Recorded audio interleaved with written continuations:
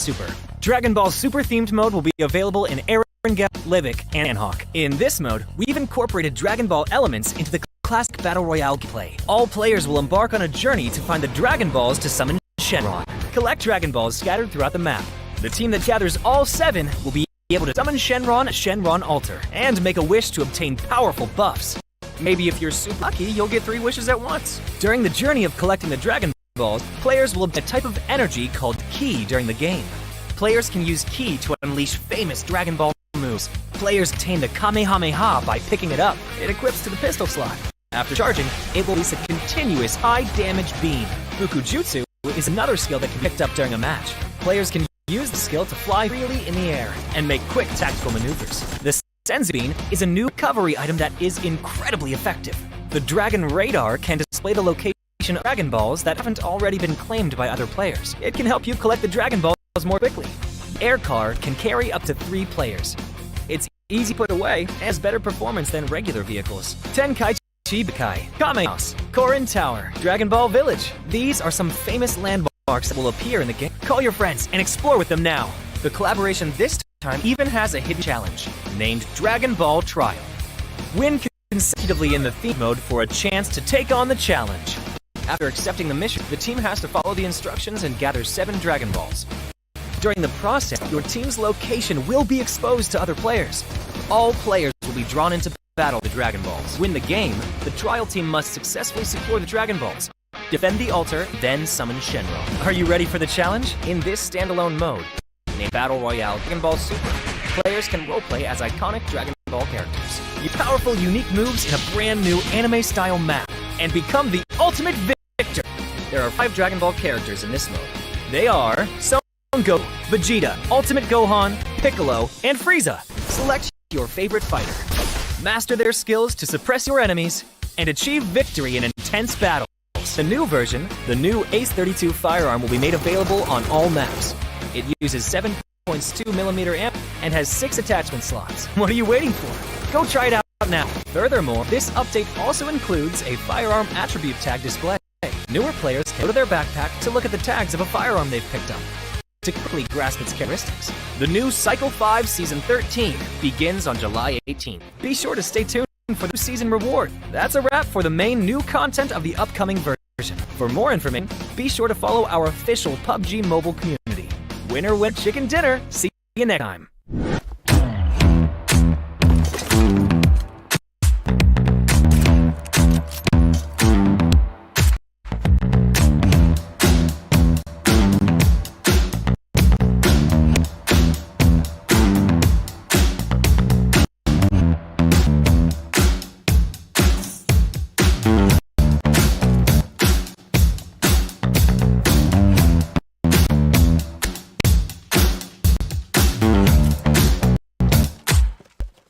Headbound.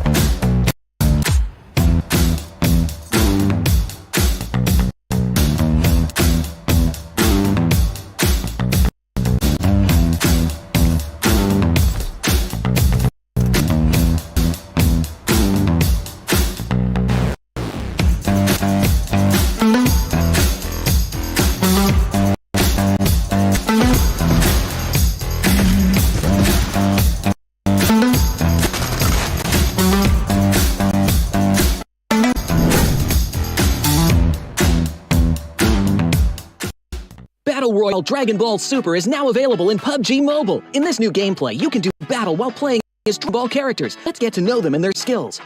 Son Goku's standard attack is a barrage Kidan. Its damage output is reliable with an average rate of fire. It's crucial to find the right time to attack. In order to make this a bit easier, Son Goku's charged attack is a continuous ki blast, which can be charged up and fired to attack enemies. At the same time, Goku has a special movement skill, but this is great for mounting a surprise attack or to a dangerous situation. It can be stockpiled times, allowing it used in quick succession. Get to know these moves and you'll be one step closer to victory. Similar to Goku, Vegeta's standard attack is also a barrage of Kidan. It has a faster rate of fire, but the Kidan travel a bit slower. It takes a bit of prediction to accurately hit enemies. However, Vegeta charged attack fires a bunch of Kidan, which deals small area damage to the target. Vegeta charges up with energy when he hits enemies. Once fully charged, Vegeta can release all the stored energy at once to deal massive damage to an enemy. If you wish to fight at close range, then you have to try Ultimate Gohan. Ultimate Gohan's standard attack is a rapid flurry of Kidan that can deal a ton of damage while up close in a short period of time. When you're surrounded, Ultimate Gohan can use his charge, which is a powerful single Kidan. It needs to be charged up first, but it will deal a lot of damage to anyone caught in the crosshairs. It can decisively end a battle during pivotal moments. At the same time, Ultimate Gohan also has a special skill that generates a protective barrier around himself. The barrier can block 500 damage, protects from all incoming projectiles while in effect. When the barrier takes enough damage or the time runs out, it will dissipate on its own. Piccolo's standard attack deals high sustained damage. Its damage even increases the more it hits in a row, which will really test your aim. Furthermore, Piccolo's charged attack can snipe enemies from a distance. He can zoom in this powerful single-shot attack, leaving enemies with no place to hide. Even if you miss, it's no big deal. Piccolo's special skill, powerful dash that can be used to close in on enemies, even those in the air. Another close-range fighter that's worth trying out is Frieza. His standard attack is an elongated Kidan that's easy to hit enemies with. Use his charged attack to throw a huge spherical Kidan. Positioning and time are key. Frieza also has a special skill for controlling the battle round. Select a location and he will leap into the air. Then after a brief pause, smash at the location. It damages anyone that's hit and sends them flying. So that's a quick rundown on all the characters' moves. Come join the nth battle with Dragon Ball characters. It's a centralized circle, a standard circle covering the most mana land. Teams, they don't really have to move quite a lot. It won't need to move out of comfort spot unless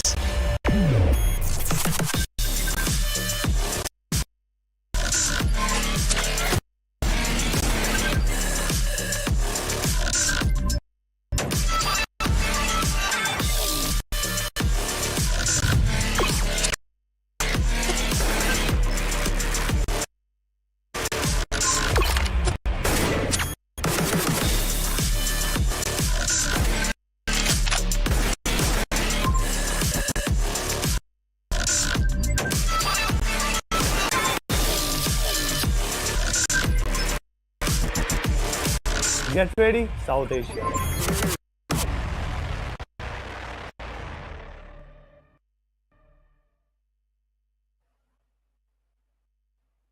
Alright, ladies and gentlemen, welcome back to PMPL SA 2023. My name is Fritz and today with me is going to be Ahana back again with Grand Finals. Yep. We've already seen 3 weeks of this game being played again and again between all these. They have been fighting it out amongst each other. Now comes the day where you'll have to play best possible game of your life. Because these 6 games will just matter on a position you and how do you qualify for the South Asian Championship and everything else. So, Hara, I'm super excited to see which team is going to come up on top. Again, we'll hope for some Mongolian domination. We'll hope for some extra spice to be added by the Nepali region. But yeah, what are your expectations about the game? I am looking forward to seeing some new names rise up, at least towards the beginning of the tournament, because towards the end, a lot of names become very, very clear. But yeah, in a few days, I do want to see a lot of changes happen around the shuffling of the leaderboard. And most importantly, I do not want to see the teams with maximum bonus points to stay on top. That's just going to determine a lot of things, because that makes things much more clear, and I don't want clarity just yet. All right. Well, it'll be interesting. Rather, also going on is that race of TDM and the MVP. I mean, both these races are also something which I would love to see these teams, go forward with. So yeah, that's also another thing. We'll also have the semi-finals for the TDM. But before we move any forward, we also have a few little graphics for you. Again, just reminding you the prize pool of the entire tournament is that of $80,000. Now, these 18 games, to say the least, will decide who grabs that first spot. $9,500 for the team on top, followed by $6,500. Keeps on reducing in a very similar fashion. But at least the good thing, all of the teams that have performed in the first few weeks as well will at least get $2,000 to their name. True that. Every team that could not make it into the finals has at least $2,000 prize for their names, and all that did have at least $3,000 finalized to their names. But now, getting ahead from here is gonna add more and more prize pool to your pockets, because the place on first will get $9,500, which is gonna be literally more than triple of whatever the last few teams are gonna get. So, yeah, that's gonna be interesting. Yeah, this definitely is going to be interesting. Reach the finals, add some extra bucks, add some extra cash so that you maybe buy those AirPods Pro out. So, very interesting thing, interesting small little prize pool that you have over here in terms of the TM. And we'll also have a look at the 4 teams that have just remained from the rest of 20 teams. So we had single elimination bracket, so no got second chance to win, you move forward. That was the way we went through it. And if you look at the semi-finals right now, NMDE versus Stalwart Esports, T2K versus HVDC. Now these games would be quite fun to say the least. Sure will be, and I am pretty much optimistic that HVDC is gonna make it into finals, and from the two on top, slightly again what you would wish. I actually think Team Venom gonna be in the finals, but we'll find out to that one today itself. Yeah, I mean they have their games against Stalwart Esports. It's not going to be easy. Yeah, The way Stalwart have played their league matches too, so that is something really good in their favor.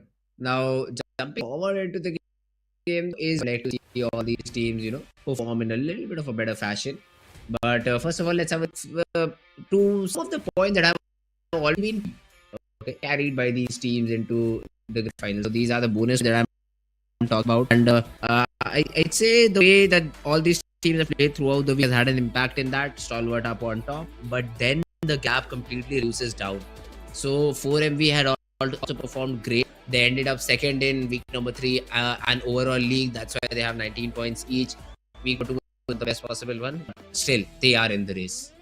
they sure are. They were themselves the second spot with 73 points. But when looking at the second page, we do get to see that Venom, ASL, Domination, Bad Intentions, and JMEX are not gonna be a part of this final journey going forward. But yes, there is still a lot of pressure onto the teams on the second page, because the difference is huge. Specifically from down to IHC, it's literally 36 points alone, which means it's a 41 point difference between IHC and Stalwart Esports. Every single game is going to count for every single one of these teams that have actually made it into the finals.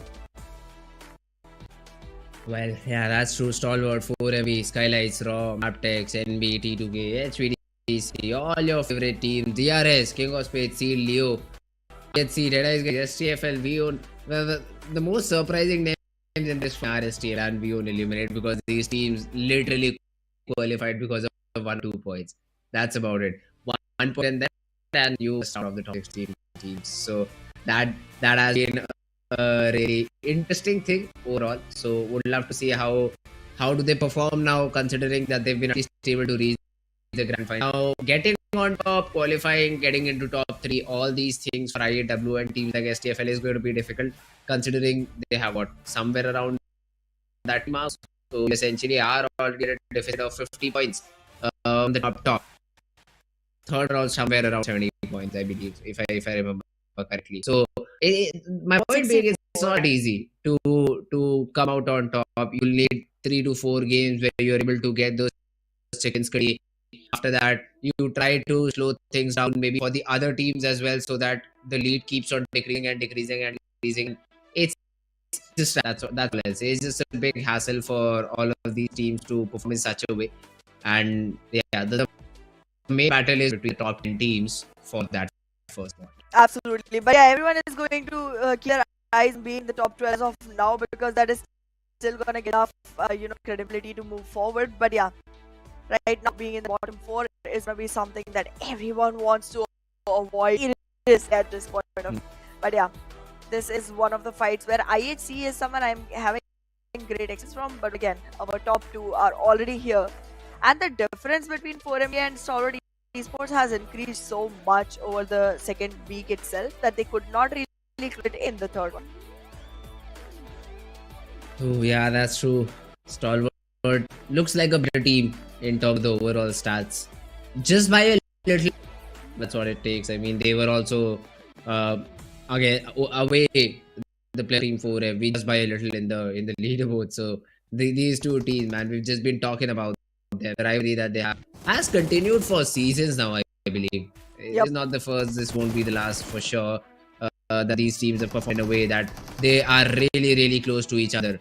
One day you have a 4MB, other 2 days it's continuously Stalwart Esports, and then again 4MB bounce back. This time the weeks have been traded out, so it looked like that all these weeks were looking like first week for 4MB, second week Stalwart up on top, third week a comeback has been thrown in by the players of team Stalwart, from the players of team 4MB. So I mean, all these things have just been crazy between 4MB and Stalwart Esports, and would love for this to continue. Exactly. I mean, this is gonna be one rivalry which is gonna give us a lot of entertainment, because now that we are all the way down into the finals, the teams are gonna be fighting off each other quite aggressively, and that is gonna give a lot of joy. Also, considering the way maps are gonna look this time, it is gonna be a mix of luck and skill same time, and it's gonna put a lot more pressure onto the teams that are already good in the skill factor, because all of these teams like Stalwart Esports, SKYLIGHTZ Gaming, I don't see them shine as brightly when it comes down to Sanhok, because Sanhok slightly becomes very luck dependent, very unpredictable, and there they kind of seem to struggle, but then again they will opportunities to go ahead and claim back their thrones. But well, hey, here it is, Raw Esports, someone that I predicted for week 3 actually dropped their performance in week 3. Yeah. Not fair, guys, not fair. Raw Esports was a very promising team. I just even take liberty to say the final day of week 2 and even the second half of, I'd say, day number 4 or week number 2 was not that good for Raw. The major heavy lifting that they did was in the early stages of week number 2 is what I felt. I mean, week number 3, yes, in terms of damage, real close, but when you have a look at eliminations, it's 5.3 to 3.9. It's almost like 4 or 5 frags the difference between these teams. But it won't seem to be a very different. You consider it for a span of what, 20 so 20-25 extra points is what matters a lot. So that is where I think Raw fell a little bit short. Plus their 3 performance was mediocre at best. That's true. Second week they gave me a lot of hopes, and I was bold enough to go ahead and predict them for the third. But then the third week just did not roll their way at all. They were so many times in such a good position and then still did not make it through. But then again, that is Raw Esports for you right now. But hopefully in the finals, they will be able to bring out better colors for themselves and maybe paint the bread. Alright. Well, we see that if Raw Esports is able to sort of make a comeback overall and a possible way, because they show they definitely a little bit of a hope. Even some other team, is again one of the teams.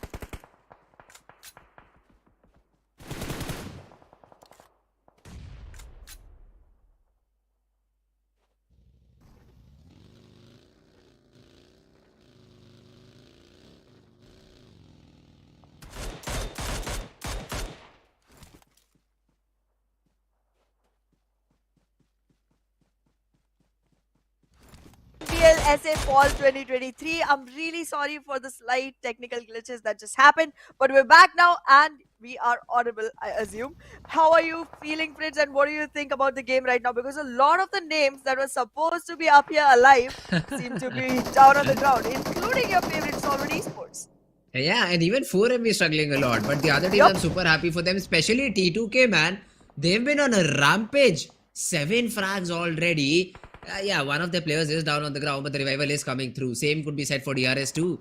I mean, 3 frags to their name, edge of the circle. Now that will be a problem to deal with, considering you'll have to fight off against with the players of team IAWO. Baren making a run for it, but then at the end of the day, Delta will spot him down, and it will be night for him. So 4MV also getting eliminated early on, no points to their name, and one by one, all these third party frags also being secured. Currently, it seems like Seal is doing better for the number count that they already have. But well, again, I would like to take the time to apologize one more time to all of our viewers for the slight technical glitch that just happened. Our audios are back on and I hope you are able to hear us. But in the meanwhile, the one person who cannot hear the guns coming through are going to be the players of DRS. They're getting knocked down one after the other. Already, it's on to Delta now. And Yante is confirmed. It seems like DRS is about to say goodbye to this lobby. Well, DRS, they had such a good spot, but as I said, I8, that fight with I8 is definitely going to be a very difficult thing to do. Now Delta, he's just cooking in here, trying to throw it out. Viper gets tagged out quite a bit, but is then not able to land a shot. Viper, I believe, with a couple of headshots with that AK, and that will hurt. That will hurt a lot. And IAWO, yes, they might survive this onslaught somehow, because I believe Octopus has already used a vehicle to get inside the zone. And Viper will also reset and try to get back into the zone as soon as possible. On the other hand, Godless, he spots down Wolfis, confirms that frag, and even gets that knock onto Viper. IHC, another team that we were talking about previously, Ahana, steps up. They do. The third week has been miraculously amazing for the team, and right now they need every single point they can get to be able to maintain themselves into the fight, because they're already on the 11th position. Their bonus points weren't looking too good, and right now they are trying to cover up for all of those losses. With all 4 standing, with 4 frags to the name, the team is looking pretty bright, but in the meanwhile, they will start losing players because the curse is just happening. We can see Zol get knocked, but the rest of the IHC is still back into the fight. In the meanwhile, though, NBeSports with 2 players already knocked to the ground, Akash and Mondo trying to take the fight, and a third-party situation arriving for Raw Esports will be losing their breath. Oh, one by one, the players have just fallen down. Raw, he is going in for a buggy frag. He wanted to run over the players. Seal also attempting the same thing. And Kirito, he is lucky to find that knock. Also runs Akash over. They are just taking down the players of Team NBeSports one by one, and even though Raw lost a player in this fight, I say Seal are the ones to come out on top in terms of numbers. They've got 8 frags, they already have all three players surviving, and also have the spot in the 6th zone.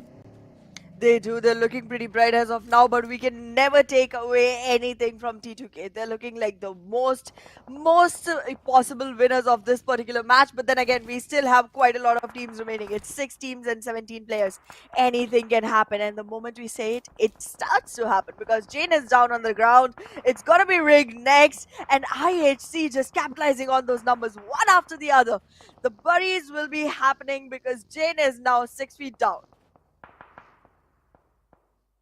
Alright, T2K, they are also now facing a little bit of an issue. XOXOX gets that confirmation onto Rig. So King of Spades, the King of Miramar more like, they are also rejuvenating back. They are also trying to show the best possible performance in this game. Seal is the team I'm looking for right now though. I see Malik trying to get that vehicle around a ridge that he thinks is inside the zone. But then isn't it in the needable range?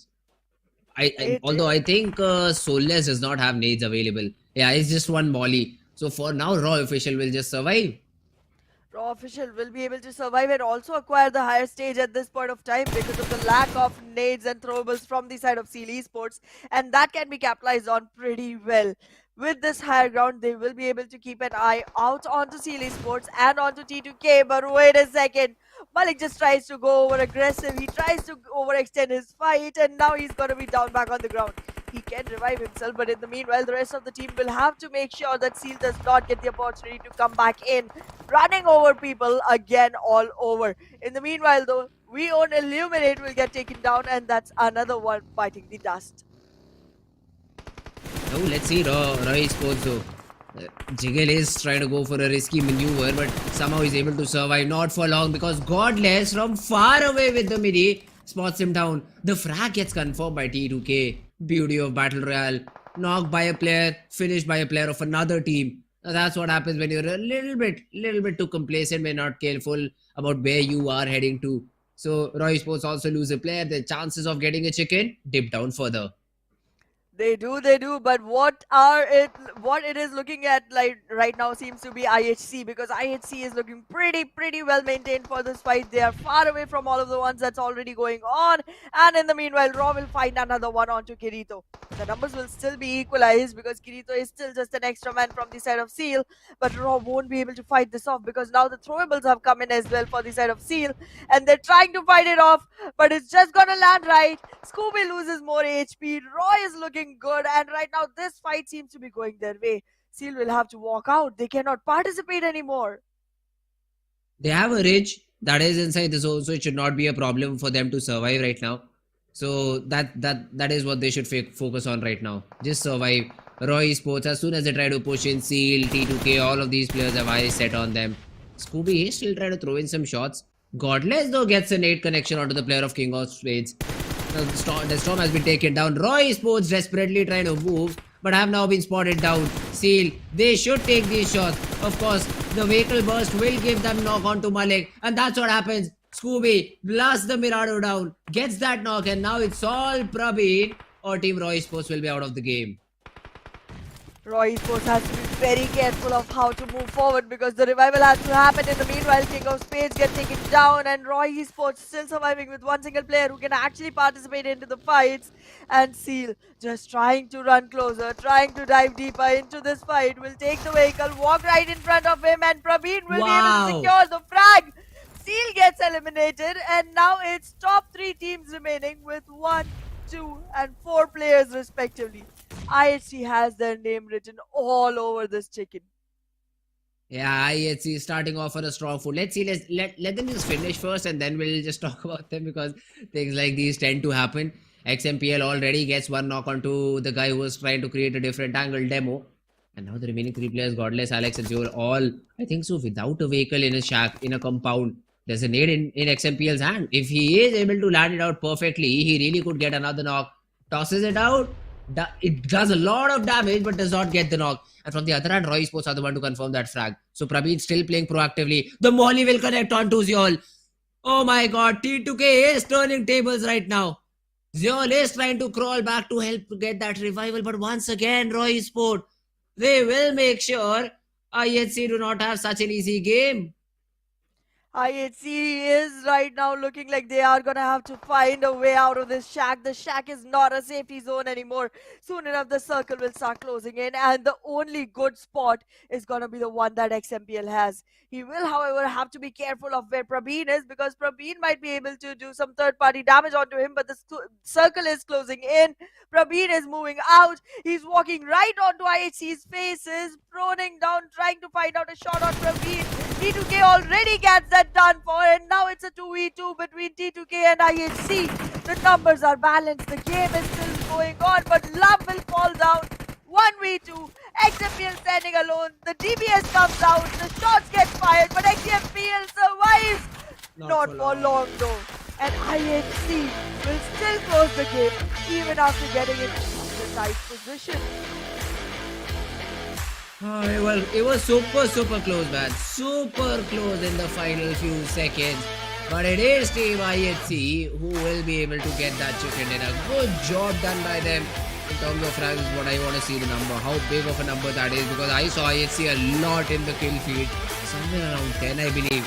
But they almost threw the game. Took it back in their control and are able to get that winner chicken dinner. We start off into the grand finals with 20 total points and 10 elimination points for IHC. The first position right now seems modified.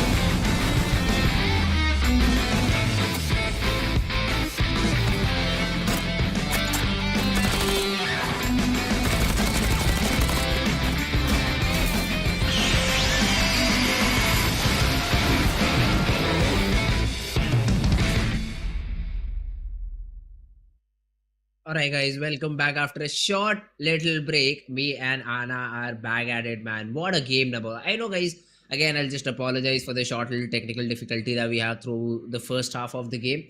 Everything has just been sorted down. We are back in control. We are back with the action. So good job done by all the teams. Now early few fights happened. I'd say Stalwart got eliminated, 4MV got eliminated, not a lot of points. Stalwart still had 3, 4MV had none. 0 points from their game. So a lot of I'd say surprising things have happened behind our backs. But when we even saw the game, there was a little moment where I thought IHC might just lose the chicken. But in the end, T2K helped them a little bit by taking down the last remaining player of Team Raw Esports, and that's how IHC got into a 2v2. Love all out in the open gets taken down. DBS for the final frag. Absolutely. IHC was able to take back control of the game even when it seemed like it wasn't possible. But well, once they got it, they were looking pretty good because 10 eliminations in Yep. total, making their overall points go up to 20. And I think it's 36 that they had from before this. So that's not looking bad. 36 and 20 is gonna put them all the way to 56. Yeah. That's a nice start. Yeah, well, if you want to be in top 3, that's for sure a great start. That's for sure is a great start, and IHC achieving it this early on in the game. Let's see if they're able to put it out consistently, because I still remember week number 3, the way they played the early few days, it was looking like they wanted to top the week. They were so consistent. They were getting so many good frags in the games, which they ended up in top 5. Overall, played like what do you say, the perfect team that a team should play. Faded out towards the final few days, still made it to the grand final, so that's great for them. But yeah, now in the grand finals, you won't have any other chances. So these are the only 3 days. These are the only 18 games that you get, and this is where the SEC teams will also be decided. So you have to just prepare for the best and play for the best possible action. 4MV, second chance. Stalwart Esports, second chance. King of Spades, another team that made it good. I mean, the bonus points, I do not exactly remember, but this time around they had 10, 11 odd points, I'd say, from this game. Raw Esports also played it very good. T2K, man, the number of frags that they had, huge. So all these teams performing great. The other ones will for sure make a comeback overall, and hoping for the best possible performance from the other teams. Absolutely. But well, let's take a look at the person who had the most performance in this one. It's going to be Godless with 7 eliminations to the name from the side of IHC. Now the team in total had 10. This guy had 70% of it. Yeah. I mean, Godless, it was too easy for Godless. It seemed like he just was a superior person or the player to get over by the other team, which nobody was able to do. And Godless easily does the job, 7 frags overall, and is the MVP of the game. Beautifully done. 1052 damage for the guy and 268 healing. Total survival time going all the way to 29 minutes and 18 seconds. This team put their mark on the maps already. And now they must be carrying a target on the back. But well, let's see who else was able to make as much impact into the game. We can see XMPL up here with 4 of his own. Soulless with 3. Prabeen with 4. Mostly stolen ones. And Kirito with 4 more.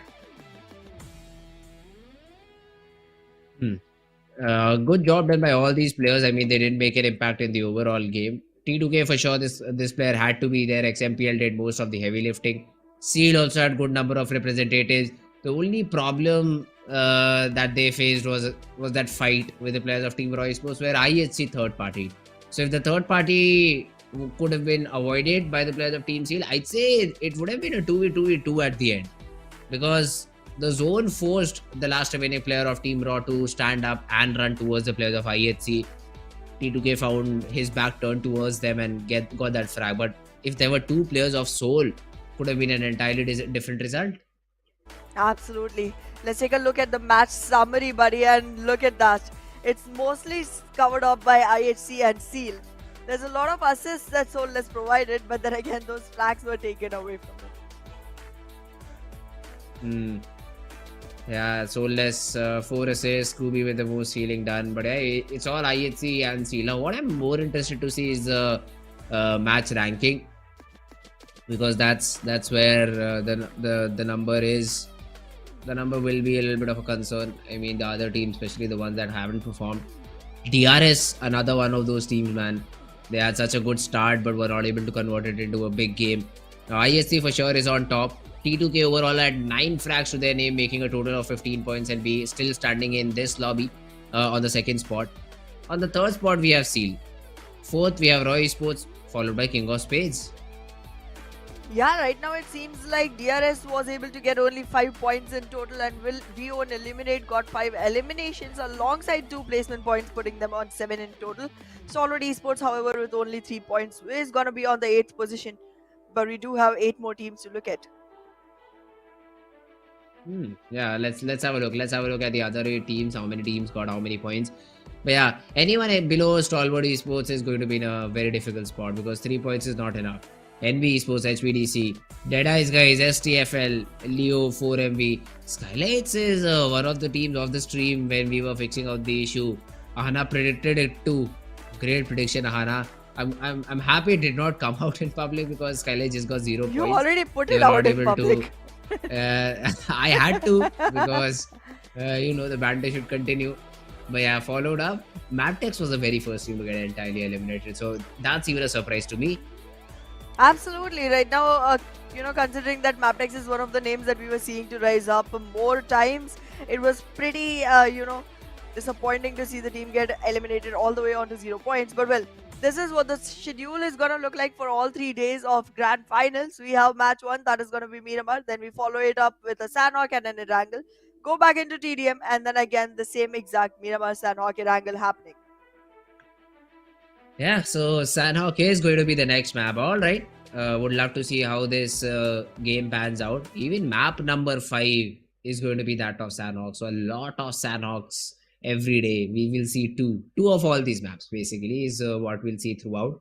And I'm happy. I'm happy to see a couple of Sanhoks, because again, you need to have a game where everyone could just close their eyes, play it on luck. I don't mind maps like these. So for sure, man, I would just love to see how this map continues, how this map goes for all the teams that will jump into the server and try to play it out. But on the other side, I mean, this also will have a repercussion for the teams who are performing consistently. If the zone is not with them, what they'll have to rely is on the number of frags they get. Exactly. This is one of those matches which very much forces you to go ahead for the elimination numbers, because the zone becomes very unpredictable, and also approaching the zone becomes very difficult, and that's why elimination numbers become a key to actually get that success for yourself on Sanhok. Yes. But yeah, in the end, those added total points will be putting you in some good position overall, and that's all you really need, because in the end, all of these points are going to get added regardless of the number of chickens you had. You will be running on the total points you secured. Well, that's true. Now jumping into the game, I think we will start very, very soon. But if I ask you, Hannah, which team do you think will have a little bit of an upper hand, considering the past of this map? Because for me, it will be STFL. That is one team that I've seen perform consistently on Sanhok. Not just in terms of the position they get, in terms of the frags. So whenever I see them getting eliminated, they always have 7 or 8 frags to their name, which again makes it a decent game overall. I agree. I mean, STFL has been able to deliver on the map of Sanhok quite a few times, but then again, I do feel like today might be a day for Stalwart Esports, specifically on this particular Sanhok, because bootcamp being the center of the complete map will give you a lot of opportunity to go ahead and capitalize. And I know for a fact that Stalwart 4MB, the kind of position they're already holding, they don't want to compromise it. So having had a bad first game, they are going to be looking for redemption. And whenever that feeling comes in, we see these teams rise beyond humanly possible levels. So yeah, I'm gonna put my money on Stalwart Esports. All right. Well, let's see if either of our prediction or either of the teams that we choose really plays in the way we want. Let's just jump right into action. We have all our beautiful players up and ready for the game. and we will be jumping into it very, very shortly. I do see a lot of table fans, you being used Yeah, nowadays. I like it. reminiscing you that old Fritz that you remember table fans.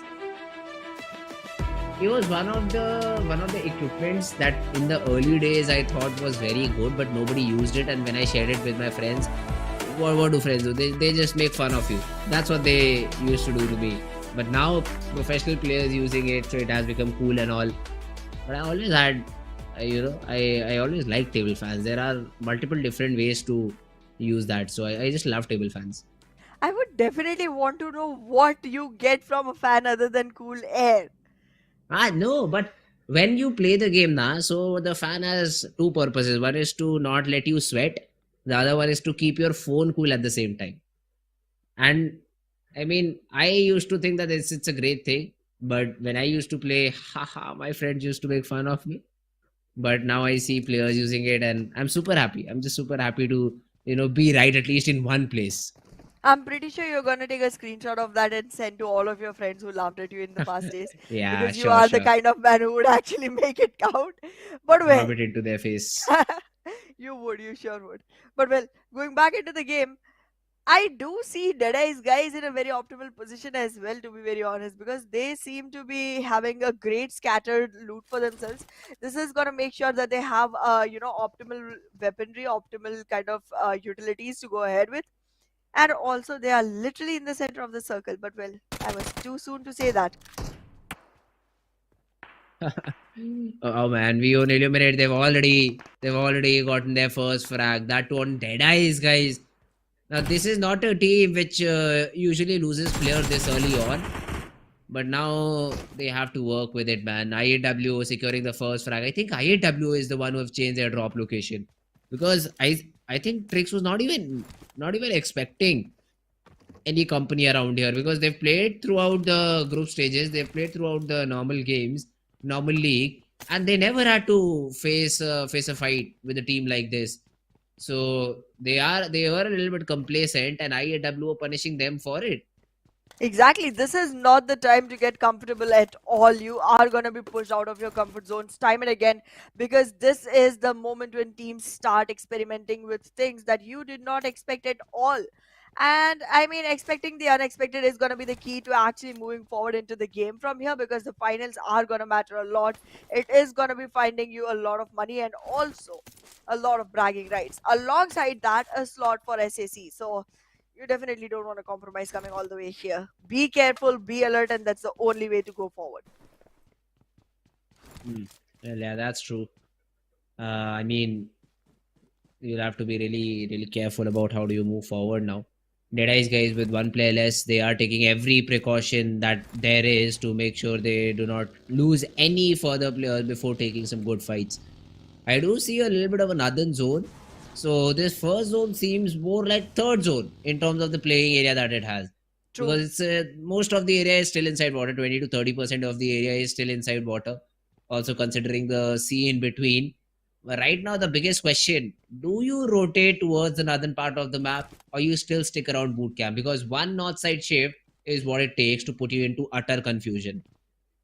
True that. Whenever all three islands are a part of the complete periphery, people get confused quite a lot, and we are seeing that happen. Stalwart Esports already decided to go on to the Hathan Island, and they are trying to find themselves a good spot inside.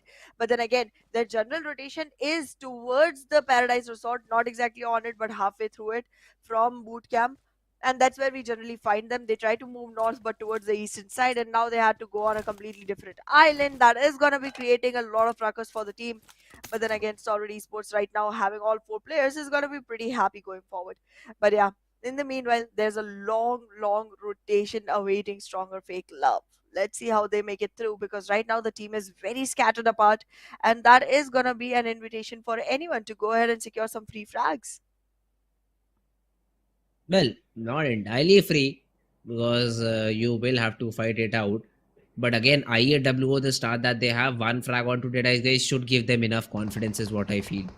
So, really excited to see how changes are thrown in by IAW. Do they really go in for the fight if though Viper gets a knock? Although I don't think so, because even though we see both these teams very close by, there'll be a lot of trees and a lot of grass in between. So the vision for sure is going to be hindered. Now, Stalwart Esports, on the other hand, I do see IC on my screen. He has, what do we call that? S12K, the shotgun. Did not find a DBS till now. So we'll be looking for some better loot and then maybe a fight. Let's see if there is gonna be any opportunity to go ahead and look for better loot, if there is gonna be enough room to do that. In the meanwhile, take a look at T2K, my friend. They're rotating all the way from north inside the water. They have a boat to their name. They are going to be trying to come back into the island from up top. And that is one thing I feel most teams do not expect right now, considering that it's a very long rotation. It's going to be going all the way from the water body. And if they are not expected, they might be able to surprise attack. That is going to be scary for a lot of teams. But well, in the meanwhile, we are seeing struggle with the blue already going on for DRS and Mabetex Esports, both teams who have a lot of promise but haven't risen up to it just yet. All right. IAWO though this time around. Let's see. I think Wolface has already spotted Alex down. He is trying to throw in some shots. Maybe just make sure that the opponent teams nearby know their presence, so they just do not directly push in, because that is something I don't think so IAWO would like to deal with right now. Leo, on the other hand, I do see Yetauta, Noah, Slipknot, all these players having their crosshairs trained towards the players of Team Raw Esports. Now, Raw really have a prime position up top this hill, and there's really one way through which you can climb this hill where all three players are still located. So, Raw Esports will have a fun time if the zone supports them, because this is not only the highest part in their area, it's literally the highest point of the entire map. So they can see 400 meters around them to gobble up all the frags that they need. Exactly, this is gonna be a very optimal spot to survive it. But in the meanwhile, DEADEYES guys are trying to find a shot onto players of Stalwart Esports. Let's see if they're gonna find any, because in the meanwhile, we can also see T2K XMPL trying to find his way in. The team literally went all the way from up north into the water and was able to find themselves an entry into the map. And right now, it seems like they are gonna be able to hold on to it as well, because DEADEYES guys do get distracted very quickly by the players of King of Spades and Stalwart Esports, who are already in a sandwiching situation against the DEADEYES guys. Ooh, okay. IAWO though right now, I have Viper who's very low on HP, and NBeSports have already decided to invade this compound. Higher area compound, why not? Let's just take the early fight, because the chances of a third party right now are very, very slim. Domain did have a good angle, but then got spotted down by Sekogen, I believe. And Stalwart Esports is the one who get that knock. You were not expecting a third party, but it has essentially happened. You've lost a player. Wolface is trying to take some shots, trying to retaliate back. Even Viper comes in with a very messy spray. AK3X is never good. I8 have lost 3. And it's all down to this last remaining guy. Fist boy falls. And IAWO will get that chance to get the reset. NBeSports get taken down early in the game, and now IAWO will reign supreme with 5 frags to the name and all 4 players surviving, because soon enough these 2 players who are back on their feet will be able to take care of the remaining 2, and considering the periphery is completely clear as of now, they will be able to get back in the game. In the meanwhile though, Stalwart Esports start losing players to Raw Esports, and Raw Esports might be able to go ahead and actually capitalize on more numbers. Currently the distance seems larger, so the confirmation is going to be pretty difficult. But if they do get a couple more, they might be able to find themselves in a much more beneficial position. Yeah, STFL though, they are also in this fight with the players of Team SKYLIGHTZ Gaming, I believe. They've lost one player, Wendy, but looking for revenge over here. The zone, I don't think so is a problem, because I think they're already inside the zone. Senor though gets that knockout to Mafia Ninja. Nima's already down. So it's not even good for SKYLIGHTZ as well. SKYLIGHTZ Gaming, this team has been struggling since the 3rd week. Time and again they get opportunities, and time and again they lose those opportunities. Mr. Boro gets taken down as well. Mafia Ninja is already down on the ground. It's going to be very little that can be done for survival of this team. And now with Mafia Ninja getting eliminated, SKYLIGHTZ is going to be finding it very difficult to go ahead and pack themselves up into the game. The team is almost at the verge of extinction. But in the meanwhile, look at DRS. They're still struggling to find their spot inside the safe zone. the blue is bothering them. Oh, the blue is definitely bothering them a lot. Now let's see though. I mean, how do they want to play this one out? They have to first of all get inside the zone. On the other hand, DEADEYES guys is also in this fight with the players of King of Spades. Only two players is what I think remains of DEADEYES guys. Only Precious Sir and Slayer Sir. And the good thing that they are doing is sticking with one another. So both these players will play together unless and until Slayer gets third partied. The shots were good, almost took down Slayer Sir in the process. But for now, he will survive and get the reset. Well, the reset will definitely come in, but it's still looking very difficult for the side of T2K though. Because in the meanwhile, T2K is trying to come back onto the land area. But King of Spades have their eyes set onto this reward. This is going to be the frags that they can capitalize on. They have all the cover in the world for themselves. And right now, this fight seems very dangerous for T2K. And this fight will also invite other teams to participate in it. And look at the way the circle has shifted. It still has a tiny little bit of the southwestern island, but mostly it is comprising of the main island and the Hathan Island, which is going to be slightly difficult for players to choose onto where they should stay. Most probably move to the northern place. That seems to be having more area onto it. But well, Bootcamp being acquired by HVDC is going to be a spot that can become a hotspot for now.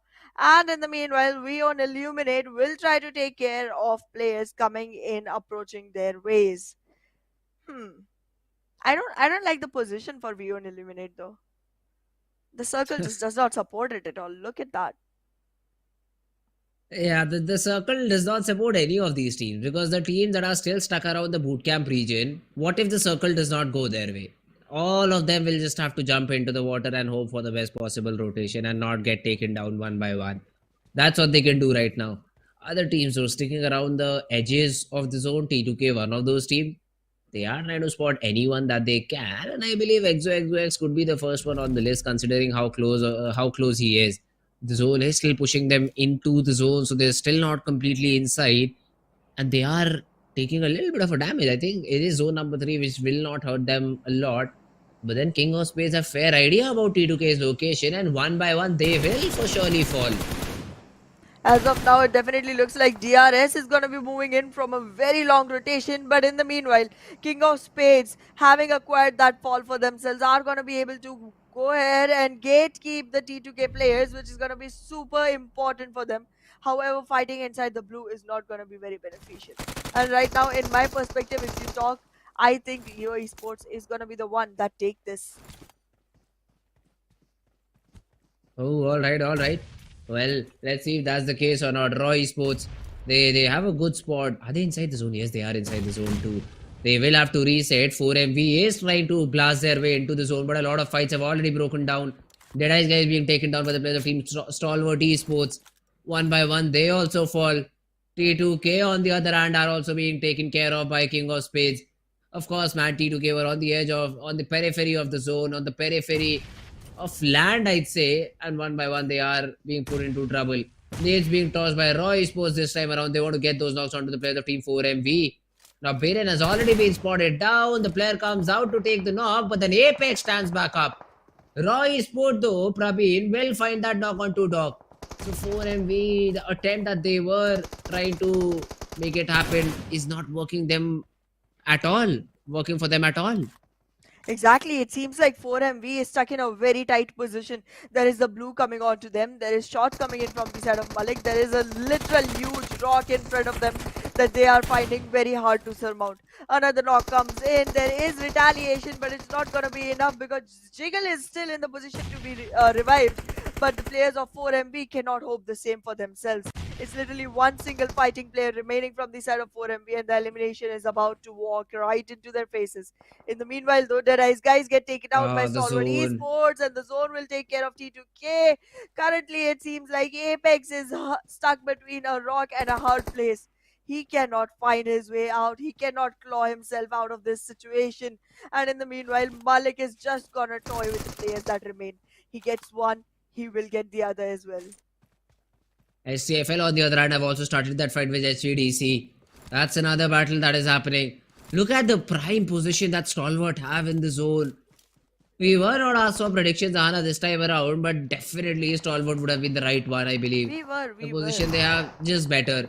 Ryuk burnt alive by Reef versus Molly, and because all these fights are happening around the shore area, the opportunities of a third party are almost next to nothing. But Mabetex is also pushing in from behind, so it's not entirely out of control. STFL might have another battle at their hands because if Volley is not careful enough, another free frag maybe for Dobu.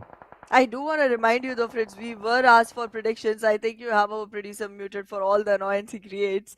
But yeah, I have gone with Leo Esports and I would definitely want to know your response to that one. But yeah, in the meanwhile, Huh? talking about the When did he circle. ask? Yeah, he did ask. That's why I closed my statement on I am going for Leo Esports on this one. You're going Leo, I go Stalwart. No problem for Stalwart Esports whatsoever. Cool. Did we see the graphics rolling in? No, the graphics did not. The graphics ditched us. Ah, okay, never mind. But yeah, I'll go with Stalwart Esports. No problem in that prediction. But IAW one after the other is taking down players.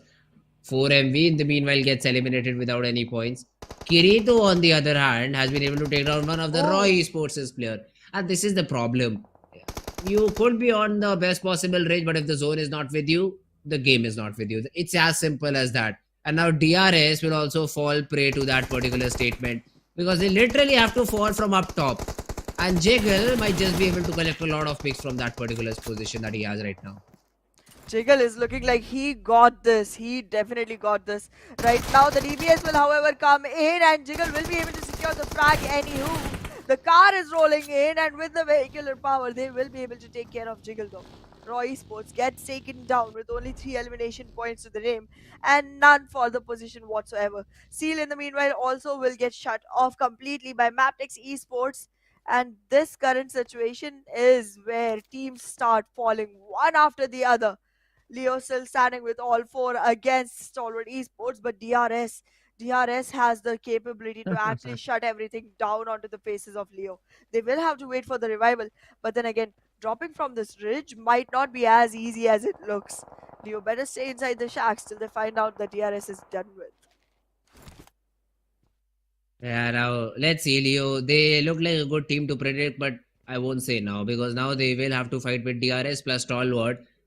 For some reason, in the final zone, they have a 3-1 split. I don't, I don't like the way that they are playing this one right now. But if they can, just be able to get the final frag, get the job done, it's great for them. Stalwart in the meanwhile, Octopus also falls. Nirjad will confirm that frag onto Demo, and one after the other, all these fishes are just being completely hunted down. They sure are. And in this current position, IAWO has no way out. The shots will come in from the side of SKYLIGHTZ Gaming. No fear, the only one surviving will have the only frag that he can get. And that is literally a free one, to be honest. This one wouldn't have been his way if it was a fair fight. Like, Viper literally had very little HP and a very bad position to fight from. But in the meanwhile, DRS, even though their position doesn't support them, their fragging power will. Zero is taken down. Zero can be taken care of. And in the meanwhile, the comrades of the player go ahead and take care of Desert as well.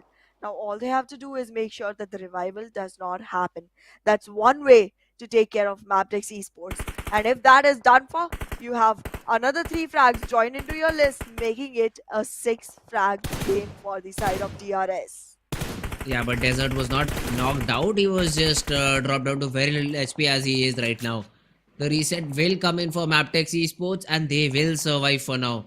Stalwart Esports on the other hand again have that zone hold, I believe. Because Leo are on the edge of the zone and Stalwart, the last time I saw, they were in the center of the zone number 5. So this zone number 6 will throw a little bit of an advantage in their favor. For Mabetex, yeah, not so much. Mabetex will be shot upon by DRS and also by Stalwart Esports once they're close enough. So Stalwart should have a really good time. Leo, on the other hand, sitting at the edge. The best they can do is third party, I believe, onto the player of maybe SKYLIGHTZ, onto the player of maybe Stalwart in front. But the thing for Stalwart is if IC falls, who's in a very different spot than his team, it could be a big problem overall for Stalwart.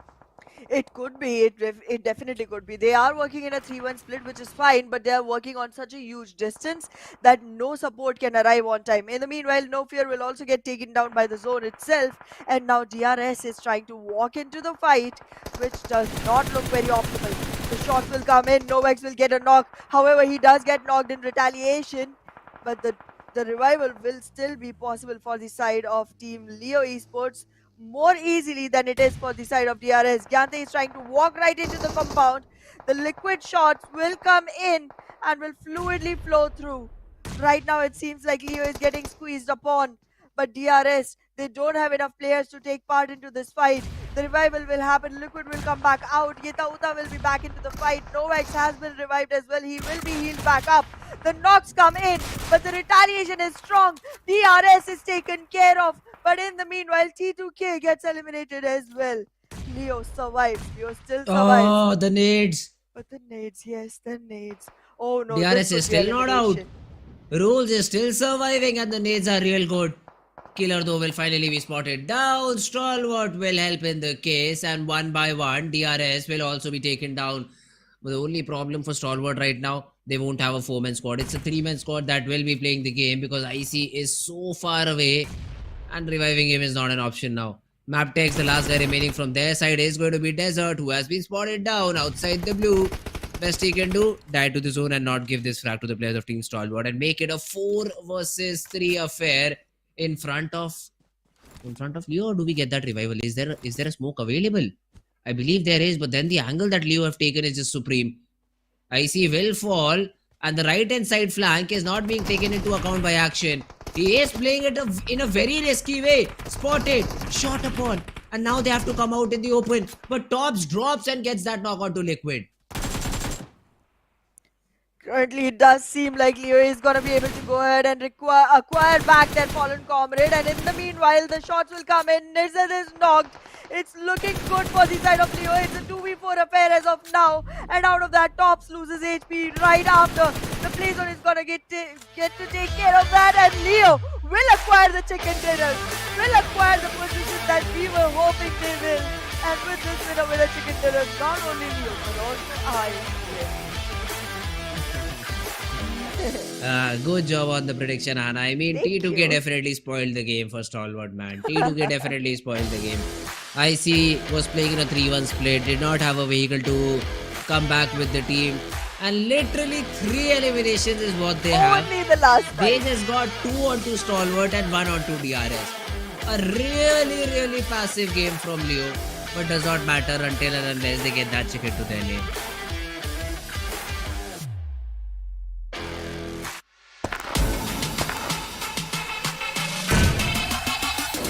Make it clap.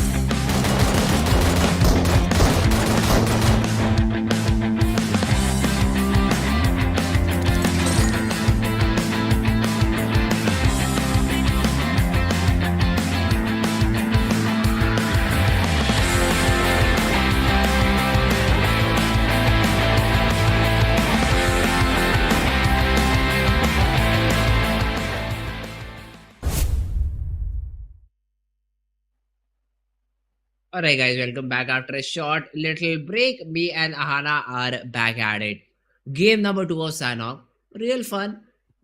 What a domination from Leo. 3 kills is what they got to get the chicken. But hey, the prediction is for the chicken and not for the team on first. So once again, even though I win, I lose out. Okay, Prince. Okay. I'm It has running been the ahead on story of the predictions. I'm just gonna tournament. be happy with the fact. Yeah, it just has been the story of the entire tournament, man. It just keeps on going, keeps on going. 13 points, seriously. I mean, we are asked not to say much about the teams, but man, come on. 13 is literally too low. That is how.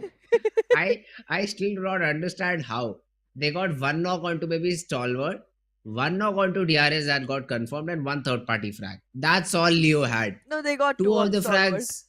No, one both of the players of Stalwart went out to the zone, not to Oh the player. yeah, oh yeah, They oh both yeah. went out to No, the zone. yeah, never They mind. gave their life Yes. to the zone. They did not die at the hands of Leo. So it was in this order. Don't know how, don't know why, but yeah, Leo Esports 13 points is what they get from a game which they really survived for a long period of time. They did. They were able to take themselves all the way to the end of the game, and it is the survival of the last man standing. The whole team Yeah. acquired themselves the spot, and they have been able to get the chicken for themselves. But well, the player with the most contribution is gonna be from the team you predicted. It is gonna be Tops from Stalwart Esports with 5 eliminations to the name and 645 damage in total. Yeah, great job done by Tops. They had a really good compound. Cannot even say anything else except for that. They had a really good compound near the shore. There was no ridge available for the players trying to come through the shore area, and they were just on everyone. Kept on getting frags after frags, and that's why Tops can be seen. He does not even have a lot of healing done onto himself. If you look at that fact, that shows True. that all those fights were just one way. Tops was getting the knock, Tops was confirming the frag. Nirjad also helped him a little bit. And overall, I think what Stalwart had 7-8 overall frags to their name, which will make good number when you pair it with the position points. I think 6 is what you'll get, ending on the second spot. So still will be over the players of Team Leo Esports. On the other hand, IHC also had 3 frags in the form of Godless playing in a good way. So I believe the previous game, a chicken, this time around 3 points. At least some more points have to be thrown in by the remainder of his teammates as well. So should not be that big of a problem. IHC also still very consistent. That's true. IHC is gonna be able to, maintain their throne as of now. But yeah, we did see a good number of assists coming in from Viper of IHWO as well, and a huge healing happening onto the hands of Turulove. But then again, T2K, you are definitely not happy with the team, are you, Fritz? They ruined the game for Stalwarts. Oh, definitely, man. They definitely ruined the games for Stalwart Esports. Why did you have to just get that knock? You did not even get the confirmation. It was because of the zone that guy died. Don't know why. Why did you do such a problematic thing for my team? But yes, Stalwart Esports still up on top. Leo just 13 points, followed by Mabetex with 9. STFL at 7, and that too in terms of elimination. This is the exact thing I was talking about. They always have 7 or 8 frags in this map. They do. Whenever it comes to the map of Sanhok, STFL does step up their elimination game, but they haven't been able to acquire any position points. However, talking about no points, look at NBeSports and 4MB. These two teams who are literally leading the chart towards the first week, fighting for the first spot. And look at them now. Exactly, man. They are in a difficult spot right now. But let's also have a look at another interesting statistic. That is the damage graph in the game. Leo 595, Stalwart 1840. I mean, literally every other team has more damage than Leo. But just because of that 70% luck factor, Leo is the one winning the game. No, SKYLIGHTZ Gaming has lesser damage. They had literally 10 damage, but still got a frag.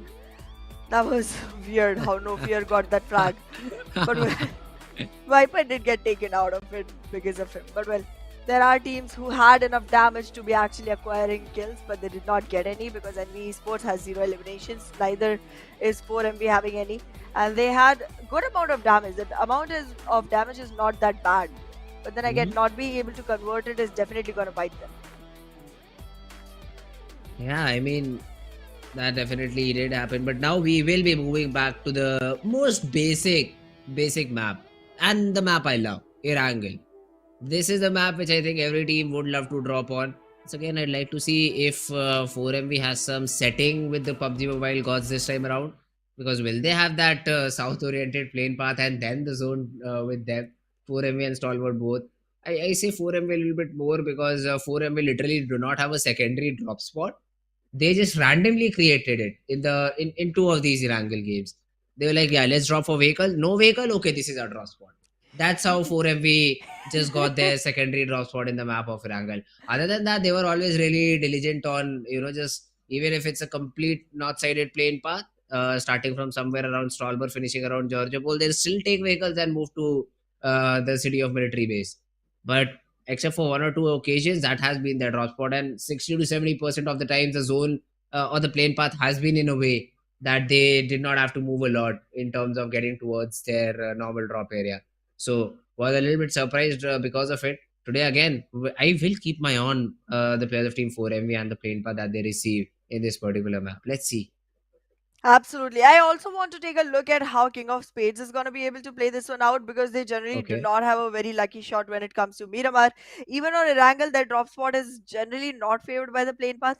But then, if they are able to get to their drop spot, they might be able to Hmm. change things around a little bit because this team has been playing out of their comfort zone constantly every single day. So, Yes. being able to see them actually make some waves, actually make some changes around will Hmm. be pretty optimal to watch. Let's see. Again, they do show up every once in a while, but it's a very hit or miss kind of a game, and that consistency not being there definitely gets in the way. Yeah, consistency is definitely going to be an issue.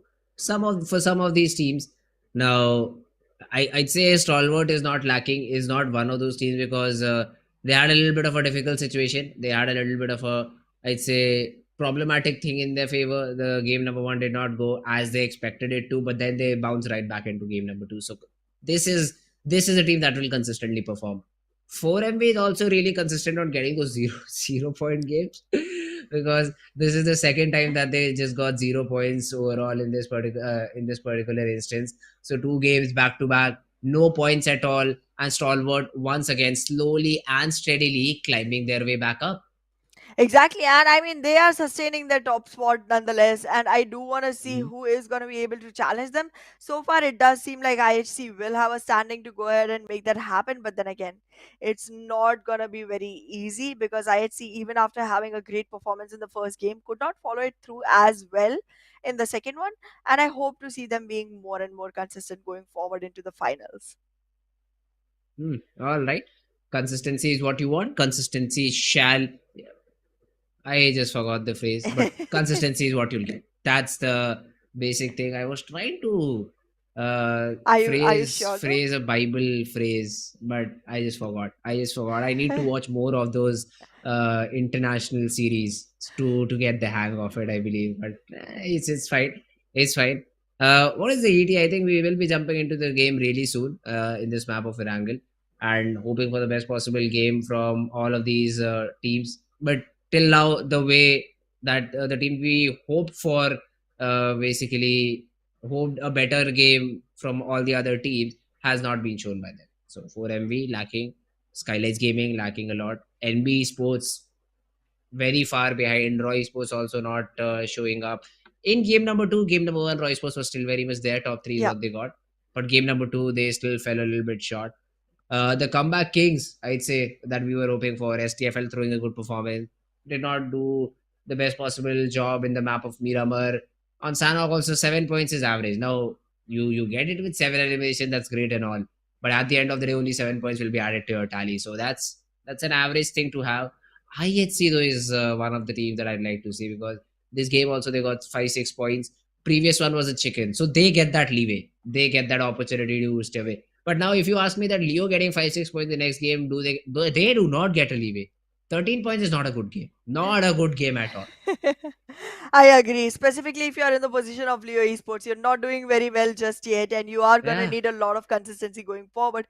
Getting yourself a chicken or two won't help because again, The way you're getting those chickens is just by surviving, just by having the Yeah, zone come over exactly. onto you constantly, one after the other. And that's something that cannot be replicated. You cannot hope for the zone to be with you every single game. You have to go ahead, take the fights, find the right spot, follow the zone, follow the circle, and find yourself in the top two, and then take the final battle, the final bow of the map, because that's something that a lot of teams have acquired for themselves, but then Leo is trailing far behind in that department, and that is the reason it's very hard to actually go ahead and put your money on them. But then yeah, the Okay. last game definitely did work out. It was a very bold prediction. I was pretty scared about it till the last few moments, but then they won it, so good for me. Yeah, so once again, the factor of 70% luck, as soon as it comes, Ahana's luck, like, yeah, I am alive today. I will just get a prediction right. That's what has happened. And I think you got most of your Sanhok predictions right. Correct? Yes, whenever it So comes to that's luck, I got this. just luck, yeah. Just pure blatant luck is what my co-caster has. Well, great for her. She is leading in the prediction game 10 to 9, I believe. 10 Just to one 8. point away. 9. 8. I'm talking about the future. So I'll get one prediction correct today and you won't be Okay. able to get anything. That no, wait a second, you have Mhm. Sanok. I Yes. I don't know. I don't know, man, how many predictions are going I to be already correct hit today or double not. digit though, bro. I'm Uh, not worried. I got good this. job. Talking about the weekly predictions though, I still cannot remember week number 3. Which team did you predict, Hana? No, don't care because Esports. they did not come out on top. So it was Stalwart Esports. I'm really happy of leading that chart in 2-1 fashion. Not Mhm. even 3-1 fashion, because 4FB is the team we predicted both in week number 1, and then the other 2 weeks I was with Stalwart. She was with multiple different teams. Did not work out for her. 3-1. She, even if she's able to predict the, I'd say, tournament victor, she still won't be able to beat me because that's 3-2. So I have basically won in the prediction game on one level entirely. There's no chance of a comeback. Here I can make a comeback. So I still am the victor overall. So we'll be looking forward to I some like more how correct you're so predictions in the proud of upcoming being days. able to win in the victory department on Yeah, predictions. yeah, I Like am. we'll see you in the Why game not? someday, bro. But We'll see you in when the you game. when you get the prediction correct, at that point I don't care. Okay, so at Yeah, that yeah, point yeah, I yeah. won't care. I've noticed. But when it comes to justification, I can give the best possible justification for the perfect prediction. So yeah, that's just me being a little bit diplomatic. We just get taught a lot when you have to just cast PUBG Mobile a lot. We are taught to be diplomatic. So I just take it into every other aspect of the game and try to implement it to my favor. Right. I still am on top in terms of prediction, and two more to go to just equalize the number in future. We'll see about that. We'll see about that if that equalization ever happens at all to begin with. Ah, okay. But yeah, I mean, this is one equalizer I don't think I'm willing to hand over. So we'll see. If there's gonna be more Sandhogs, there's gonna be more maps I can do the right prediction on. And then again, Mhm, I okay. do have tricks for Miramar and Erangel as well. Sometimes it Mhm. is very clear that it's gonna be a Erangel that is going to T2K. It is a Miramar that is going to DRS. Even though it's very hard to expect or believe because both the teams have not been doing great in the chicken numbers, but then it happens. It just Yeah. happens somehow. So yeah, I mean, I'm gonna stick to those methods, to those patterns, and see if that works out. Even though since I actually worded it out loud, and since I told you this is how it works, since then I haven't seen it work. It's like I jinxed my own prediction pattern by sharing it with you. Yeah, I had my own pattern. Take the team who has Yeah, to see the less TDM. most least amount of action. It is still working. You literally chose Leo and they had no action to their name and they got the chicken. So mine still works. Maybe it's just a breakthrough that I've got. Maybe just the best possible equation that could have been created in terms of prediction. But then I don't use it. I don't know why. Just a stupid guy, I believe I am, and we'll have to maybe change that. But had a lot of faith, man. In Stalwart did not see that 3-1 split earlier. Otherwise, I would just change my prediction instantly to Leo too, because that team had a very different mindset to play with. That's what I felt in the entire game of Sanhok. But yes, all these things won't be able to be replicated in Erangel, because this is now a really defaulty map. Yes. You try to survive. Say for example, you have the center of the zone and you're like, yeah, I just won't be peeking, I will just keep myself hidden inside the compound. 14 will push on you, they will fight for sure, but then they will take all of you down too. Does not matter if only one player from all these 24 players fighting, survives only, there'll be just one player surviving, but you'll get eliminated. That's my point. So being super passive does not help in the map of Erangel. The only team who has been able to actually be super passive, refrain from all the wars and still get themselves a chicken on the map of Erangel has Okay. been NBeSports. They have avoided multiple battles and still sometimes somehow gotten the chicken on Erangel. But well, it's not going to be very easy now that we are all the way into the finals because they were being shown a lot of mercy earlier. That won't Hmm. happen anymore. Now it's not going to be a 1v1 battle. It's always going to be multiple teams trying to seize onto one single team, and if you are one of those teams that is trying to stay concealed inside a compound, if you're one of those teams that thinks this is going to be my safe haven, I can hide out here for the longest period of time possible, you're not looking good. Not looking good at all. The mirror is going to Ah. curse you. Yeah, well, that is true. That is for sure true. I mean, we'll have to see about that. Although now I do see on my little screen over here that the lobby is about to get ready. We just might jump into the game super soon. But before we do, again, I'd like my audience as well to predict in the chat this upcoming game of Erangel. Who do you think, guys, is going to win this one out? I believe Stalwart have a fair chance. They should not have a lot of trouble just closing this game out. It always has been their domain, Erangel. They've been very comfortable throughout. Yeah, 4MV is again one of those teams who really know how to play the game. They really know how to play it in a very good fashion. But the games they win is the games where they get the most points. So 15, 16 frags a chicken, or they crash out with a little number of points. So that has been the case previously. Let's see though if this time around it's the same thing or not. Exactly. I mean, I'm gonna have my hopes high for 4MV in this particular game. I did not believe they were gonna get a very good game in the first two matches, but now I feel like it's Hmm. about time that they get back in their groove and actually go ahead and secure themselves a chicken. If they actually show up to the occasion, they might become the prediction for this particular game, at least for me. But let's see, because their performance hasn't been reflective of their reputation just yet. But then again, this is one of the teams that just shows up out of nowhere all of a sudden and then seizes so many frag points that they get the maximum number chicken overall. Like they were undefeated for a really long time until Hmm. towards the end of third week, we finally saw someone get a chicken with 19 frag points, and 29 is the highest we've seen this season in PMPL SA. Oh well, yeah, that's true. 29 points is the highest that we've seen. Let's see. I mean, it's grand final, so I mean, of course, I think not we, but I think this record should be broken down now. We should see Absolutely. the best possible game. We should see the juice, the aggression, the juice of aggression being shown in or being drank by all these teams and players, and probably have the best possible result in the game. So I am really excited to see if that gets shown in the map of Erangel or not. Because again, one of those feelings, unless and until we see 4MV or Stalwart performing in the best possible fashion, I do not expect another team to have that 20 I would 25 keep IHC in the point chicken. lists. IHC, yeah, but they're a hit or miss of a squad. So they will get a really maybe a good game, but then will fall on their face in the next one. So all these things have to be taken into consideration when you think about IHC is what I believe. I mean, yeah, that's true. But then again, whenever it comes to actually getting a chicken with good number of frag points, I think IHC is able to secure that sometimes, and they might be the team who break this record.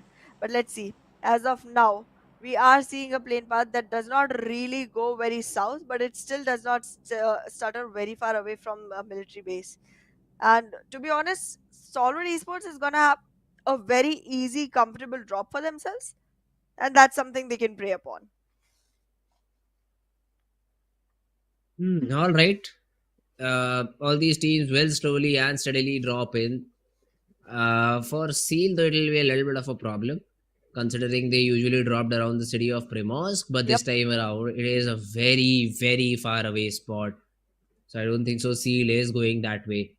4MV, do I see them somewhere? I think they've taken a little bit of a later drop, or are they experimenting in terms of their drop location? Because I do not see them anywhere near the city of military base.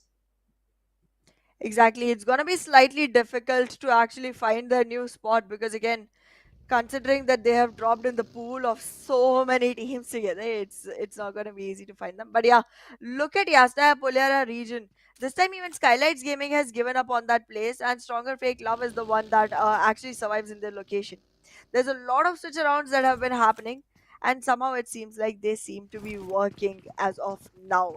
Because Stronger Fake Love, even after being a team that was able to find themselves in the spot of SKYLIGHTZ Gaming, do become the one to take the first drop for themselves. But then again, the retaliation comes in.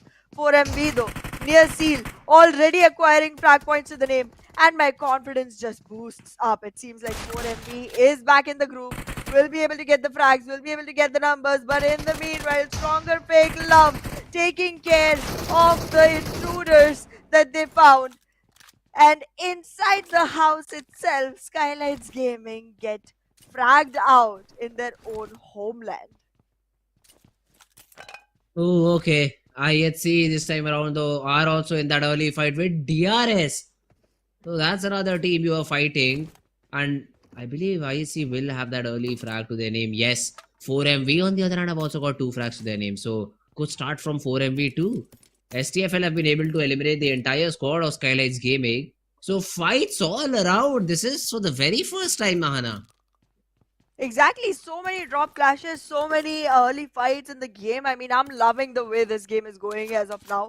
But yes, Stronger Fake Love, the intruders have been able to capitalize onto Yasnaya Polyana. It's a big enough city. They will have perfect loot for themselves to go forward with. And also, the spot is very clear out in the open. Nobody is around their periphery. Nobody is going to contest them. And the first circle is not even going to force them into an early rotation.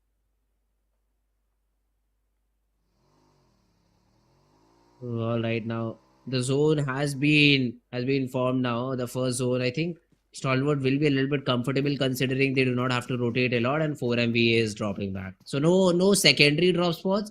The only drop class that they had was with the players of Team Seal. Probably both the teams were looking for vehicles to rotate towards their drop area, where 4MV, because they stuck together as a team, could be one of the reasons of success for 4MV, because they got 2 frags out of Seal players. Now Soulless is looting Query. Scooby will loot the small little compounds around Ferry Pier, and then they will also make their way towards the better spot because they're already inside the first zone, towards the better spot inside the zone. King of Spades fighting Georgia Pole entirely empty. IHC also changed their drop. Usually they used to drop around that Georgia Pole city, but this time I can see them around the area of Milta Power. So that's where they, I think, had that early battle with DRS and were able to get that 1 frag to their name.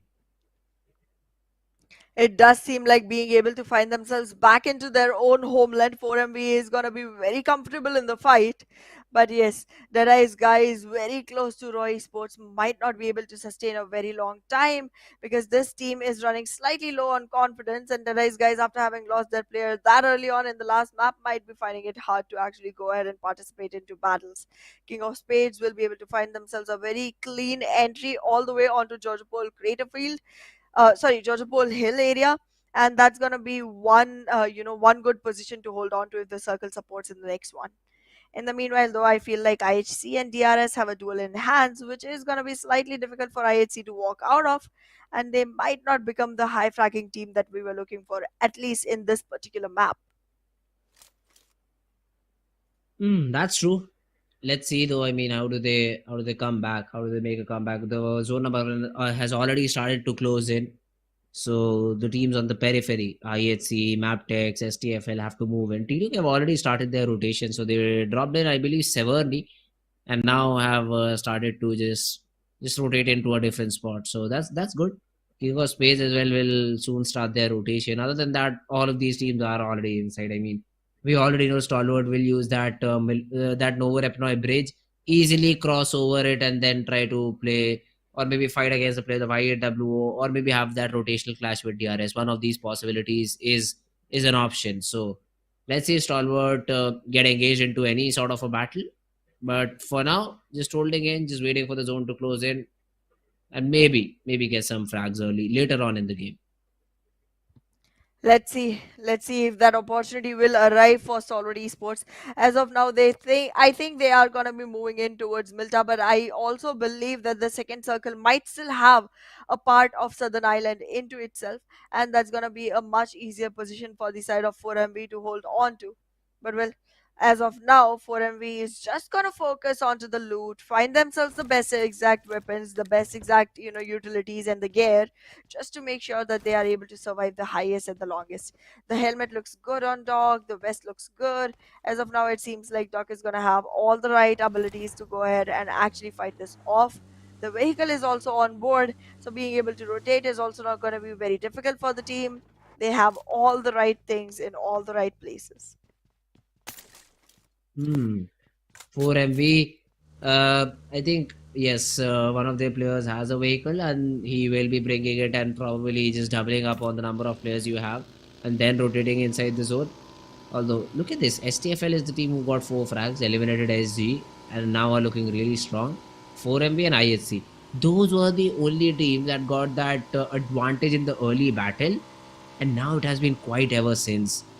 So I believe once again the fights will start when the third zone starts to close in, because it will be a hard shift, and that's where the players feel a lot more discomfort. Discomfort sure will be there, and it will be pretty difficult for the teams to actually go ahead and take those fights. SCFL already surviving with the blue, SKYLIGHTZ Gaming already losing out with no frag points to the name and no placement points either. Seal losing a couple of players, DRS losing one. This is not the best opportunity for these teams that early on the game, actually losing players. This number is not going to go alongside a winning team. So these teams will have to be fighting for their survival really long time without actually indulging into any fights that can lead to their own loss. So that's going to be a very tricky decision to make. But well, if you talk about the circle and the positions of the teams inside it, it's very scattered. And right now, not multiple teams are found in the same exact spot trying to take up fights which are not meant for them. And that's going to be something they can actually play upon. But unlike my prediction, the circle will go all the way up north, and Stalwart Esports have found a spot inside, but they are in a fight against DRS in the meanwhile, and 4MB is still not able to rotate just yet. DRS Delta threw a few shots, also got some good connection, so the damage was dealt. Not enough though to get that knock. He would have wished to have some support, maybe a teammate with him to spray with. Then probably together they could have taken down one of the players. But yeah, the remaining players also have been just spotted down. Sprays thrown in, but DRS won't be lucky enough to find another knock. It is a central zone shift after all. So most of the teams had already crawled in the zone previously, and the remaining ones will do so in the near future. Seal, the only 2 players surviving, so they will take their sweet time. And 4MV from the military base island. The late rotation is also not looking a problematic thing, because most of the teams are concentrated towards the center of the zone. And this has been the story for this region, because I believe in multiple instances we've seen all the teams just rushing towards the center as soon as the zone formed. But wait a second, Leo is in a fight with the player of King of Spades. ExoX is down on the ground. The throwable gets the job done, but now let's see if Leo are able to close the fight in their favor or not. Leo is going to have a hard time trying to close this fight. They haven't been prepared for battles to begin with. They were able to take one player down, but the elimination of that one player is not going to hinder King of Spades just yet. Look at where Liquid is and look at where the nade is landing.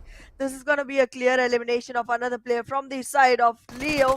Slipknot trying to get his hands dirty onto Deadstorm, but he will find himself a cranny to survive it. Leo trying to walk right in. Deadstorm will be taken down, but this particular position seems like equalized numbers are gonna be a trouble for both the teams. In the meanwhile, higher edge is acquired by King of Spades players. The fight is beginning, and Faisal will get knocked down. The numbers will be in advantage of Leo, and Leo with 3 players surviving will be marching right onto Mama, making him pressured, making him fall down, but with little HP will he survive. Thrown right onto the roof, the nade will connect, and the frag will happen. Leo will be taking down a complete squad, and you complain about them not getting enough frags. They're working on it. Yeah, they are working on it right now. But, well, we'll have to see. I mean, we'll have to see how do they continue. Leo, Nova, Yetauta, Slipknot, all these 3 players, all together, they've been able to get 4 frags.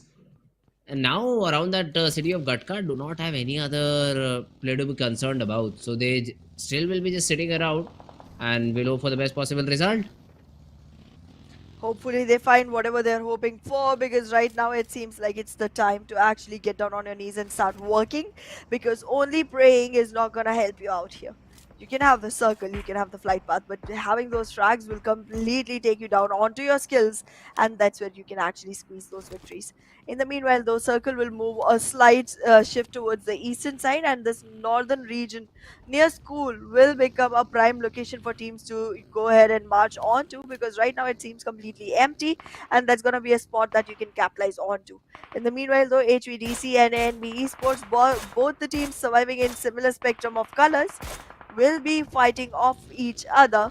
But then again, both of them have all four players alive. Both of them are very far away from each other. Knocks can happen from confirmation mode. However, Stalwart Esports will find themselves confirmations onto the players of Seal, and with Nizet taking that one down, they will have another frag added to the team.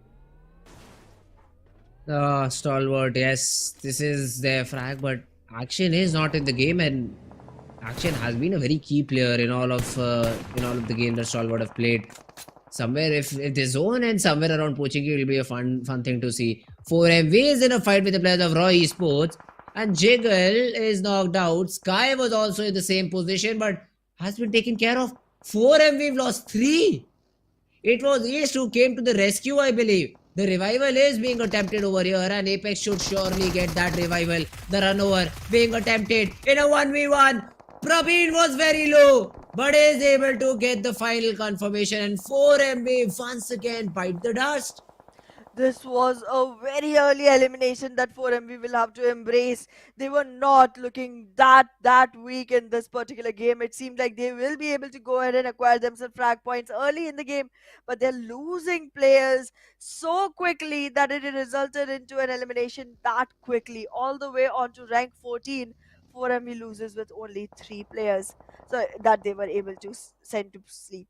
This could have been a fight that actually resulted in 4 more, but they were just not able to fight off that march in coming in from the side of Raw Esports.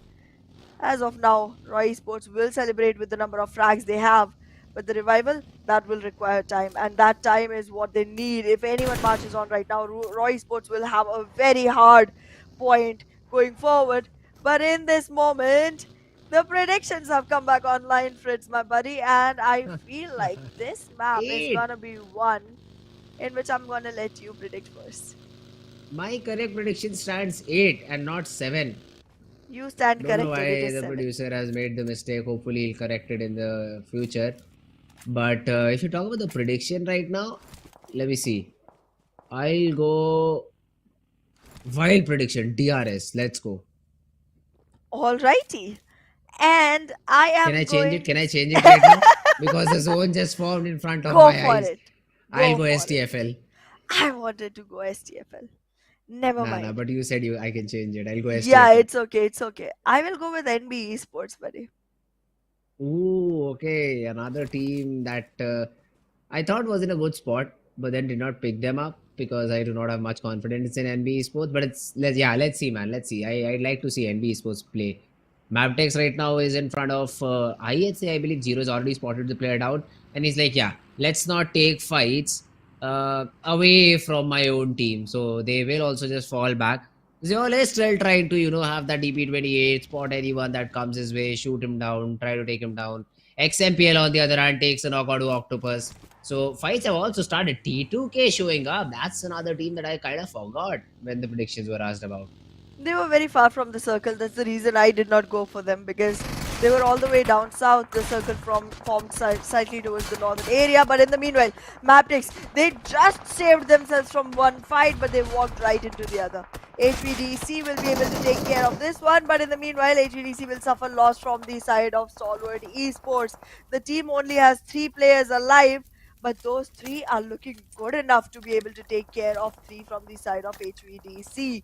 Now it's only Ryuk, and he's the only survivor, and his only option is to survive and not fight. I had another only, and it could have sounded like a poem. I was trying to make it one, but then there were too many onlys that only itself did not stay the only in the sentence. Like, Still does not make sense to me because I weak English, but okay. Stalwart Esports, they are throwing in the third parties over here. Viper, oh, the lucky headshot. The bullet did travel to Viper's head. Knock is still not there, and yeah, man, what will you do even if you are able to get that knock? Jane spotted down. Oh, one more bullet, and that's the knock. Once again, the same question. What do you even do after that knock? You cannot push in. The only thing you're doing right now is damaging your opponent's helmet and vest. So And losing yeah, own keep ammunition. doing it, keep doing the job, because I believe Tops is still hoping to get any spam that he can. DRS on the other hand, Delta just runs Yata Uta over, but I'm really glad I did not pick DRS because I only see Delta surviving. Exactly, it does not seem like Killer Whitey is also going to be saved at all in this particular situation, and Delta alone won't be able to squeeze the victory for the team just yet. So that's going to be another story that Ooh, live DRS is going to positioning. have to survive with. But yeah, I mean, in this current situation, DRS does sustain their 8th position in total. But look at the wow. Okay, I'm liking this. 97 points on Solid. Great. Yeah, that is the most predicted team among our talents too. I mean, the only two teams I'd say predicted were 4MV and Stalwart to win the tournament. The only two teams. Yep. And I believe 4MV has already fallen way back in the race. So they really need to maybe come back today, or I maybe mean, they're tomorrow's on their day 4th where they're able position to as of achieve, now. yeah, 4th position. So it's not that good. Meanwhile, STFL though climbing up a ridge could be a little bit of a risky dance that they're trying to attempt over here. But hey, till they survive, I won't question them a lot. The zone has again formed a little bit of a central shape, but then moving away from the city of Pochinki. Hey, this is going to be an epic battle now. Right now it seems like IHC is taking a lot of damage from multiple directions because STFL has literally scattered themselves across the plains and are able to find the frags that they want from multiple angles, distracting the teams and also making them delusional of the fact that the person fighting them belongs to the same team as the other. So that's gonna be, one hell of a game to play from the side of Stronger Fake Love. But then again, they are losing players as well in the process, and being able to go ahead for the revival is gonna be pretty difficult. So I feel like this team is not gonna be surviving with all fours going forward, but the position of Stalwart Esports at this point of time definitely looks optimal. They are able to take care of multiple teams around them. HVDC will be falling to the ground, and that's another one taken off. And now it's literally all onto DEADEYES, guys. They are being targeted, they are being pushed upon, but then again, not having any action come close to them will make them survive a little longer. In the meanwhile, though, NBeSports find themselves in a very difficult situation with Stalwart and DEADEYES guys sandwiching death from both the directions. Oh, STFL Dobu is trying to hit those shots. He's not able to connect any. And the rotation will also be this thrown in. So STFL, they will also have to rotate back from their normal spot. Delta on the other hand gets a runover knock out of Slipknot, runover finish out of Slipknot. And just with that, Leo Esports will be eliminated out of the game.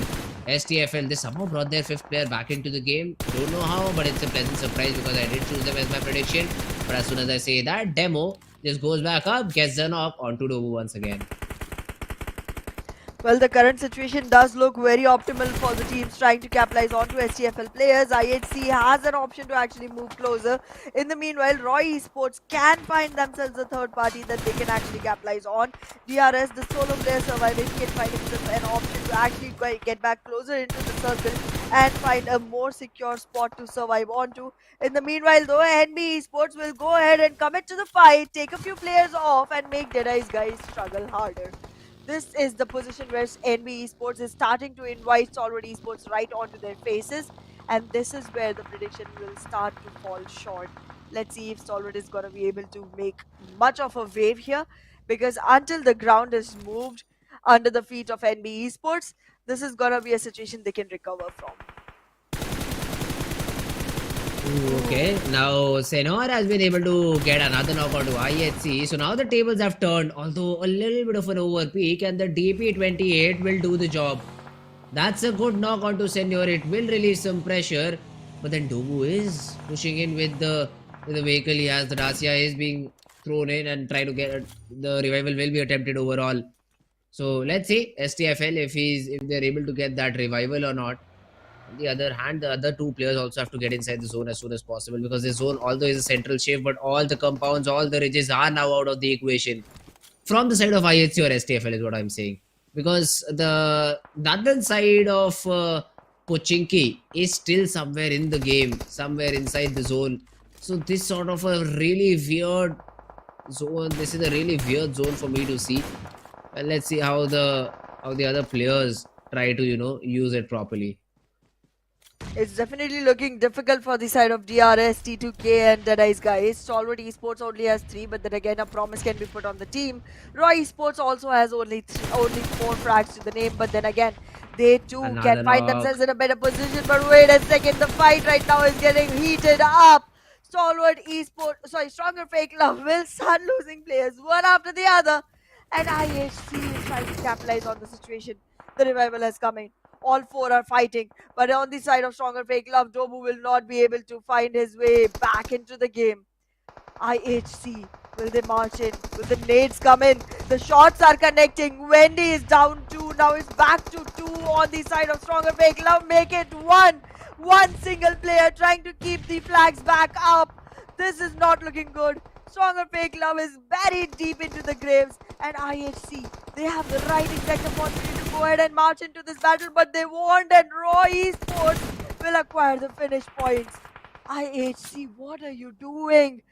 Closing in was the option at this point of time. There were 3 players knocked. What were you expecting? Third parties, Anna, third party. In situations like these, you cannot push in. The final circles, you just cannot push in onto your opponent. Even if 3 of the players are down, because you will for surely get third party. Because look at this. STFL got 2 of their players eliminated by Raw from a team on the right hand side. So this is something they did not expect. But now they have to move inside the zone, which is not an easy job. Wendy is still trying his level best, and some different angle has been created over here. Wendy gets a second knock onto Zol. Now this will make things interesting because IHC is down on the ground, also getting third party from Raw Esports. Only 1 player survives now for IHC, and I believe he might just also go down because of this spam. Vehicle blast! IHC blasted out of the game. Stronger Fake Love also attracting attention, and Malik will be able to take care of one. Last one remains from the side of Stronger Fake Love, and that's gonna be the one solo survivor accompanying Delta into the game. In the meanwhile, NBeSports get themselves frags right onto DEADEYES guys. With all 4 players surviving, they will be able to find more and more numbers that can be added to their elimination list. DEADEYES guys do not have a way out. Nades after nades are being tossed into their compounds. Volleys have been set onto fire, and every single player is looking very difficult position to fight from. However, NBeSports get a couple of knocks onto their own players. This is going to be a fight that's going to be very, very disrewarding for the side of NBeSports. Slayer Sir has to be taken care of. He will come back into the fight. He is taking a nade. He is throwing it in, but then there will be survival that can be expected from the side of Mondo. However, Akash gets knocked too. The drop will come in. Mondo is fighting, but he won't for long. The last elimination, and NBeSports gets taken down as well. DEADEYES guys somehow survive, but now Stalwart Esports, they're not gonna let them live forever. Good days from DEADEYES guys, but they will do damage but not connect. Another one down. This is down to very little HP, but he'll still survive. IC on the other hand has been able to take down T2K. Another nade from Precious Sir. This time it nails Nirzed down in the grave, and because IC is very far away, there's no opportunity for Nirzed to get that revival. So Stalwart will also survive with just 1 player. DRS got all the way up to the 5th rank. So that is also good for DRS Gaming. But right now, DEADEYES guys is just pushing in, maybe trying to get that confirmation, the 9th confirmation onto the Stalwart guy. And Nirzed essentially will fall. Precious Sir and Slayer Sir are the ones doing the heavy lifting, but now have to move, 70 meters inside the zone. This is not going to be easy at all. This is definitely not going to be easy at all. Having to walk into the circle is going to be pretty devastating, and look at the amount of area that is already acquired by the players of Raw Esports. I mean, they look pretty promising as of now. Half the circle is under their control. The remaining half is with two players who are both the single survivors from their teams. Deadeye's guys still trying to make their way back in, are gonna be using vehicles, will be giving up information, will be giving up position. And that's something Raw Esports can definitely capitalize on. Let's see how this turns around. As of now, it seems like things are not looking good for any of these teams except for Raw themselves. Yeah, the only thing that they have to consider is not losing players. That should be their main objective over here. Because if Raw lose players, then it could be a little bit of a sticky situation. IC is in between Deadeye's guys and Raw Esports. Might just get caught in the crossfire, maybe. IC. But Deadeye's guys, I think so. They should take their sweet time approaching this battle. They know where the location is for all of these players. Should not be a problem for them to get those eliminations, considering they should have good number of throwables too. The zone once again forms and Deadeye's guys are not inside it. Yeah, Precious Sir is. The other players aren't, and this is not a spot that you'd like all your three players to hang out in. So this is going to be a little tough for the remaining Deadeye's guys. And let's see how they want to counter it. Raw Esports, good area of the zone, and I believe STFL also are inside the zone. STFL definitely have found themselves a spot inside the zone, but it's a single player, so that's gonna be not easy. In the meanwhile, though, Raw Esports does have one player that's all the way outside that has to move back in, and Deadeye's guys in the meanwhile will find themselves a pathway into the circle. All three sustain and survive.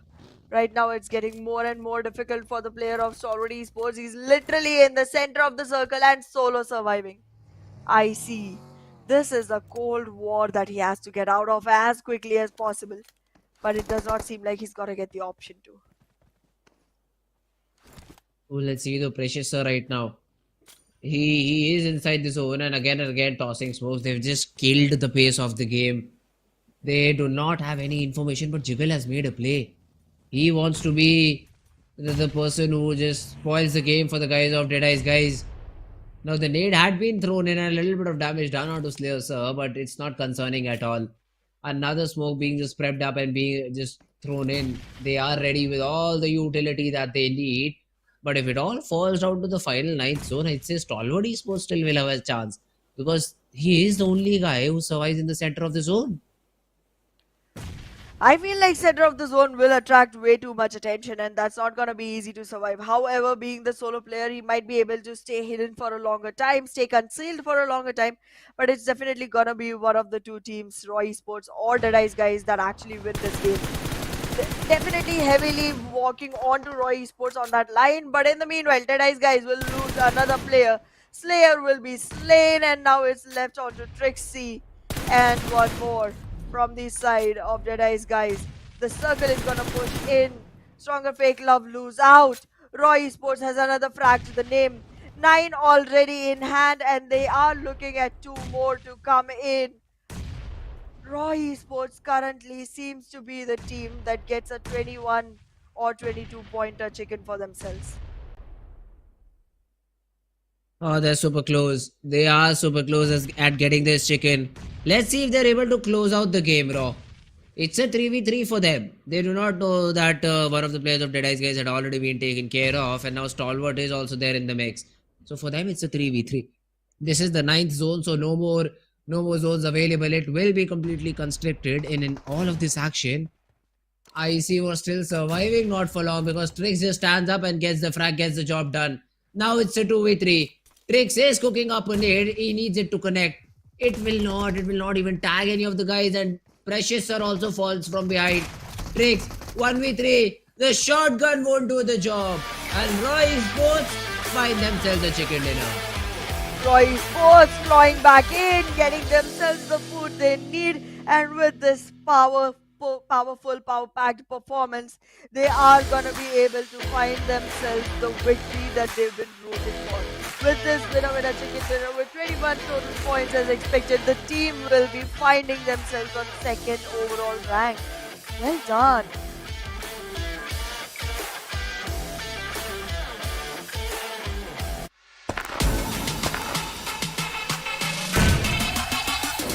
Make it clap.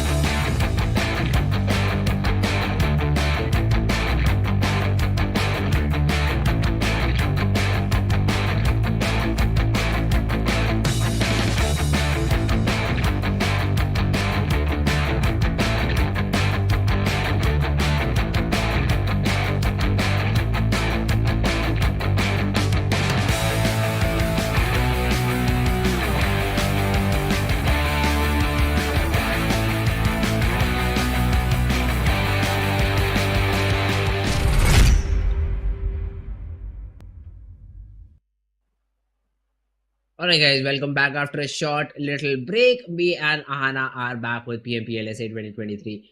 A decent game in the map of Erangel. Was expecting a big frag chicken that did not come because again these zones when they end around the city of Pochinki, you have a lot of solo players surviving because they can just survive in any compound they want.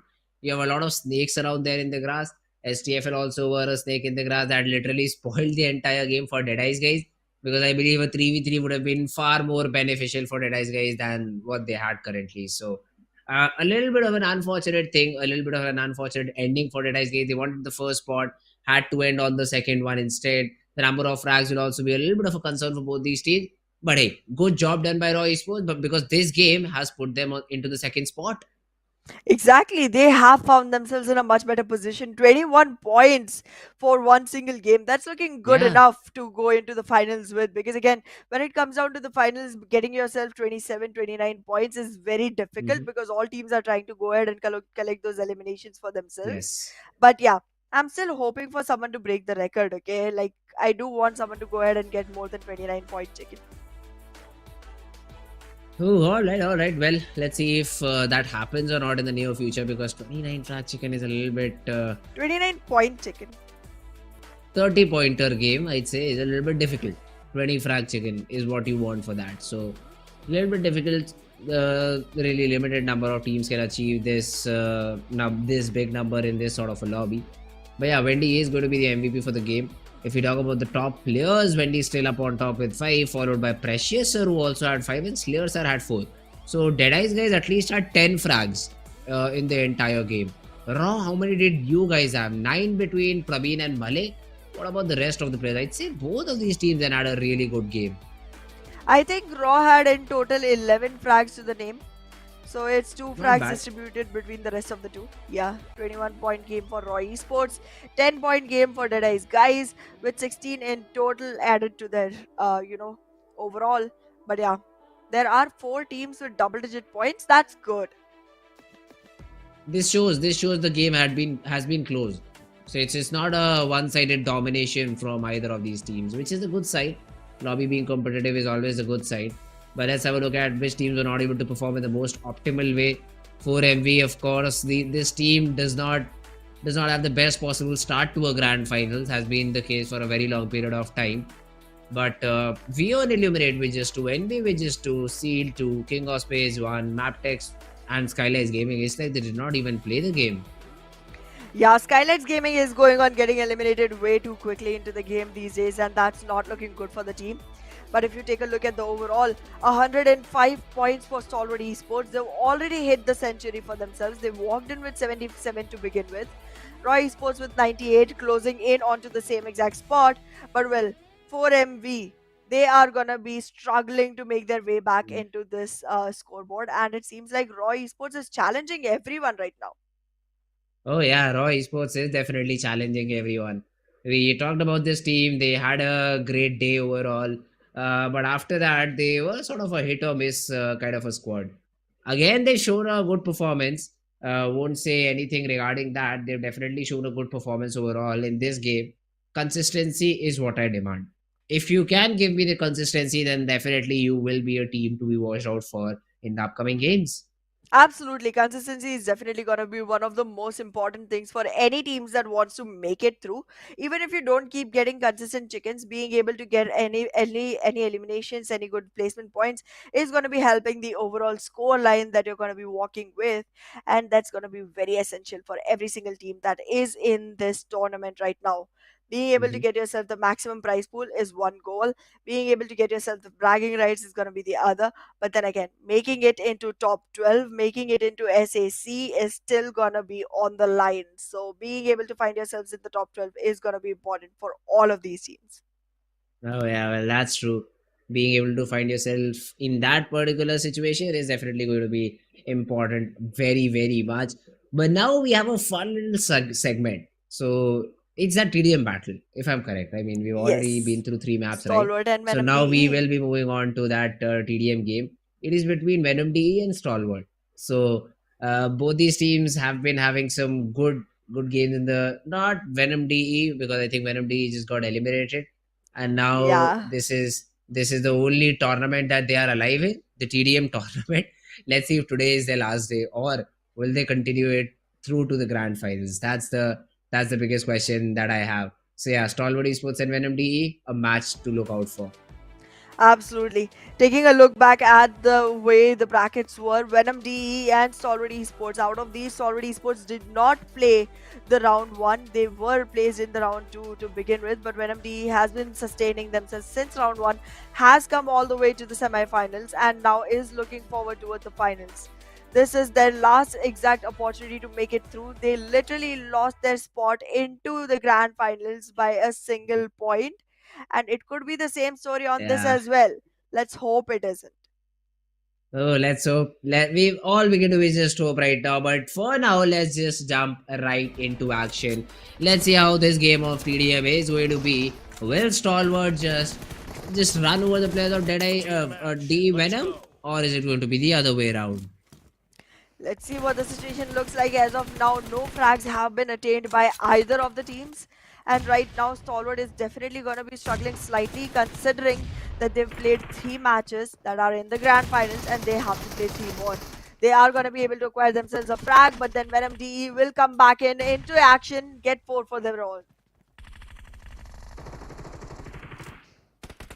4 for Venom D. That's the kind of start, man. D Venom is so very aggressive, and these early starts have been sort of the way that they play. 7-3 still in that lead. You only need to send the team home once, is what I feel for Venom D. After that, they are able to always have that lead in their favor. Action gets taken down by Krita's Groza. There's a nade being popped by Nirzed, and it's a really good one just thrown at the feet of your opponent. And you have been taken down. Erangel was caught reloading there, and once again the lead gets increased. Well, the lead keeps mounting from the side of Venom DE. They have acquired 11 points for themselves, already hit the double digits, and now they are trying to fight off against Stalwart Esports as quickly as possible, trying to aggress into the spawn through the warehouse, using throwables, trying to push the team back. And right now, they have literally more than double the points that Stalwart does. Oh, there's also gets that connection with the nade. He is still trying to just drag this game back into their control and has a little bit of support from IC. But Riley, look at this, into their spawn, but gets taken down. The trades have essentially happened, but Venom DE, this lead of 7 points somehow needs to be contained by the players of Team Stalwart. Absolutely. Stalwart Esports currently is finding it hard to find their footing. Tops right now has very little HP. IC will get taken down. Action will get taken down. And the number keeps on increasing. 9-point lead for the side of Venom D. Make it 11. Venom D is just not stopping at all. Out of control. This team is a beast right now. Oh yeah, this team definitely is a beast. 26-12 from a team which is right now in your leaderboard leading the global charts, and you just come in and destroy them like this. Look at that peak. IC did not even have a chance to react. The trade did not come in onto the D Venom guy, but still, man, 29. 11 more frags needed for Venom D to close the game in their favor. Tops is very low on HP and is gonna be taken down as quickly as possible. Action will get down as well. And with this, Venom DE sustain themselves on 32. It's looking huge. This lead keeps on surmounting. 34-19 right now, man. This game, I think it just has ended. It just has ended in a fashion I, for one, did not expect. I knew that Venom D might just win this one out. I had that feeling, but the game, according to me, should have been close. Not like this, man. It's like a train just ran over the players of Team Stalwart Esports, and they're out of the tournament. Venom D, the first team to qualify for the grand finals. With a 19-point lead nonetheless. I was telling you, bro. Since the beginning, I was telling you the grand finals are gonna happen between Venom DE and High Voltage DC. And now it seems like the words are coming true. Wow, what a domination. Did not expect that at all. But now we will see Venom DE again in the finals. That is going to be on the 20th. But tomorrow we will see if High Voltage DC will also be able to make it through, or will it be T2K creating an upset? Ooh, yeah, that's true. I mean, T2K, they will have a big chance of creating that upset. And one good thing, Anna, BenMD, even though they were not able to qualify for the main grand finals, they've at least secured another 300 extra dollars. So even if they lose in the grand finals, which I don't think so they will, this is the only team that I've seen consistently winning their TDM games like that. So if they are able to win out the tournament, $700, 1,000 more, I think 2,000 more. According to the league stages. But after that, man, that's the way to finish off the game. I did not expect this result, that this sort of domination. Great job done by Venom DE. Let's see though. I mean, in upcoming match, Stalwart will have to play it out. So don't know if Stalwart is ready to face the lobby after that sort of demolition is what I'll say. Exactly. They literally got annihilated in this position. 19 points lead. That's the biggest we've seen in TDMs. And it was acquired against Stalwart Esports, the leader of the regional charts right now. This is not looking very good for Not Stalwart, at and all. it might have caused them, confidence breakdown. But then again, they do have 3 more maps to play. They will Uh-huh. have to bring themselves back into the game and play each match at the time. But yeah, I am so happy for NMDE right now. Even after not being able to make it into the grand finals, Mhm. they have sustained themselves to the grand finals of TDM at least, and they've done it in a very dominating fashion. Yeah, they for sure have done it in a very dominating fashion. I just loved the way MDE played. But yeah, now back to the game. I think it will start in a very short amount of time. The players are just taking their time. They oh, never mind. It's already loaded in, guys. 2 minutes. Within less than 2 minutes, we will be jumping into the fourth game of Miramar. So I'm super excited to see King of Spades is a team which really likes Miramar. In the first Miramar, they also showed a good performance. Not the best possible one. I'm not saying that was their best showing ever, but that has been the story for King of Spades. On Miramars, they get 10 plus points every time. They have been very consistent with it. So I believe one more game like that will definitely put them in top 5, top 6, somewhere around that region. So we'll have to keep an eye on the players of King of Spades. Other than that, the other team will maybe have a little bit of a hard time. 4MV has been having a hard time right now performing in the grand finals. I believe that grand final jinx that they usually have is also working for this tournament as well. They do not perform good on day number one, and that's something we are seeing right now. So yeah, we will be jumping into the game really shortly, and Hana, I believe, should be a close game. Absolutely will be. Absolutely will be. All these teams are trying to find themselves the best exact position to actually make it into the SAC and also find themselves the most amount of money that can be related to it. But yeah, that Mhm. association will have to wait a little because these teams right now, Okay. considering that each one is trying to step up their game, is finding themselves in a very uncomfortable spot as well. And being able to challenge your discomfort is something that the teams are going to have to deal with. And right now, I feel like there are a few names that did not rise up just yet. I'm not expecting much from Seal, but I definitely Mhm. want to see DEADEYES guys actually get themselves a chicken. They did a great, game in the last one, an absolute performance. But then again, there do come in players who are able to take down numbers very quickly and very early in the game, leaving the team kind of hanging towards the end. So yeah, if Deadice guys is able to secure the numbers for a really long time, I feel like they might have a great shot on this one, and they seem to be one of the teams that I want to see come back on top soon enough. Yeah, well, we'll have to see. I mean, we will have to see if that is the team who is able to come back out on top. But yeah, I think we have some time. The players are still taking a little bit of time to load in, and we will be jumping into the game really soon. But before the game starts, I would again like to remind my producer, please, bro, not kidding. 8 predictions is what I've got right. I have Ahana to support me. She also knows that I have 8 correct I have predictions. no support for you. Hey, wow! Now you played unsportsmanlike, huh? And now you played like that. Wait, no, Okay. actually, to be very honest, I do think I do think that it went down to 8-9, but now it's 8-10. Yeah, I do think exactly. that, but I don't remember when exactly that eighth one happened. But I do feel like I remember seeing the eighth one come up for you. So yeah, we'll find that out. And I at the end mean, of today, at the if you want me to start the streams and give screenshot of every correct prediction, I'll do that happily. But then You I don't need one have extra to. point for All you that. have to. No, no, no. But then You I need don't extra have point for to. that. You don't have to do that. All you have to do is find out a game where it is 7 predictions for you, and then your prediction, and then the No, winner of no, that. no. I won't do that because it'll be a little bit of We've won a over the producer. easy He's task. changing it. Relax. Nah, it's his job. It's his job to correct me. It's his job to do that. So he should have already done that. That's why I'm just continuously reminding, because I still also remember that 8 You predictions. want an extra point.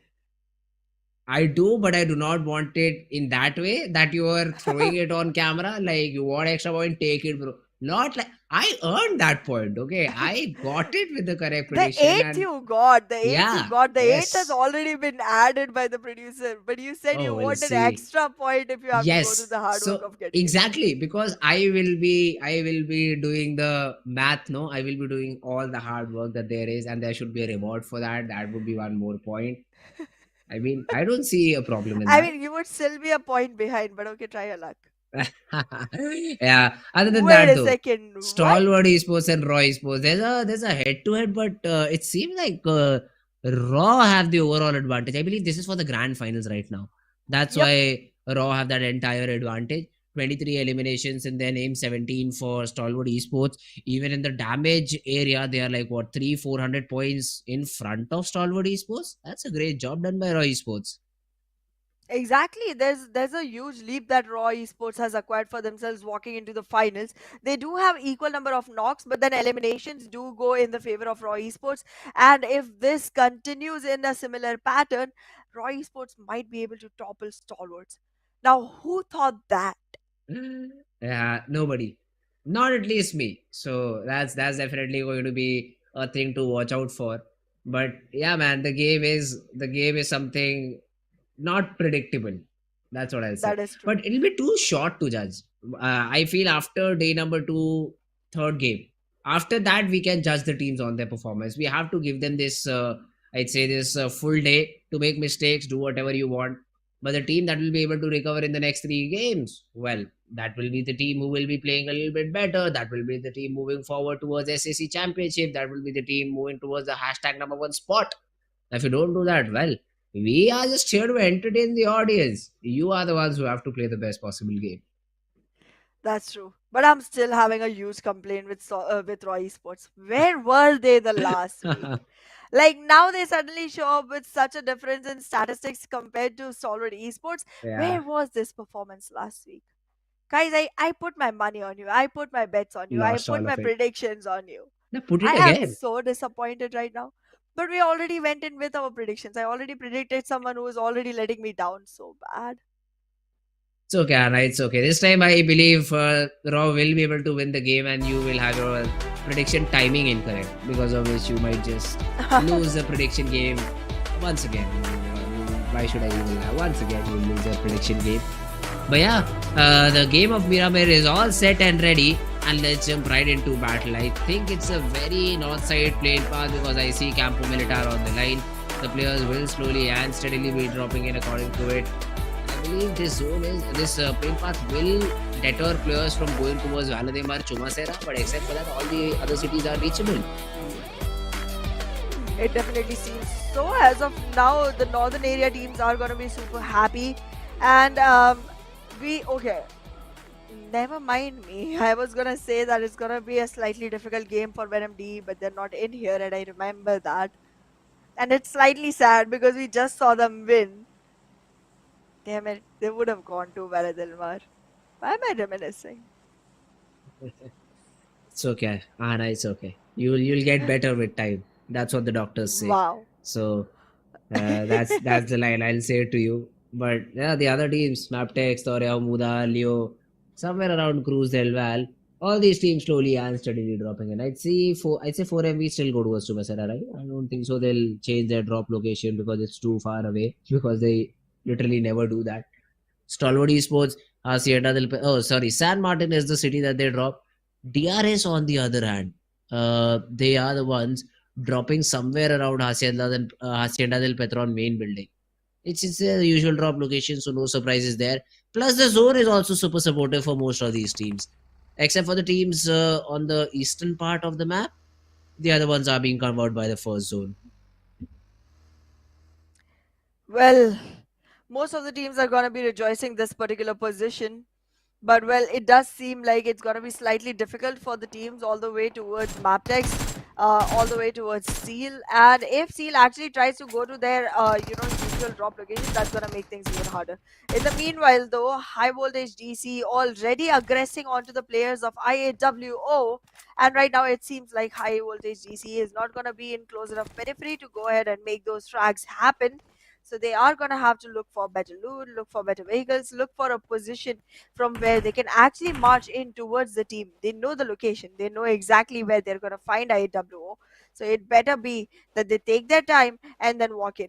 But wait a second, is Octopus caught red handed? Is Octopus caught all alone in a tough situation? Oh no, this is a fight that Octopus does not want.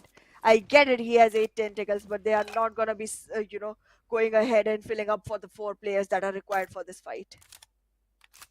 As of now, it seems like IWO is gonna be having support arriving for the players. And in the meanwhile, the players of HVDC will rearrange themselves. This one single player, Ryuk, is completely found alone. And that is going to be the position that Octopus marches onto. With support of the team, he might be able to get this frag, knows where the player is, has spotted him, will turn around, and with that trip, marching right onto the shack. Takes some damage but will deal more. But wait a second, Octopus gets taken down, eliminated, and Ryuk knows he has no way out, so he will be able to confirm the first frag that he got and then lose his life to it. One frag, one elimination. That is where IAW is, and one frag, one elimination. That is where even HVDC will be.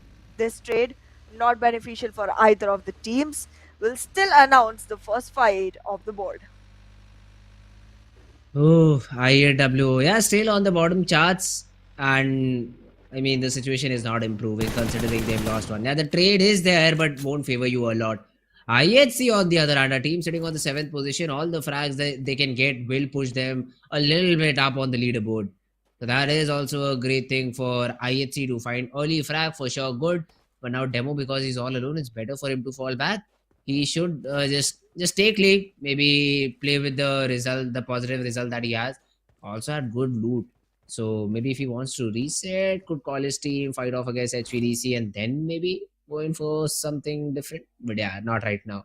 The other teams will also slowly and steadily start rotating inside the zone and probably get a better spot. That's true. Take a look at the board though towards our right, Fritz. The team with the maximum number of frags is gonna be Raw Esports, leading everyone else with at least 5 points to the name. But well, in the meanwhile, IHC marching right on to HVDC will find Sanjir, will get the knock, will get the elimination. HVDC, multiple teams, they're picking fights and they are every single fight losing players. When did HVDC become that team? Earlier we were seeing them go into fights and literally win every one that they found. Oh, run over onto one. And now IHC will revive the fallen one. Yeah, IHC will bring Joel back into the game, and they will continue with all their 4 players surviving, have 3 frags to their name, no problem whatsoever. 800 meters is the distance that they have to cover in. The only little difficult thing I see over here, they have a minibus, but then nobody is near IHC. They will have to move a little bit further away to find T2K. And Godless will probably get that information earlier because that bus is the last vehicle to rotate. So they should not have a lot of trouble getting inside the zone. San Martin, as I said, Stalwart Esports love to hold the city down. That's exactly what they're doing right now. On the other hand, DEADEYES guy is somewhere around the center. So between Montenegro and Power Grid, they've stopped. You can see it on the minimap, just letting you guys know. 4MV still haven't started off with their rotation of Chumasera. So, and why would they? The first zone still has 2 minutes, some seconds left to close. So they will take their sweet time and then get inside the zone. Let's see if the zone is gonna be favoring them going forward. But as of now, we can see quite a few teams trying to survive their way in. But in the meanwhile, King of Spades will try to rotate, giving out a lot of sound cues to the players of NBeSports. But then again, Mondo is alone, won't take the fight. He does know that even Deathstorm is alone. But right now, fueling up the vehicle, will be moving on. This is not a sure shot information that Mondo has, so he's not gonna aggress. But wait a second, Deathstorm, what? Why is he? Okay. Finally back in the vehicle. Running back to the team. So, a little bit of a thought then. Yeah, nah, let's not do that. That's what happened through his mind. I think. Oh no, wrong fight. Yeah, this is a little bit difficult for NBeSports to escape from, because Sekujin will be a sitting duck. Oh, but there's a Ridge. Never mind, I did not see that Ridge, and he will be using Mondo it. will come And now instead. Deathstorm is in a death pit because he cannot get the information onto Mondo early on, and Mondo will easily be able to get that knock onto Deathstorm. None of the players of King of Spades seem interested in this revival. And I thought NB would lose a player. It's the other way around. King of Spades lose the player early on. Exactly, and now the King of Spades vehicle that was right here that just got refueled and replenished can be used by Fistboy to actually relocate himself, because right now the rest of the team is not interested in this fight. NB Esports players are very far apart, and for Fistboy the best option would be to go ahead and reconcile with the remaining team. However, from a longer distance, NB Esports is trying to attract attention from the side of King of Spades, and in this position it seems like Fistboy will be able to find frags that King of Spades is not expecting from the angle. This is difficult. They walk out of the compound, they're taken. They try to run away using vehicles, they are taken. NB Esports has literally imprinted their names onto every single frag that comes in from the side of King of Spades. Yeah, King of Spades. They are in trouble right now. The zone is already closed and it has gone south. Now I already see 4 MV inside the zone. NB Esports also have a really good powerful position. And majority of these fights will happen on the northern part of the map. 4 MV for the very first time could enjoy a chicken dinner this time around. Let's see if they do. Let's see if they do. They have no fights coming their way. They have a great position in the circle. They are gonna be able to find it very close to Chumbasera itself. But as of now, them marching towards the center might not be the best decision. They will attract attention, they will attract bullets, and some might even stick. So this is just a position that 4MB should not compromise very early. But well, in the meanwhile, NB Esports still surviving with all 4 players, having a frag to the name, will be rejoicing with that 1 elimination point that they could add. But in the meanwhile, HVDC will try to enter in from San Martin into the circle in a very difficult position. Ooh, okay. Now, most of the teams have already made their way in. And I also see 4MB going a little bit towards the center area. Roy Sports have already started this fight with the players of Team Stalwart. And action is down on the ground. He is not spotted, but I think the third party will come in. Yes, Rig from up above will be the player who will secure that frag. So even though the knock was achieved by the players of Team Roy Sports, the frag does not go their way. The frag definitely does not go their way, and now Roy Esports trying to wait for the right time actually slipped out on the right position. Anyways, they are gonna be able to find more onto Stalwart, and in the meanwhile, look at the chaos between Deadeye's guys and DRS. DRS already losing a player. Deadeye's guys trying to fight it off, losing another. Now the crossfire is coming into play. Every single player is trying to find themselves the frag. Trickster will try to go back into the compound, confirm the frag, walk back out, try to take the other fight. This is low HP onto Gyante that can be capitalized upon, but Trickster has a revival to go for. He goes in, picks up the fallen player. There's another one trying to keep a watch out, trying to make sure that any movement is detected. Precious Sir from that hidden position will be able to figure out that Gyante is ready with the throwables. The throwables will make sure that Trickster has to leave the position, walk right out, revive himself before going for the revival onto Slayer. Right now, Deadeye's guys with 1 lost player are already looking lost in this fight. Gyate is in a very concealed position. Will be able to go ahead with the revival. Rules will be back in fight soon enough. He's back on feet already, and with the healing done, with the throwables ready, they are going to be able to participate again. But Shifu Sir with that flank loses the battle, loses his life, gets completely eliminated. Deadeye's guys with another player down on the ground, deep in the burial. But now 2 players from the side of DRS. Will that be enough to take care of Deadeye's guys? Because the revival has happened. All 3 are back on feet, back into the fight. Trickster trying to attempt what exactly was attempted by Shifu just a second ago. And now he's trying to find his way into the flank. Gets thrown back because the throwable has already been used. And now DRS is ready for the fight. there's a stalemate situation, both the teams holding back. But right now, this is gonna be one in which numbers advantage can actually put DEADEYES guys on the winning side of it. Yeah, DEADEYES guys could really benefit from the numbers advantage. Let's see though. I mean, still a long way to go. Still a lot of fights to fight between. And for now, they still haven't cleared out the remaining players. So that's what they're doing right now. Meanwhile, it's prediction time, Anna. Who do you think is going to get the chicken? This time I'll ask you first. This is difficult. I'm focused on the fight, but well, okay. 4MV. 4MV? Interesting. The fight is all finished up. I mean, there's a third party element, I believe, that will come in and finish the fight. But DEADEYES guys is not the team that like to push in, you know, unless they get this nade now. So otherwise, the fight could be choked by them. I don't think so. They would like to push in over here. Mabetex is really pushing the boundaries. This could led to him being taken down because of a third party, but the nades have to be thrown in one after the other. Rules has been tagged up a little bit. The molly to follow up, but the knock yet not there. The distance for sure has been closed in. Rules is back isolated. Gyante is completely alone. This could literally be a 1v3 and then another 1v3 because the players are not close in together to actually take the fight. Gyante is knocked. It's a single player surviving. Rules alone has to take the fight. The position is known. The shotgun is in. The shots are coming, but the shots don't connect yet.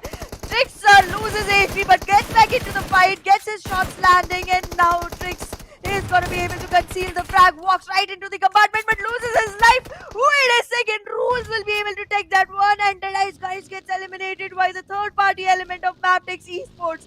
What just happened? I literally predicted this when you asked me to focus on the fight. Third parties is what happens all of the times in zones like these. Third zone is the perfect opportunity for teams to, you know, capitalize on a fight happening far away. And that's what Mabetex did. They came in, they scooped up a couple of frags. They will get decent loot from the, 8 crates available, and then rotate off to their merry way inside the zone. No problem whatsoever. Mabetex had the best opportunity in here, and they made the best of it for themselves. 2 frags to the name, 4 players surviving, nothing at the loss at all. In the meanwhile, though, your prediction's still pending. Go ahead. You took extra time. IHC. Wow. Okay. IHC. Nah, I did not take extra time. Yeah, never mind. I just took extra time. I wanted the zone to close in, but this guy just goes in and forces me to predict before the zone close. I would be super angry if the zone goes south. Thank God it did not. It went north. So yeah, still, IHC. Good prediction by me. I literally did not even get to see all of the names, and I was literally like, which name can I recall the first? And it's 4MV, and I go with it because I'm so focused on the fight. But well, in any matter, 4MV, don't do me bad this time, please. My God. Let's see if 4MV does justice to you, because this time around they will have 3 fights. If you look at the minimap, there's CL. If you see towards the north, there's King of Spades, and even IAWO who can, you know, chip mini 14 damage from far away. So 4MV has a little bit of a difficult time, although the first fight with Seal seems to be an easy one because they've already got Scooby down, and Seal is also getting third party from behind. They are, but right now it seems like 4MV is going to be participating in the fight from multiple edges, and with Fearless down on the ground, that's going to be another frag that they can confirm. As of now, it seems like Scooby or down on the ground will give Baron another opportunity to participate with Kirito, but I don't like the weapon Kirito has. It could be damaging, but wait a second. Baron will just not be shaken. He gets both the frags, he'll get both the elimination points, and just find himself in the best position to go forward with. 4MV with 3 frags to the name. Looking good as of now. Soulless is the only one who survived. His soul can be drawn very quickly with the numbers advantage that 4MV has. Yeah, Molly from Faisal though in this fight gets a knock. Let's see about the confirmations. Wolfiz is pushing in with the shotgun, and the shotgun around the corner is super deadly, but it does not land the shot. And Mamba, he somehow has been able to escape. How did that happen? Wolfiz literally saw him, shot him in the face once, but Mamba is just using the fallen vehicle as his cover and has been able to get the reset. That's presence of mind. That's good presence of mind. But still, that shotgun in close range can be devastating. Viper gets completely confirmed. The shotgun around the corner. Faisal also has one. He shows the last remaining player that Malik, you cannot be that complacent about this fight. You need to be really, really careful. Faisal pushing in with the pre around the corner, but Wufis is able to get that knock. And Faisal will be confirmed instead. That's a little bit of a heartbreak for the players of King of Spades. Mamba is the only one surviving, and fighting this off is not gonna be easy. In the meanwhile though, 4MB lose players after players. IW charging in, trying to find Mamba, won't be able to get the frag. Woofers will get taken down instead. With 3 frag points to the name, King of Spades will still survive somehow with their footing in the game. However, we still have 10 teams. They do have to survive till at least the 8th position to have position points to the name, because elimination points are not going to increase from here. 4MV though, with Baron already lost, Apex already taken down, will not have a great game going forward from here. They had all the advantages they could ask for, but then they go down and flush it down the drain. Yeah, now 4MV, two of the players have been taken down, but does this stop them from fighting? Nah, not happening. They get one knock with the weapon, one with the nade, and suddenly a powerful Raw Esport now only has one player who also falls to the nade. A 2v4 attempted, a 2v4 won by 4MV. Well, the circle is still gonna shift very away from them. They're gonna have to find themselves a way inside. However, it's not gonna be very difficult because the only player in their way is gonna be the Mamba, the only player of King of Spades. Because King of Spades, after losing everyone they had, is surviving on one single lifeline that they got. In the meanwhile, though, IHC taking damage from SKYLIGHTZ Gaming, constantly losing players one after the other, and T2K already attracting attention from stronger FAKELOVE. A team that suddenly started to show up, then suddenly disappeared, then suddenly came back in. A team that is a huge hit and miss. Yeah, that's for sure. That's for sure. Although on the other side, there's a lot of fights going on. SKYLIGHTZ, in the meanwhile, have a good position. Mafia Ninja with a good nade too on to Godless, and Alex does not have a lot of HP to survive with. He will pop that first aid in time. The nade still connects onto Alex. A lot of damage dealt. The knock is still not there. Not for long, because the follow-up nade from Mafia Ninja will get that confirmation and the knock onto Alex. So IHC also survive with only Zol now. IHC in this particular situation will be now taken down because of the march in from the side of SKYLIGHTZ Gaming. A knock did come in, but the revivals will happen, and SKYLIGHTZ Gaming for once will survive with all 4 players and have frags to the name.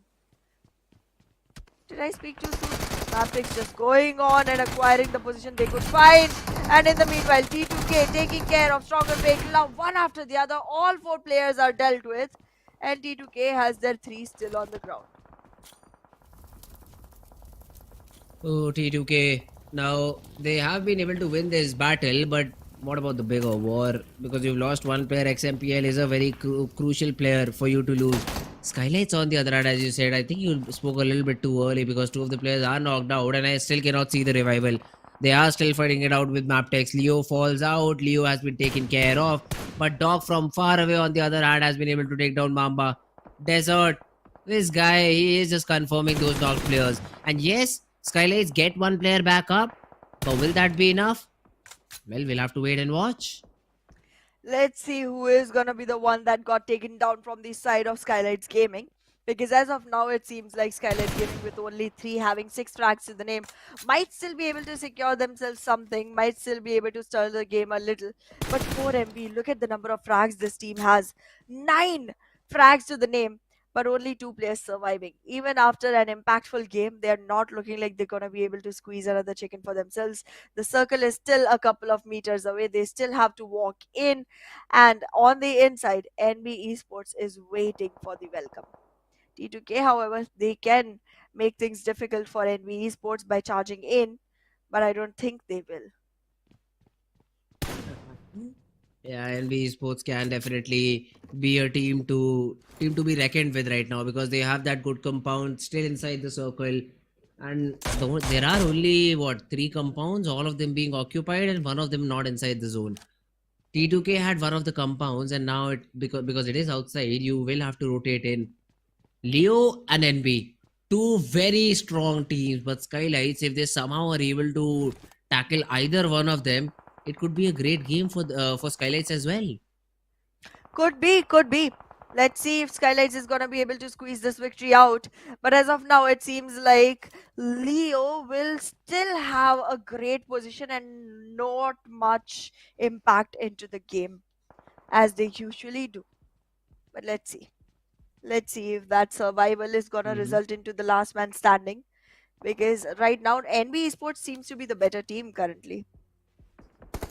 Yeah, NBeSports, not better team, but I'd say better position team because there's a lot many teams that have already gotten the good number of frags that a team that should win a chicken have. Now, Akash, free frags by the way, he somehow misses the shot and it gets capitalized upon by the player of 4MB. Yetauta gets that knockout to Mr. Boro. SKYLIGHTZ, the lack of information has led to 2 of their players being completely eliminated from the game. Mafia Ninja, I think, is the only one surviving. Let's see for how long can SKYLIGHTZ continue in the game. Sekujindo, he is also trying to throw in some shots onto East. 4MV, they've tossed a few smokes, just waiting and hoping for survival. And the reason for their individual areas, I believe, is to avoid nades. They're expecting a team nearby in those ridges. But the thing is, there's literally no one. Everyone is just on the northern side. So a little less on information 4MV. But let's see if they're able to make the most out of the less information that they have. Well, with that little information, it's gonna be hard for 4MV to actually take fights. They are going to rotate, reconcile, and then probably move forward after deciding on what exactly to do, on how exactly to execute going further. Because NBeSports has their sights set, and 4MV, if they fall in the crosshair, they will have nowhere to go but out of the lobby. As of now, SKYLIGHTZ Gaming lose another player, lose the life, lose the spot. It's Yep. top 5 teams surviving. The numbers on T2K look good. The numbers on Leo look good. The numbers of NBeSports are impressive. But still, neither of the teams look as good in frags department as 4MV does. The only problem for them is the zone. So if the zone does not go in their favor, they're eliminated because it's a complete open ground. Luck, I don't think so, will help you a lot, and I believe they are not inside the zone. So the game for 4MV is also done for. This is going to be a big fight between these 2 teams, Leo Esports and Team NBeSports. Now, Leo have to make sure that they do not lose their players because NBeSports will come in from behind, try to get inside the zone as quickly as possible. That is something, first of all, you will need to deny. And after that, fight against NBeSports has to be pre-calculated. Because as soon as NBeSports hears a few shots, if they see a knock coming in, they would love to third party. But in the meanwhile, I think T2K is also helping a little bit in terms of taking on the Mabetex players. 4MV has said they won't be able to continue the game because of the position that they had, and a joint effort from Leo and NBeSports will eliminate them out of the server. Top 4 teams survive, and right now the numbers on Leo look impressive. They are going to be able to squeeze themselves all they want. They keep on capitalizing their frags as well. They have 4 to the name already. And now, Leo is trying to move in on to the players. The monster truck will come in. The position will be, super beneficial for Leo. They literally have a vehicle that is so hard to destroy that Leo can actually scope out the whole area and still go back into safety and shelter. However, Rig will be lost in the process. T2K will Yeah, have their he's done. numbers dropped, and after that, it will be just NBeSports and Leo in a duel of 4v4. Why are you trying to separate your players and fight? No, NBeSports, no. One fight at a time. Yeah, that should be how the game gets played out. But yeah, Rick, he is attempting to use the smoke wall to his advantage and crawl inside the zone, but spotted down shot upon. Love is running back towards him. Does he get? Nah, no. I thought if he's able to hit that revive button as quickly as possible, there could be a chance, but that's not the case. And now NBeSports is also tossing a few nades left and right onto the players of Team T2K. Not in the right direction, but it's only Jane and Lau. The bigger problem are the players of Team Leo, and this 8th zone will definitely make things a little bit more interesting. Let's see which team has the zone. Again, a shift. Now, NB had a split of 2-2 across this road, so the remaining 2 players will also be able to move inside the zone. But does Leo know that NBeSports is so very close to them? Because I see Yeta Uta, and as soon as he stands up, he just will be free frag for Mondo.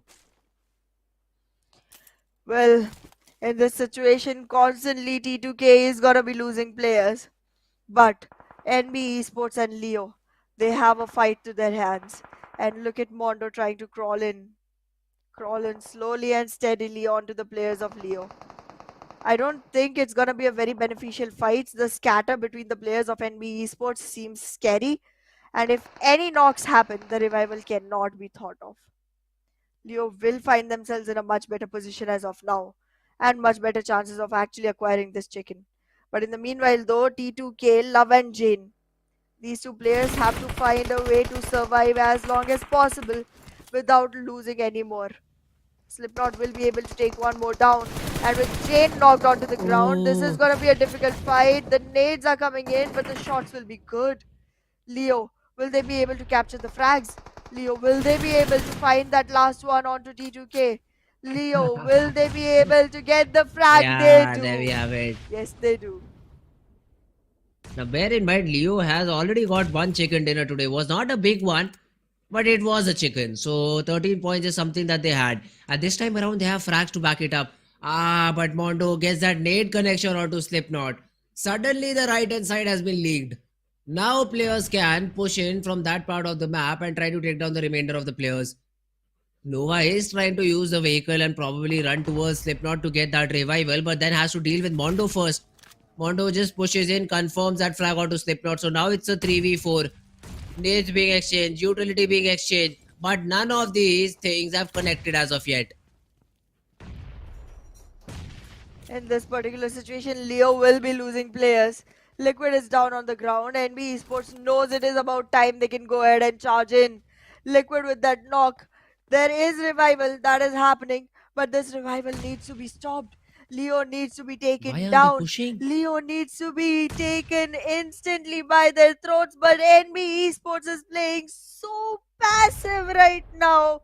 It's disappointing. The revival happens. The players come back into the game. The circle pushes in, but Leo will still have 3 surviving. NB Esports, they lost their window of opportunity. They lost their chance of victory. I am surprised. You get 1 frag confirmation, you get 1 knock. It's a 4v2. You just charge in. That does not happen. Although the damage is still being dealt onto Leo, and they are completely compartmentalized. They just put in 1 single pocket, and I think the push and the spam will get the job done. Mondo gets 1 knock, second one achieved by Fizzboy, and now it's all down to Liquid. He is able to get 1 knock. Liquid also gets the confirmation, but the game will fall in the favor of NBeSports. What a good chicken dinner. Again a lucky one, but a very needed chicken dinner achieved by the players of Team NBeSports. NB Esports looked strong in the beginning itself. They were almost losing pace when Leo was supposed to be charged in, but they did get themselves the chicken dinner with 17 total points.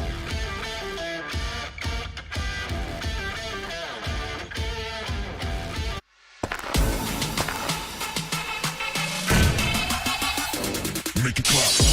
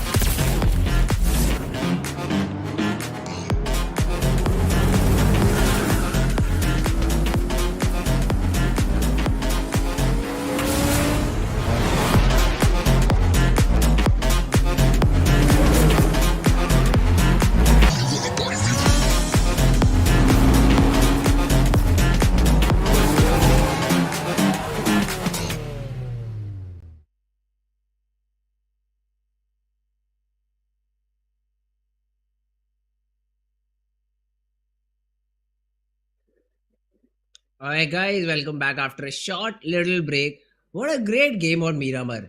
Again, our hopes are of that a big chicken dinner, 15 plus frag chicken that has yet to be taken into consideration by any of these teams.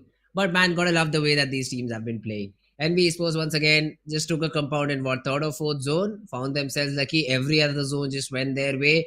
And after that, they had to be a little bit careful with the players of 4MB, with the players of team T2K. They just had it in their back. They are easily able to get that chicken dinner for themselves. Although again, I this time around I will comment the performance from Leo Esports. This time they had good number of frags, ended up on second. Good job done by you guys. You should be commended for this particular performance. But NB Esports again, a chicken but only 17 points. Not proper justice to the position, right? True that, but then again, still slightly better than 13 that we saw today.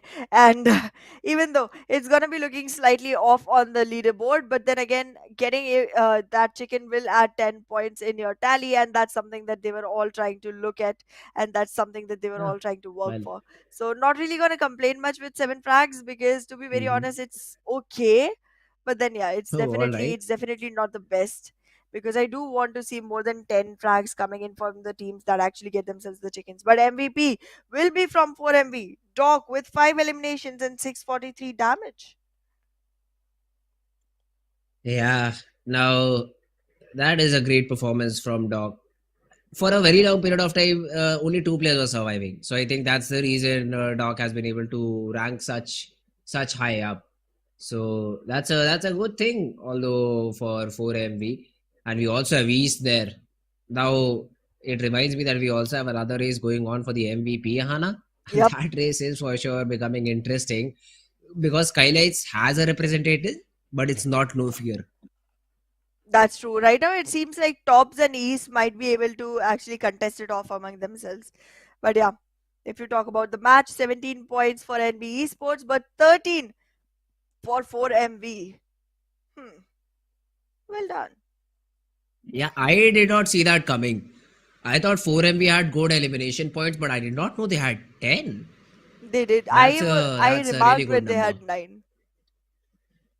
Well, then I was not listening to you. That's my bad. Wow. Well, Okay. yeah, no, I apologize. I apologize. My bad. But on the other side, we have Raw Esports. We have V on Illuminate. We have DRS with all three. This does not even matter at this point We of also time have because stalwarts these though. are yes, but Stalwart is on top. They can afford blunders like these.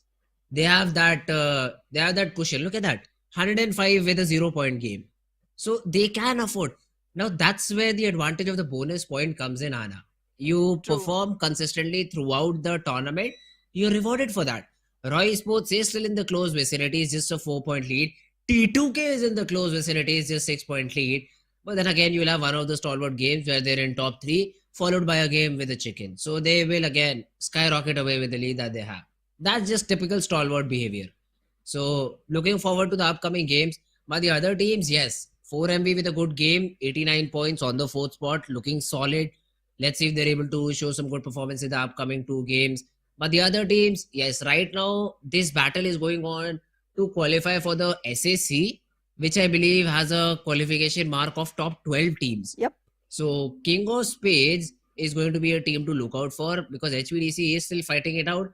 DEADEYES STFL, we own Oh, wait a second. DEADEYES guy is on 14th with 14 points. I think there's a little bit of a error over there, I believe. It will be fixed out very, very soon. That means all of the teams, you Illuminate also have 46 points. That means all of these teams are in a really good spot. That's true. The teams are definitely looking like they can actually fight it off to be in the top 12. And that's what we want. We want teams to be in a position where they can create their comeback from. Because again, the more options there are, the more opportunities there are, the more chaotic the match becomes. And that's where the fun is. But well, we are going to be walking into the land of greenery. Sanhok is the match that we're looking at right now. And after that, your favorite, Erangel. Best map, save for the last. That's what I'll say. That's why Erangel is the last game of the day. But yes, Sarok, decent map. A map for lucky teams. That's the only statement I'd say. A And for map my for lucky teams. predictions. Yeah, just exactly as your predictions, man. Don't know how, but you get super lucky weird teams, weird positions, good chicken dinners. So no complaints there from my side. But yeah, man, let's see how the next game of Sanhok begins. How all of these teams are going to play it out. Really looking forward to teams like Stalwart Esports and STFL who play aggressive in their early games because they then convert it into frags, which throw them a little bit on top in terms of the overall standing. So yeah, these two teams are going to be the ones that I look out for, especially STFL, because I said it, 7-8 points is what they used to get in Sanhok, and that's a decent average if you're a team who wants to be in the middle charts. And they again got 7 points just on the basis of elimination. So 0 position points, but 7 elimination points, and they were on top in terms of getting the frags. So STFL is going to be a team to look out for. Hopefully, the zones suppose them this time around, and we see a great game from their side. But it's all just predictions. It's all just rules. The main game is about to get started because I see all the players loaded, packed up, and ready to jump into the game. Exactly, and currently it does seem like Sanhok is gonna be one fun ride that we are all Yep. prepared for. This is gonna be one in which I have already imagined all the scenarios that can go on, but then again, I Okay. know that it is not going to work out because this match is completely unpredictable. I was thinking of T2K. I was trying to recollect the Mm-hmm. times that this team was actually able to get themselves in a good position in this map.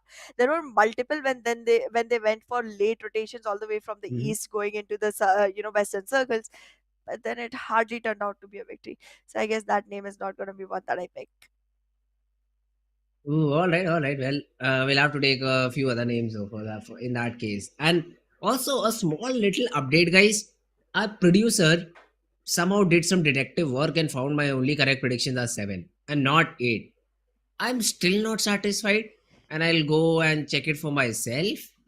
But if I get all the 8 predictions correct, I'll show it to him and demand an extra point because I will do all the hard work, to get my prediction proven as the correct one. But yeah, I think then it's just 7. He usually is not wrong. So he also predicted NBeSports in the previous game. So I don't think so. He's always wrong. So I believe I will have to change in that particular matter. But yeah, well, I'm excited for the Sanhok game because that's a map where I will get that opportunity to make my prediction correct. I will get that opportunity to Yeah, make that yeah, number yeah, 8, definitely. and maybe Hana gets 11. Highly unlikely, guys, only 1% of a chance. But then it gets converted to 70% considering it's all luck based map and only 30% skill. Whereas I like to put my money on the skill rather Yeah, than there were luck. so many more maps Has of not Erangel and has Miramar not been compared to working. Sanhok, and you still failed. So See, let's not talk about that's you and skills. that's where no, it's still me and skill. That's where I blame the teams to throw action all alone. I still remember one game I predicted. Oh, goodness. Which was a team? I believe it was NBeSports. Had 4. It was a 4v2v 1v1, and somehow NBeSports is all 4 player fell to or 4 different players. And this is how white I got in real life, not just right now. In real life, I was like, bro, I just had a correct prediction. Nah, man, I have to do that again now. And those are the moments which I cannot wrap my head around. So I just want this to end. I just want all these players to play the best possible game, play the best perfect game, and just go according to the textbook, which for some reason has not been happening. Well, that's because we weren't taught this textbook in school, and school is what everyone was focused on. But well, yeah, My God, thank God. Yeah, now you're he is. back. Yeah. Hello I guys, was welcome back liking to you. I was PMPL SA liking you in the other 2023. phase, though. Oh, okay, okay. Well, it's fine, Hana, because I think I look good every time, maybe a little bit light in darker situations.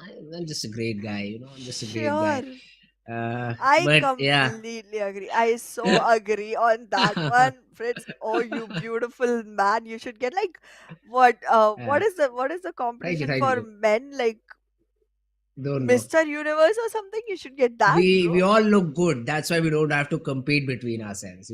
So that's why we do not have something like Hmm. that for guys. Or maybe But you all look it's so all bad that there's no it's competition that can actually happen. it's perspective. Half glass empty, half glass full. It's perspective, Anna. It's your perspective, it's my perspective. Two different perspectives. But It's all fine. It's all fine, Hannah. Now you can because I see the match now finally has started. I know that because the players have already loaded in. So now you can maybe go and get the prediction correct and can be happy because right now I think this battle I won Hannah 0. Sure, man. We'll see about that. I'm not coming in with comebacks just yet, but wait for it. Once the Okay, cameras are okay, done with, we'll have a okay, word. okay. We'll have a word between ourselves. now I'm now gonna include that's the it, guys. producer also on If that one. you see any blue eyes tomorrow on stream, you know where to put your complaints in. Okay, I just want to get it out clear because she is really a very, what should I say, fearful person to have or to work with. But it's fine. It's fine. Only predictions is what she gets the correct, not the address. So for her to come to my house and beat me up is It's going to okay. be You'll have to difficult. come to office someday, anyways. Ah shit.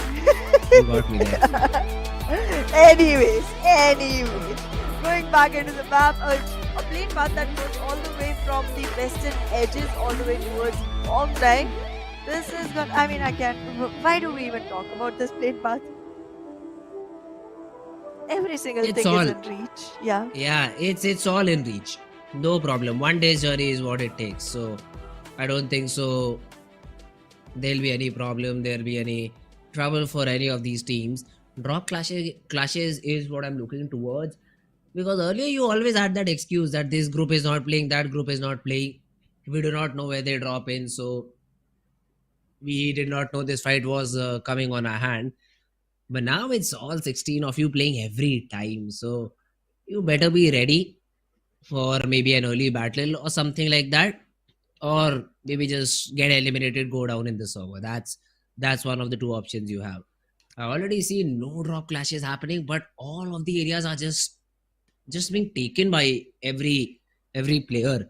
Look at how uniformly they're spread across the map, Ahana. Looks beautiful. Yeah, exactly. It's colors all across. Nothing is overlapping. Everyone is in a very isolated region. There's some teams that have gone ahead to take an extra step and scatter around so much. You can see the areas around Camp Alpha being taken by Roy Esports, areas around Camp Bravo being taken by T2K. I mean, even DRS is very spread across between Nakam and Shami.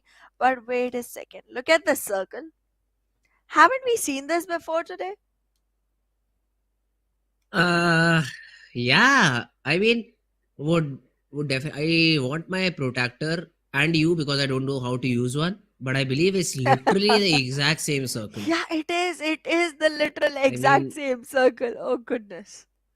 Echo Boy, do we have that confirmation that this is the live game and not a recording of the previous one? Because I think it's a recording.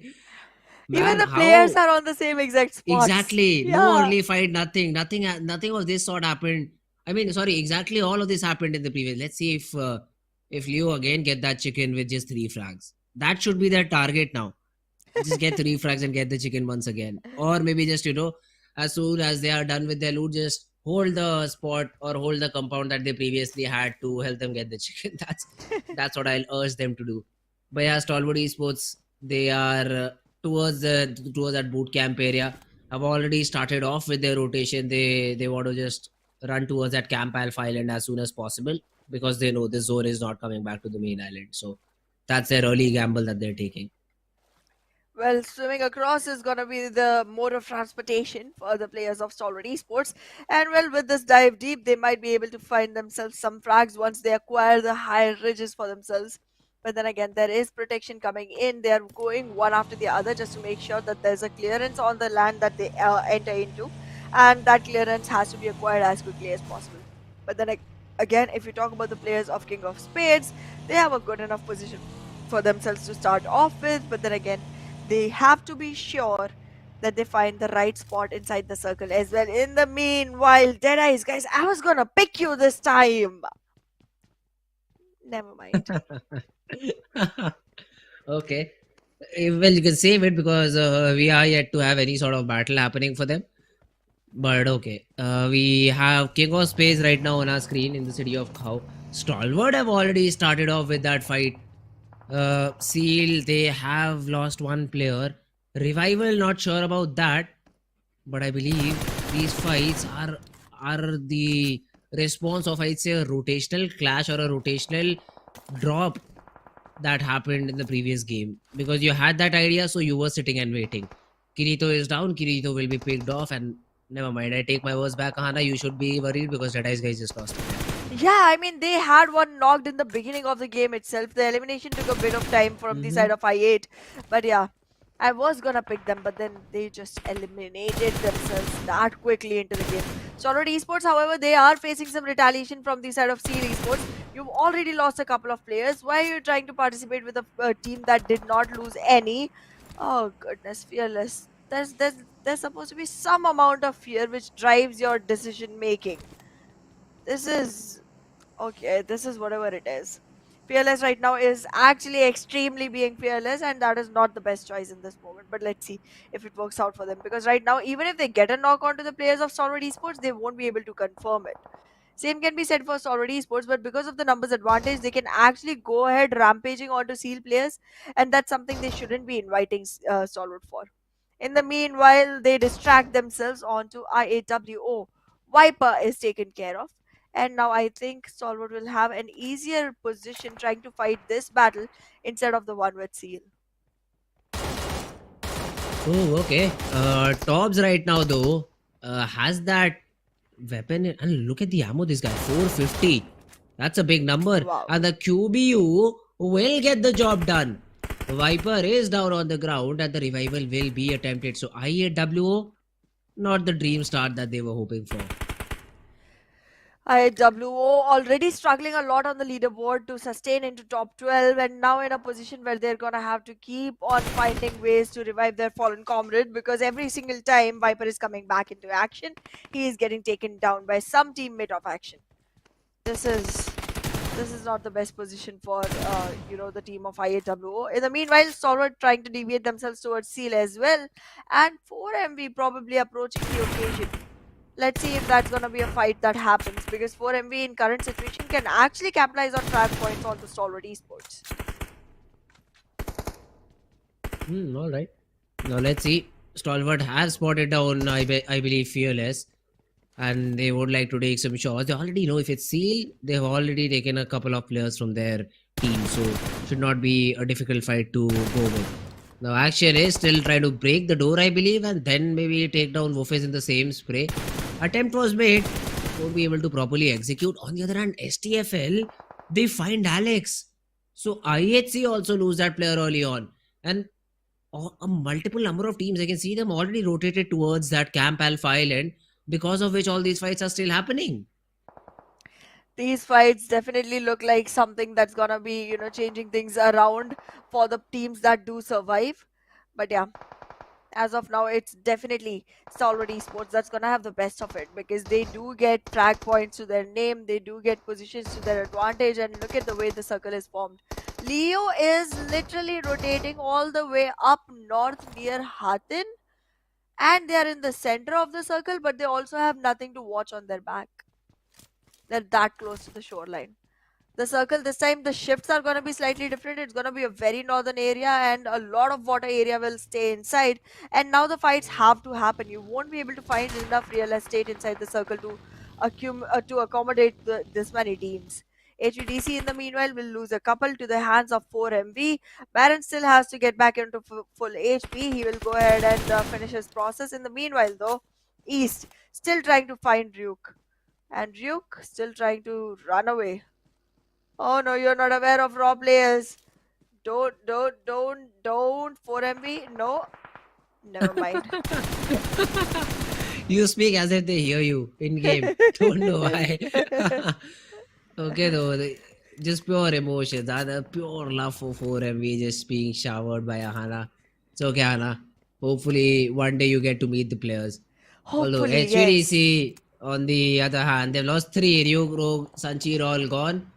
Most hero can do survive. My man can survive because he has a lot of ammo, but not a lot of first aids though. T2K Jane on the other hand gets a knockout to SKYLIGHTZ, but SKYLIGHTZ is answering right back with a couple of knocks, not just one but 2. Exactly. SKYLIGHTZ 2 players will still survive. They are not taking away Turulov's life just yet. They do now. And now, no fear. challenging the circle, will be moving back in, but then again he has a fallen comrade to take care of, so he'll definitely be going in for that revival as well. Okay, it's gonna be Mr. Boro that picks Nima back up. First circle, not gonna be that much of a damage. There's still gonna be enough opportunity to go ahead and pick your comrade, go back into the fight. But then again, T2K being on the advanced side of it will be able to hold off a gatekeeping spot inside. So that's something they have to be very careful of. In the meanwhile, 4MV with all their players are trying to move in inside the circle. Camp Alpha could be a good spot for the team, but they are being followed by DRS and they are unaware of it. Even DRS is unaware of it, but soon they will know. The what was that? DRS just flipped the vehicle of his own teammate and wanted him to ride with him, I believe. Wants him to trust his teammate as a driver. Now, 2 vehicles would have been better, but it's fine. Now you have to work with what you have.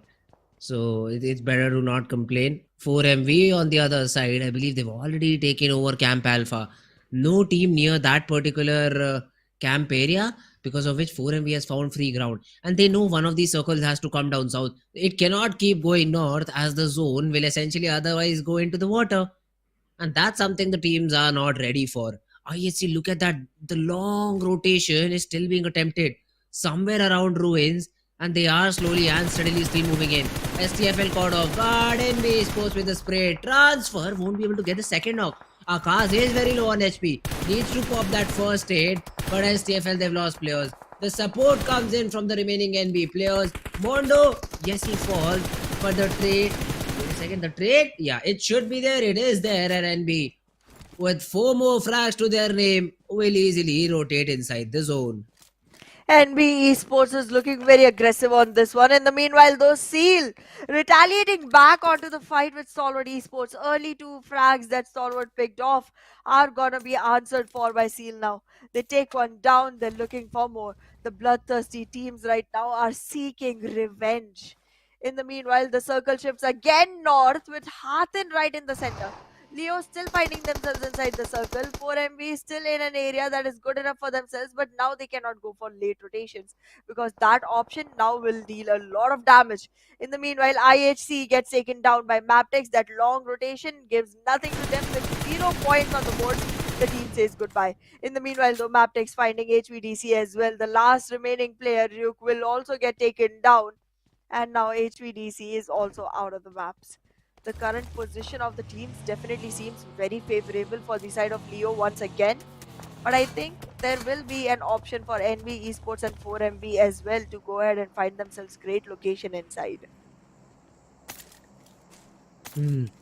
This is a very weird zone, Ahana.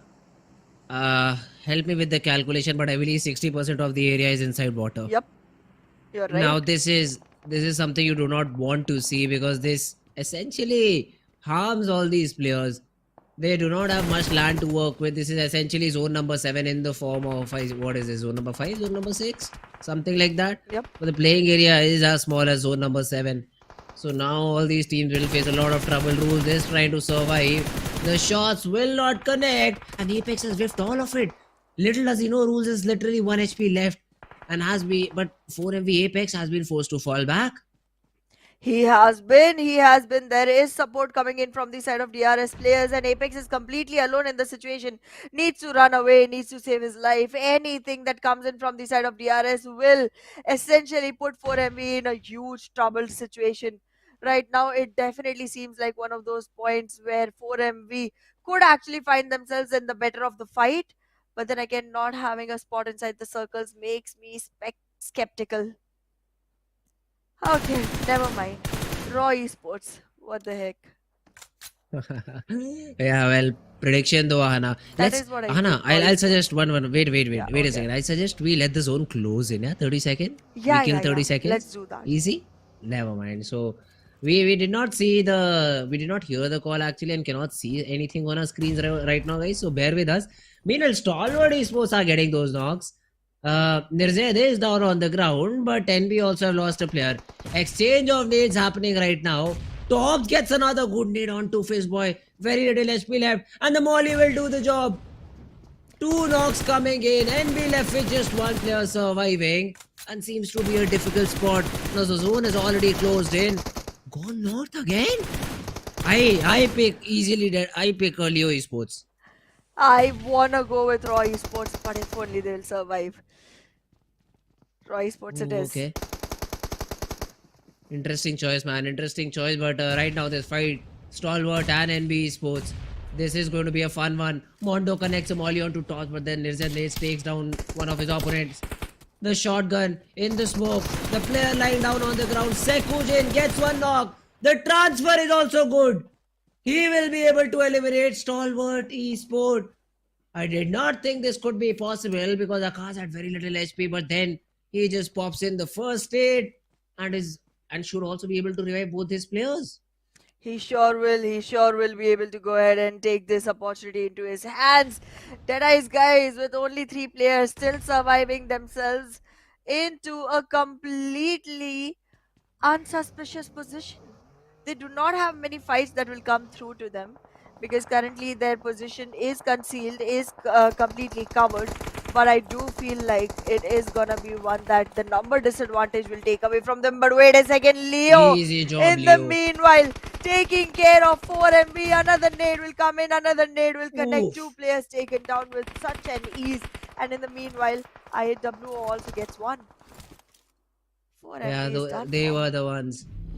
They were the ones to get the frag for themselves, and now Doc is like, bro, what? Now what? What do I do? I've already spotted down. Yeta Uta has crosshairs trained on me. As soon as I try and run out, I will be taken down. He is waiting for some other player to get eliminated because of the play zone, so that Leo just remove their crosshairs from here, thinking that he was the one. They are now spotted down, shot upon, and Yeta Uta will get that confirmation. But for some reason, Slipknot was not revived. I think he was very far away from his team, because of which IAW have been able to confirm that frag. Exactly, Leo will lose a player, and it's still looking like a position that's hard to recover from. NB Esports will also start to drop their players one after the other. T2K again trying to enter in through the water body, lose another player. This is a huge loss for every single team that's trying to stay on all fours. The only teams that have managed to do it are going to be IAWO, Raw Esports, and I guess a couple more. I think King of Spades is one of them in the mix. But yeah, I mean, the situation just keeps getting more and more distilled for all the teams that have more players surviving, because Leo lose one, DRS was about to lose one, but the revival will come in on time, but the circle will push them again. T2K, yeah, go for the longest rotation ever and lose your players like that. Great job. I mean, what's even happening? They're just trying to survive. That's their objective. They just want to survive in the water. And King of Spades, look at the minimap markers. Like literally every player of T2K, XMPL, they will now have to fight with the SKYLIGHTZ Gaming, who are trying to get inside the zone as soon as possible. But let's see if they're able to do that or not. Mamba is still sitting somewhere around the corner. In the meanwhile, wait a second. We have a fight breaking out between DRS and IAWO. Now, both these teams will have to fight it out because DRS really want it. And IAW cannot deny. Viper is the first one to fall, but Delta has been tagged up quite a bit. Rules and Killer from the left-hand side all going aggressive. Now, Domain has to be the one who stops them in their progress. Octopus will support them from behind, and same can be said for Wolfies. IAWO, they have lost a player and now seems like they're falling back. Domain has no space left to run away to, because of which he is still forced to be in this position. The current situation keeps getting closer and closer. Nobody suspects though. That's Min the is ready. biggest problem. He gets Gets the frag. one. How many more? He's The ready. second with the DBS. Almost the third one. 2.5 players is what he gets. But Wolfies with all those nades can really deal damage. Killer also has fallen down. Gyante is pushing in, and Wolfies is very low. The molly will flush him out, and IAWO bite the grass. Oh goodness. Oh goodness. DRS, even after being one single player surviving, were able to deal this. Such a damage that was dealt upon the players of IAWO.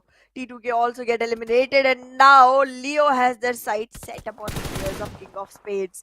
And not in a good way. They are trying to eliminate the team. Deadstorm has already been taken down, and any revival will be redistributed as a reward for the side of Leo instead. They are trying to march right on, and they will find a couple more players on their way in. Oh no.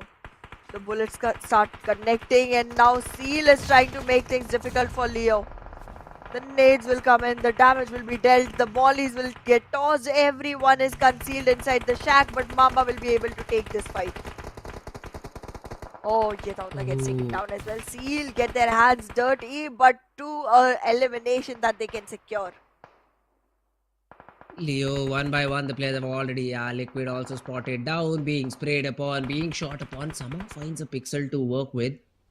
He will be able to heal himself back up, but that chicken dinner dream that I had, taken away from me. And he will just dive into water and play for the survival game. Precious, on the other hand, has been able to get one knock. Noah finally gets finished off. King of Spades trying to fish for all these players. What is this? DRS had 4 players and 3 of them decided to jump in the water. Water, water everywhere, not a drop to drink. That was a poem which suggested different things. But right now what I see is the exact same thing, because in this game you cannot drink water. You will just be fished out of it.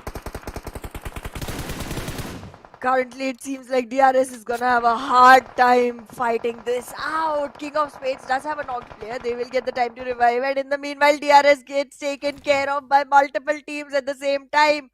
Raw also getting into the mix, speaking their pick of the pie, and now DRS still struggling to get back on the ground. Deadeye's guys though, they have landed a nade, connecting right onto Raw. However, the distance is gonna be great, and with that, the revival will happen. Raw will be back on all fours, but DRS, the elimination is imminent. This is not looking good. DRS in a difficult spot. It's all down to, I think, Yante. He's the only one surviving. Now, Wally on the other hand is tossing a few nades, but that's on Deadeye's guys. And this city of Hatin, for the very first time, is seeing such a zone.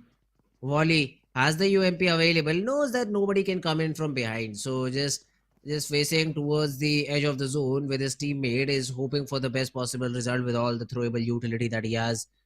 Cannot get inside the container. That is one thing he would have loved to do. King of Spades, try to spot this last remaining fish in the water.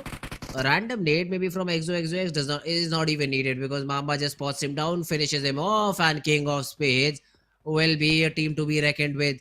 All 4 players surviving in this final zone. 5 frags to their name. They are looking strong right now. They are, but not for long, because now Leo will be the another fight that they have to deal with. They get that one as well. And now King of Spades dies down to the play zone. A knock has arrived and another will too. Oh, the zone damage. King of Spades lost to the play zone. To the play zone. They did not even have time. They did not even have time. That's on the edge of the true. zone, they had to make a move.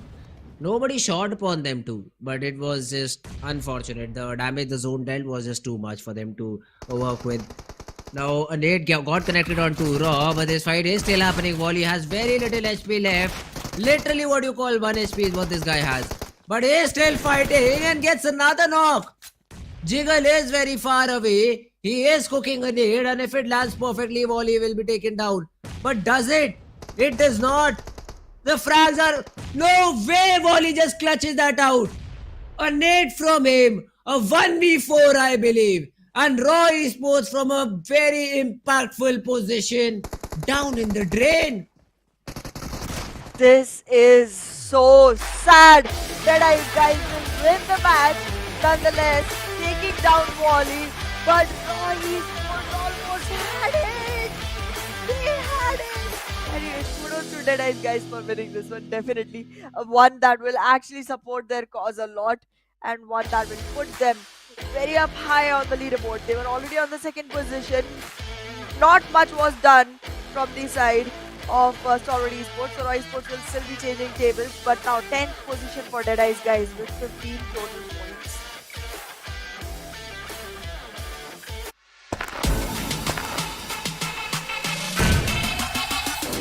Make it clap.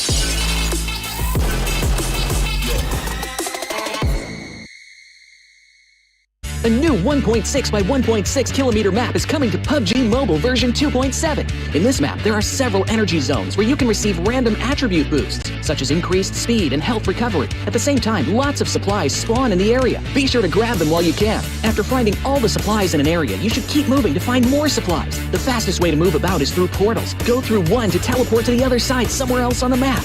After exploring an area, it's best to teleport somewhere far. However, it's important to note that there's a cooldown after use, so it can't be used too frequently. If you want to travel across mid-distances, be sure to take note of the updrafts on the map. Get close to an updraft to get lifted into the air. After reaching a certain height, you'll descend back to the ground. During your descent, you can freely adjust your direction to head to your destination. This transportation method is very handy for escaping dangerous situations.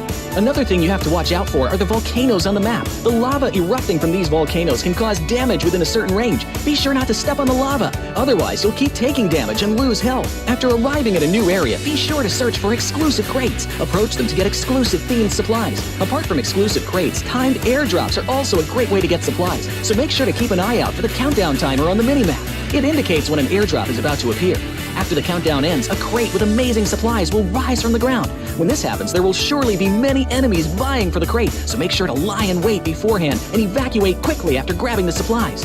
If you get injured when going for the supplies, go to the recovery point indicated on the map. You'll be able to heal there. Just run into it to fully restore your health and armor in an instant, just like with teleporting. The recovery point has a cooldown after using it. It can't be used again until the cooldown ends. If the battle gets too intense and you find your teammates eliminated, you can bring them back within a limited time at the towers located on the map. The towers also have cooldown after being used. Each player can only be brought back by a teammate once. Players that have been brought back will directly respawn near the tower that was used without having to jump back to the battleground. Hurry and join your friends in the fight for victory.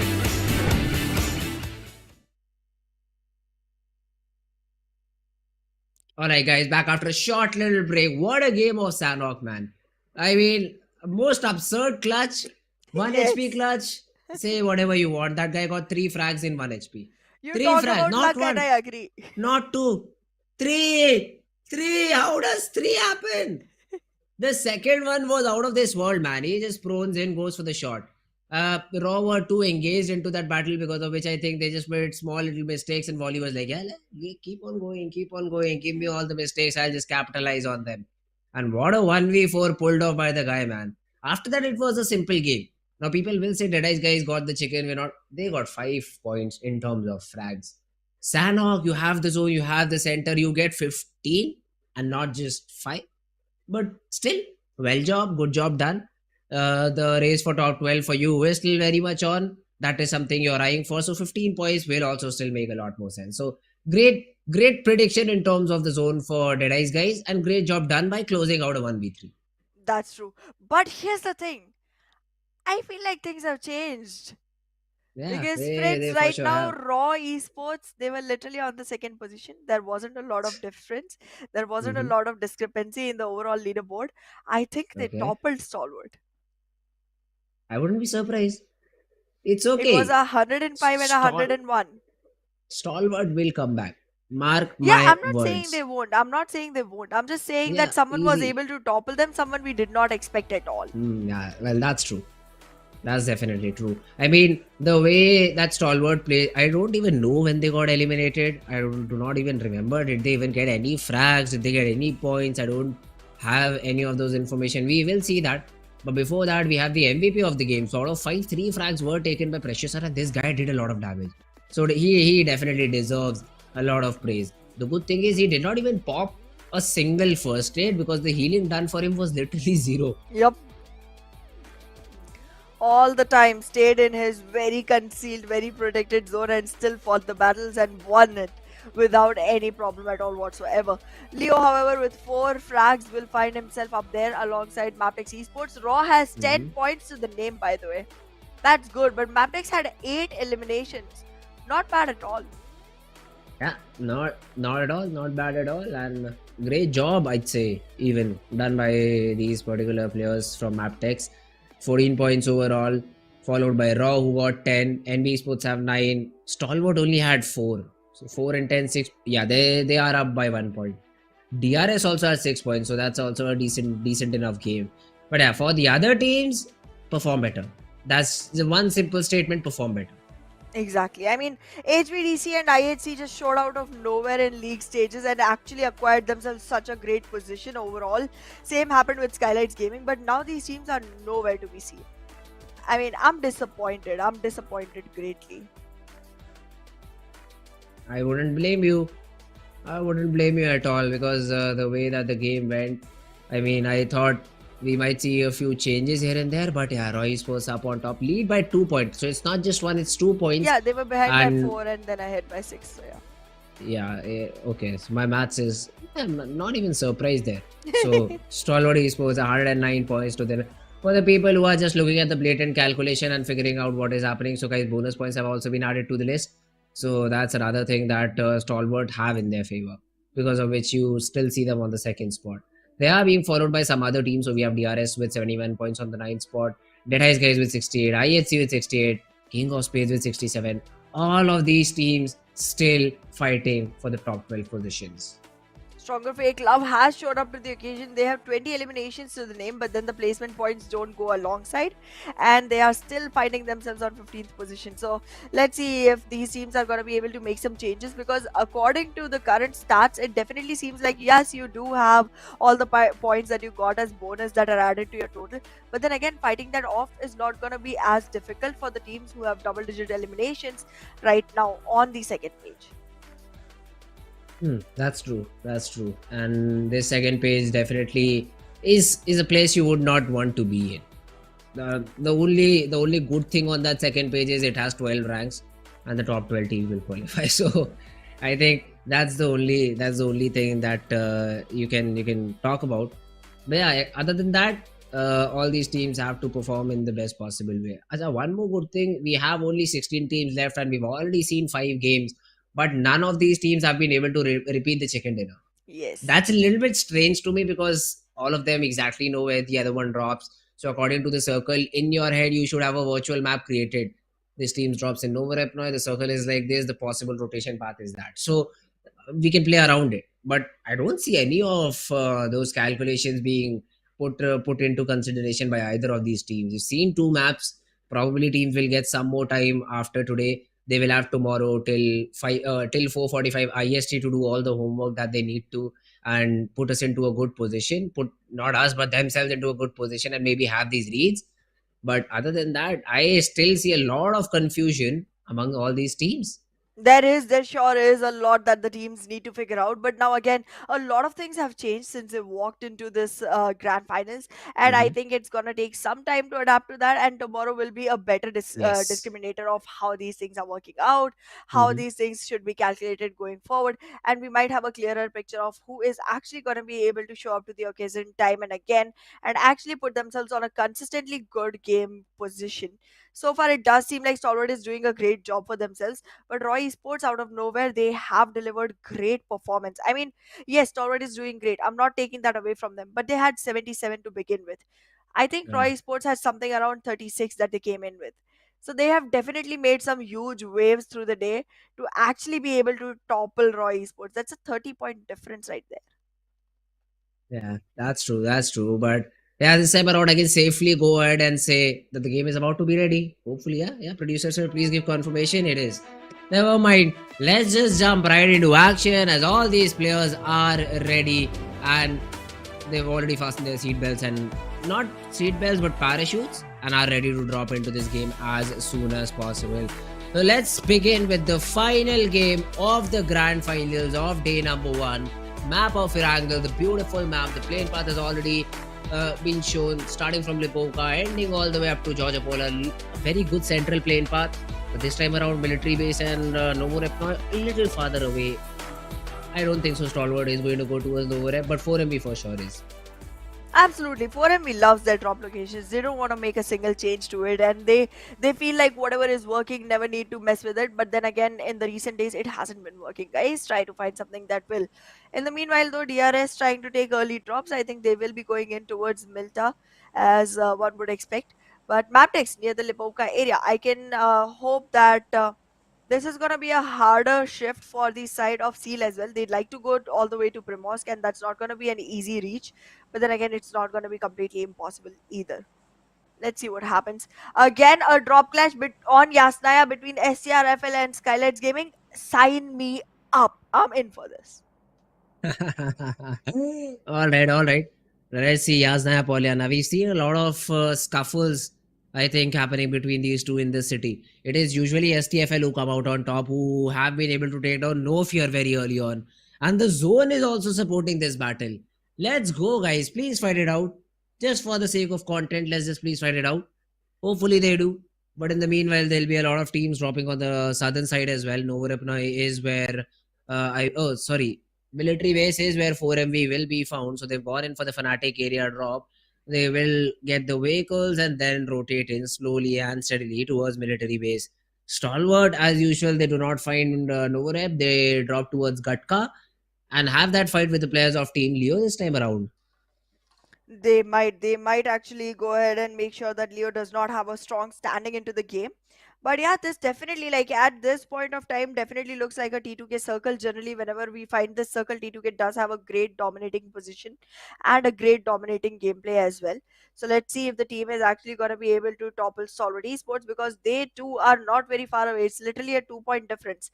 If T2K makes that difference covered up in this particular game, we would actually find Stalwart at the third position at the end of the day. So let's see if T2K will be able to change that around. In the meanwhile, though, Yasnaya Polyana is where we will be, because Stronger FAKELOVE and SKYLIGHTZ Gaming are going to be the teams that survive here. However, this time they have decided to go for separate compounds very far away from each other, not looking for early drop clashes. But come on, why would you not? This is such a good position. Go ahead, fight. Let's go. All right, all right. Well, we'll have to see if we do see a battle between SKYLIGHTZ and STFL. Otherwise, that that imaginary line gets created between the two teams, and both of them respected and play according to it.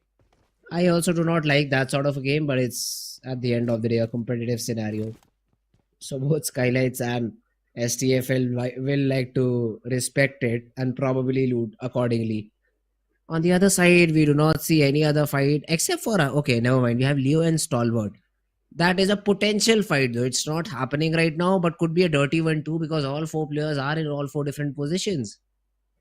That's true. Currently, it's gonna be a difficult fight for both of the teams. So they are gonna have to wait for the right time to strike on the heating iron. 9 point difference between T2K and STE. I was wrong at the point difference in this particular game. So let's see if that's gonna be an achievable goal for T2K.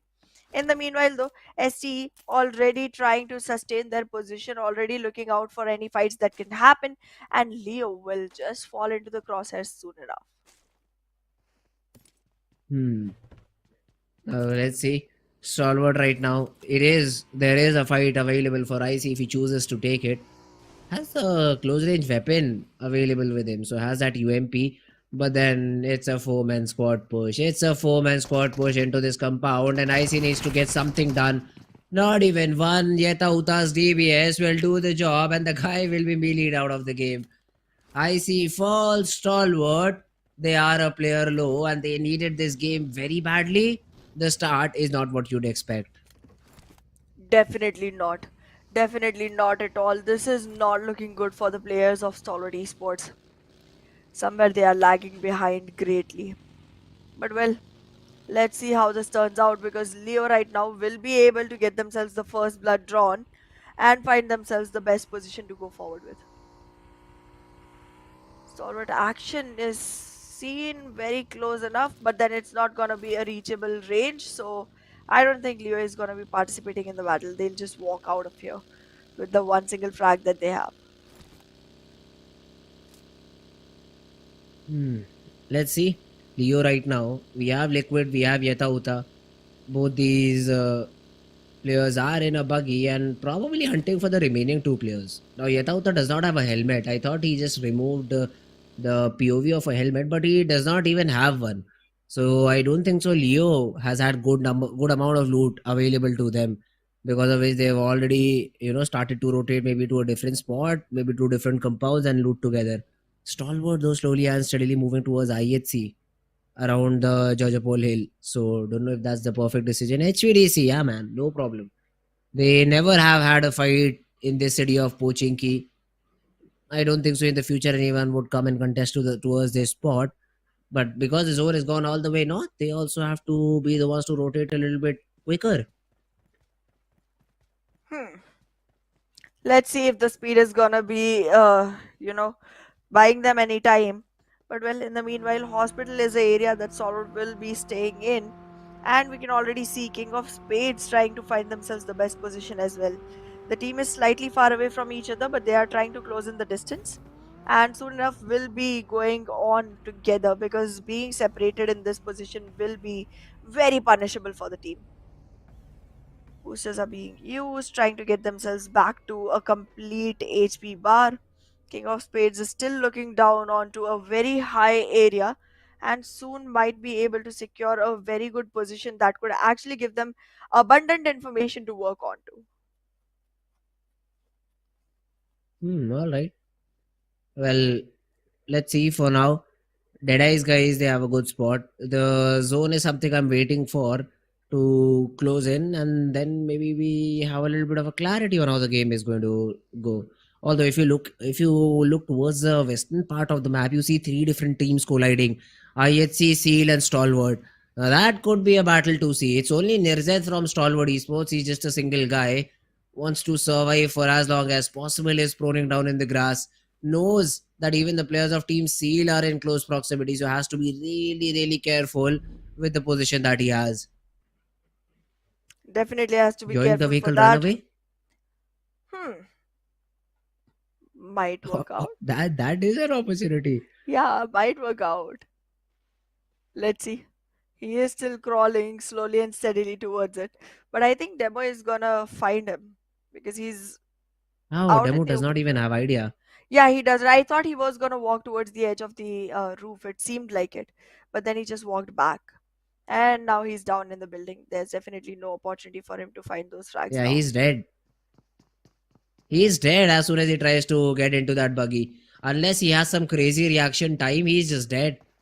As soon as he turns, he's dead. Yeah, there we go.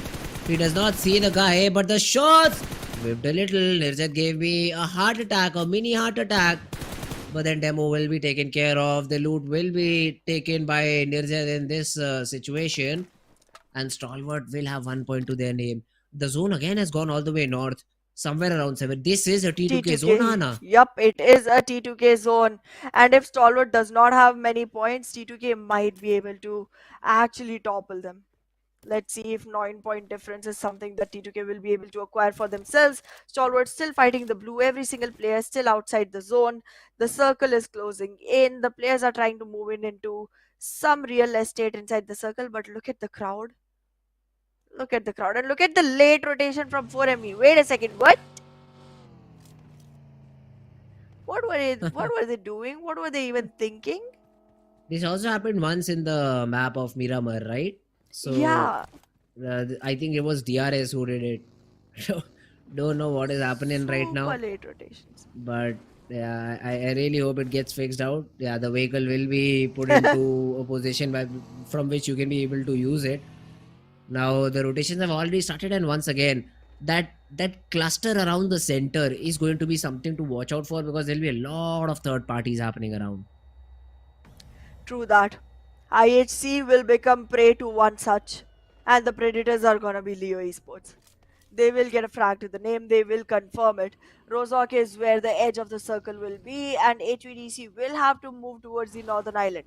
Staying on Rozok won't really help. I think they should be using the bridge, but I think they might actually go for the swim through. Let's see. Currently, it seems like they might not get enough land area to move in from because gatekeeping is another thing that you have to be very careful of. And in the meanwhile, IHWO losing players to Deadeye's guys. What is even happening here right now? Why are you trying to invite a battle you cannot really pick? Woofus, you're literally alone. The rest of the team is already down on the ground. Deadeye's guys knows they are your team. What? Wow. IAW just lost two. That's the worst possible start. Even Leo have started leaking players, losing players. Raw Esports, that fight happened, and they've also got that frag for their name. Now let's see all these teams with 3 players. How do they want to continue the game? Also, Stalwart is a 3-man spot right now. 58 players still remain, but none of these teams have taken an early exit. So some representative or the other survives for all of these teams. Interested to see how do they continue the game. NBeSports also joined the battle, and it is Team IAWO who I believe will be the first ones to fall. Tricks on the other hand gets taken by HVDC. Now DEADEYES guys, we just saw them winning a fight, but Tricks went a little bit too deep. HVDC punished them.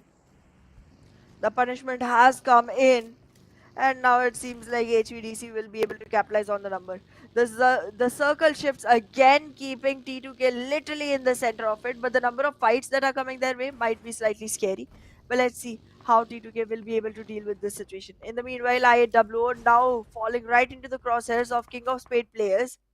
That is going to be another one to deal with. And IHC slowly and steadily approaching the circle. Leo also comes down into the mix alongside Seal. This is going to be one where Seal is able to take care of Leo Esports. Novax will get taken down completely. 4MB finding themselves players that they can feast upon, and currently busy with HVDC. In the meanwhile though, IAWO will get completely eliminated, and so will be NBeSports. Stalwart Esports not in a great position now either.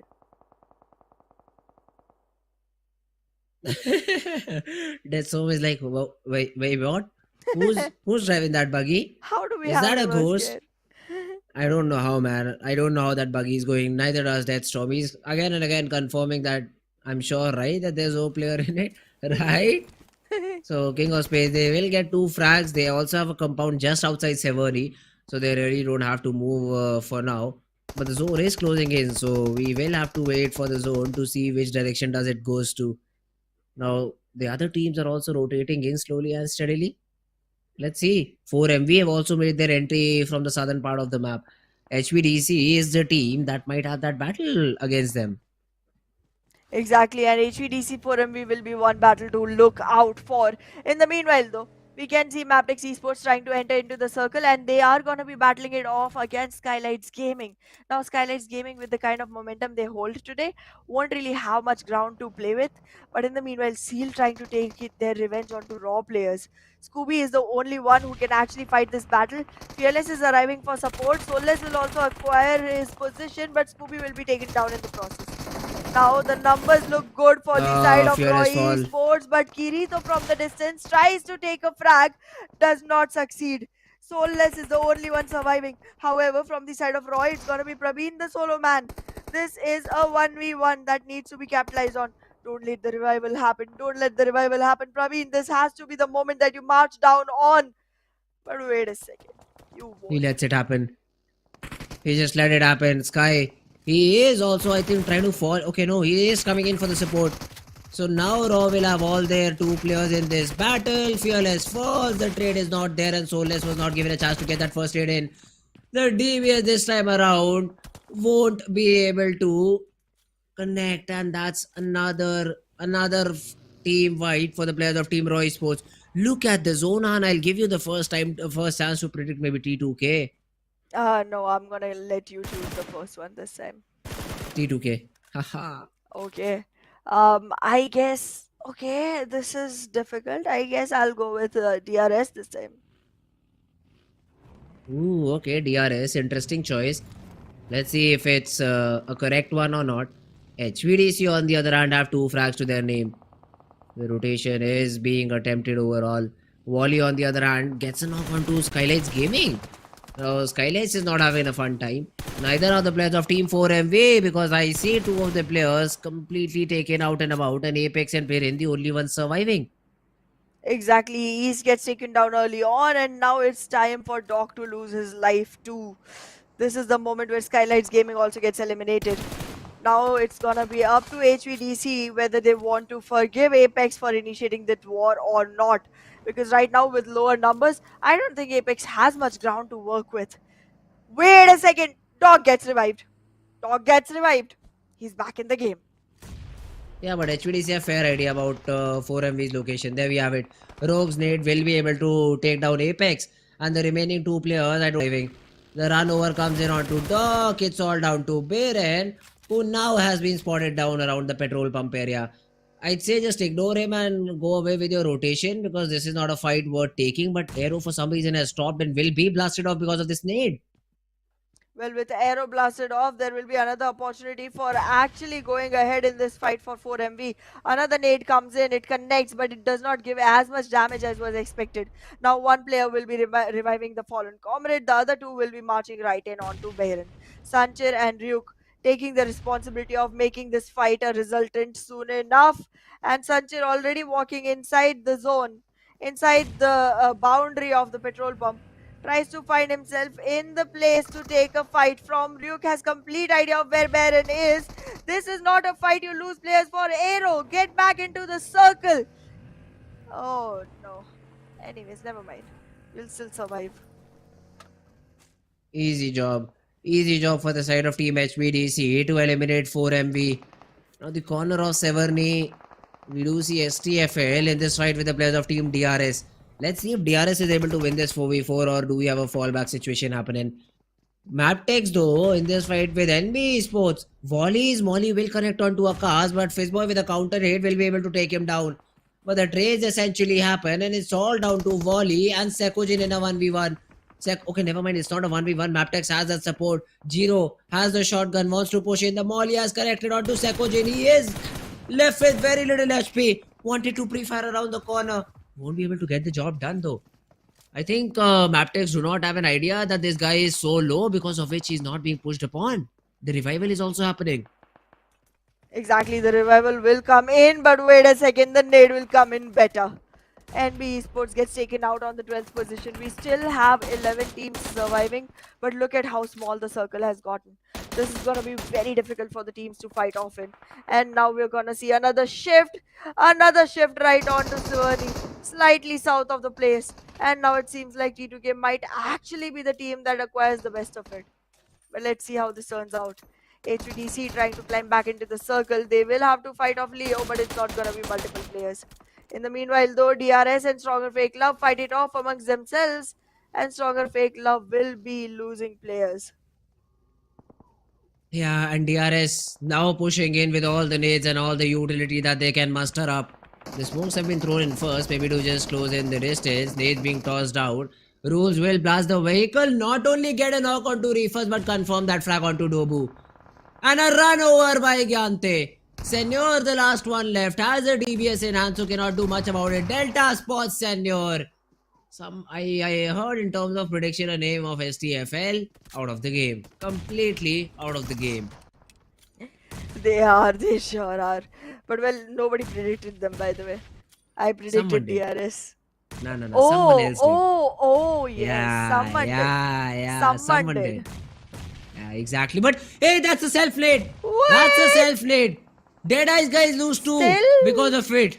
Thank God that that Slayer sir I think was still. Oh, never mind. It was Slayer sir's nade who knocked both his teammates out. Shifu sir's nade is the nade which got both the players eliminated. Otherwise, this could have been a big blunder from the side of Deadeyes guys. Look at he's laughing, the guy. This late into the game, I mean, I'm happy that they're not so stressed by this, but this shouldn't be happening. In this current situation, it seems like all teams are in a very optimal position. Take a look at King of Spades. They are all fours and nothing dangerous coming their way. Right now, it seems like even T2K will sustain such position, but DRS will have to take battles. Will have to fight them, will have to win them to actually acquire all fours and a position that does not get contested. In the meanwhile, though, for Deadeyes guys, it would be best to go ahead, take the fight with Leo and then acquire the position so that they have enough real estate to move around in.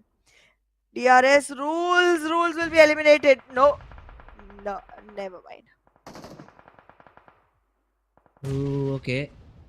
Now DRS DEADEYES gets completely taken down. Killer is also out and about, and Gyante, he is the last one standing. How long can DRS survive?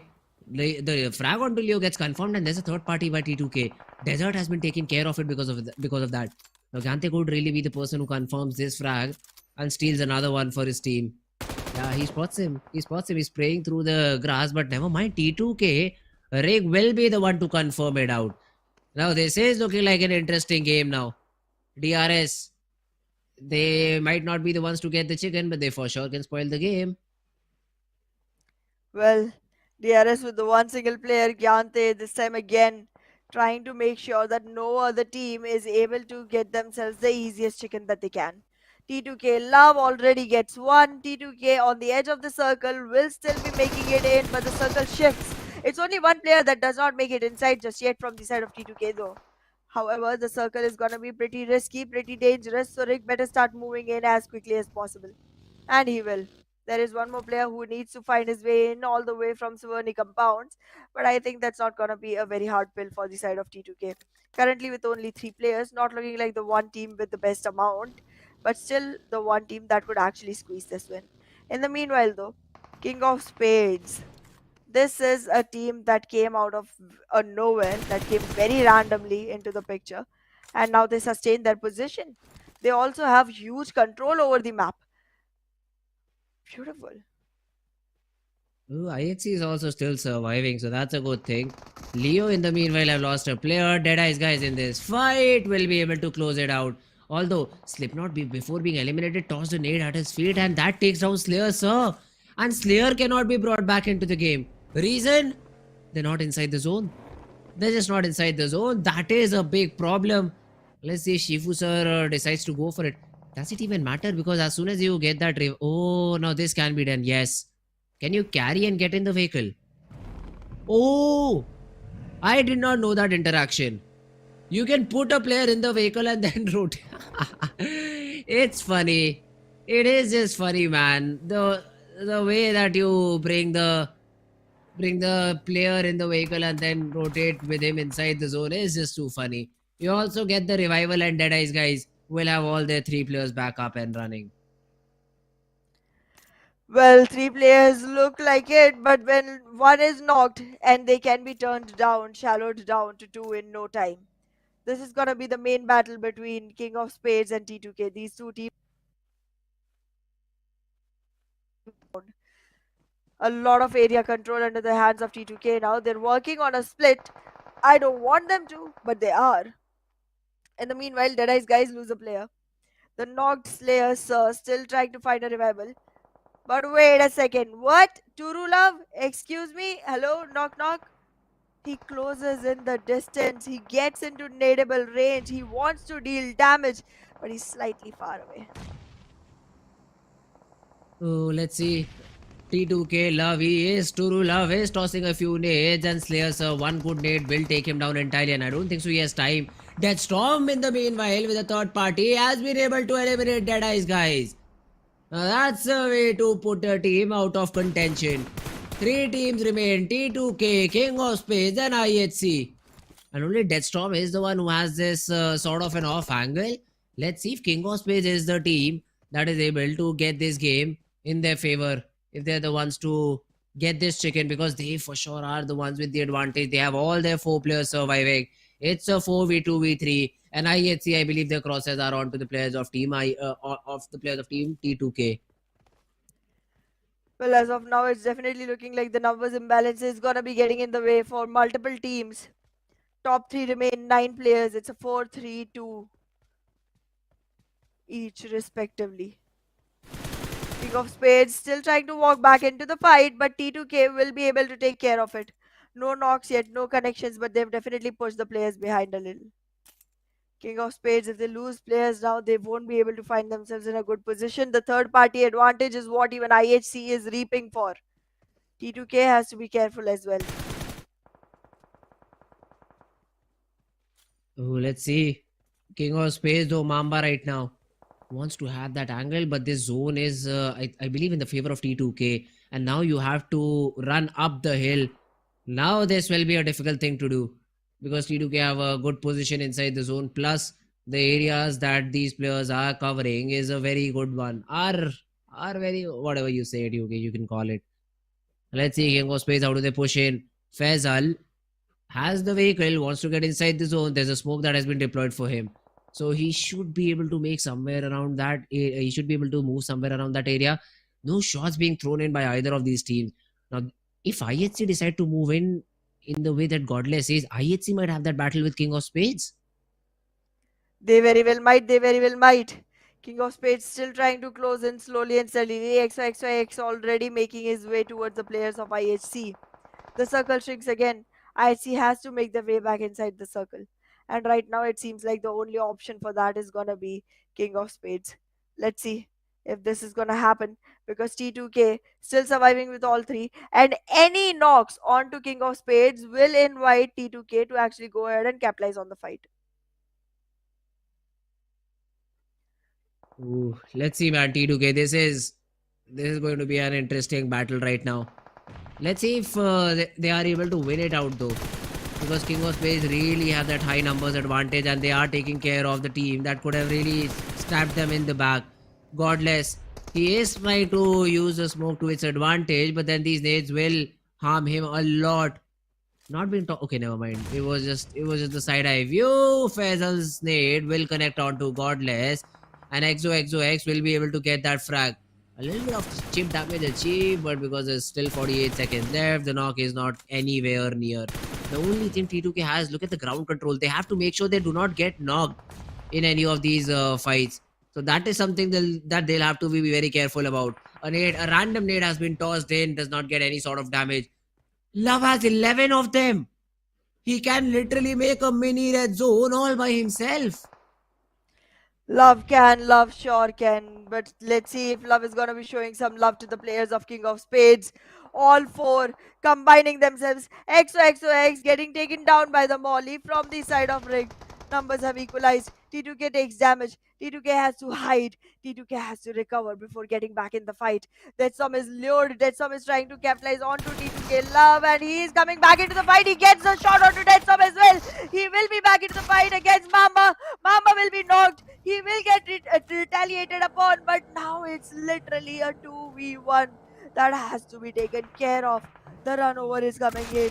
There is one single player, Mamba, reviving himself again back into the fight. The nade will come in, and this will be a flash. position. The Waited flash. out. It is gonna get Mamba knocked. Mamba will be eliminated. Now it's literally Faisal left. Faisal alone in this fight. The revival will happen as well. T2K will be mounting onto Faisal like anything.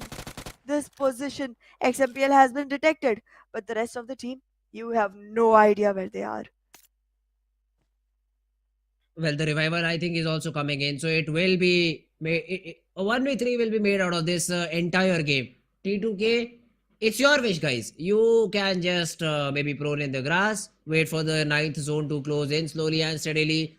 You may wish to take a vehicle, run him over. It's all on you. Don't throw it. That's my only concern. They Just don't won't. throw it out.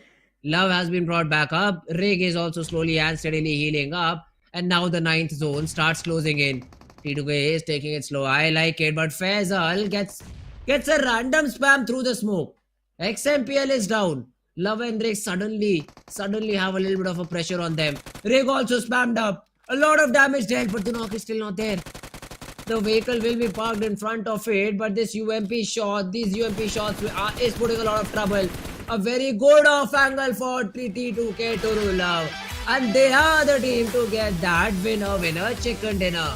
A Hana strategy, but my correct prediction.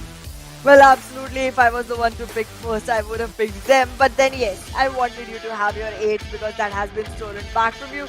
And I wanted T2K also to have their position.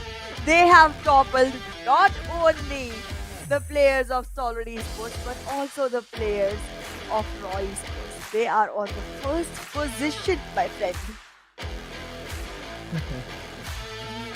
Oh my god, T2K. Great game, man. Great game. That's all I'll say. Perfectly played by the team. They knew how they had to end this battle in their favor. They had the higher ground. They had the necessary cover. And they used it properly as well. King of Spades, the only problem that they faced, they had to just prone down. Because as soon as they stood up, the opponent team T2K was just all over them. Exactly. This was a very stalemate situation for a really long time.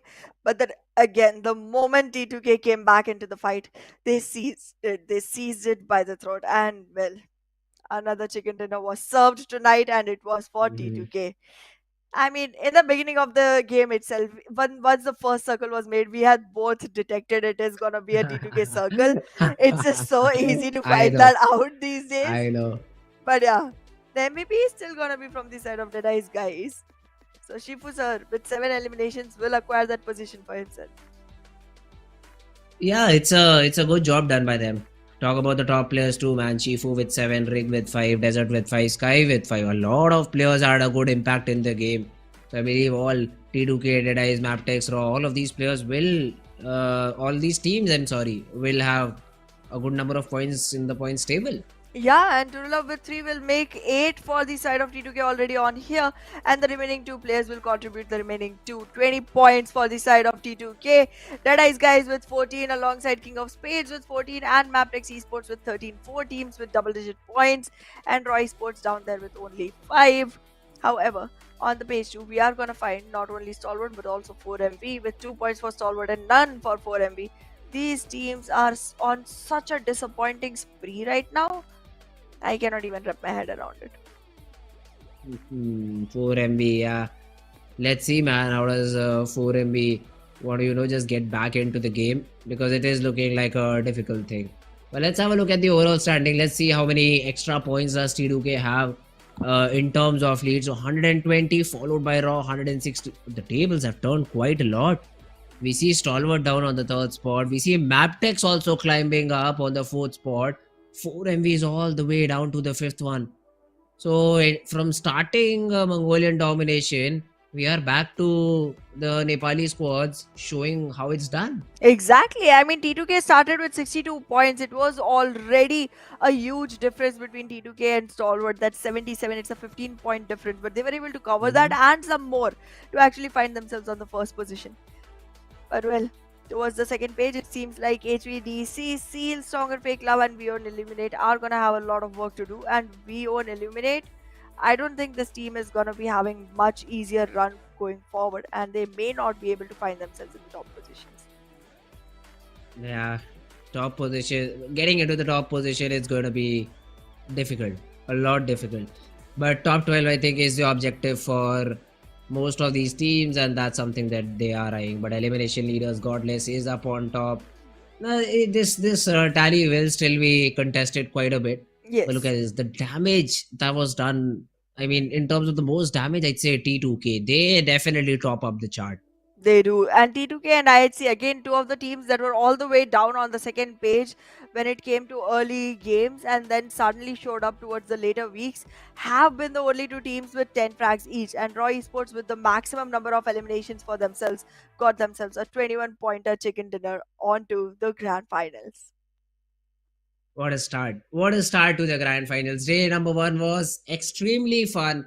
Especially, man, that TDM battle where you do not see Venom D throughout the day, but once when you see it, they just come in and win against Stalwart Esports. Caught me by surprise. I think they are the tournament favorites right now. Yeah. Venom D, the way that they've played. But yeah, man, other than that, the regular games as well. Quite fun to see, quite fun to watch. Still waiting for that high frag chicken dinner from either of these teams. Now I'd even add T2K to the list considering that the way that they've performed. Give them the zone, give them the early frags. Just have an eye on them. Just have an eye on them. And they are the ones that will show the great performance. Mongolian domination, I believe it has come to an end, at least on day number 1. Let's see if the Mongolians reign back again on day number 2 and 3. Exactly. There's only 2 more days to go. But well, for those 2 more days, we will have to come back tomorrow. But for today, we are going to be signing off. Thanks a lot. This was Fritz and Anna here to entertain you. But we'll see you tomorrow.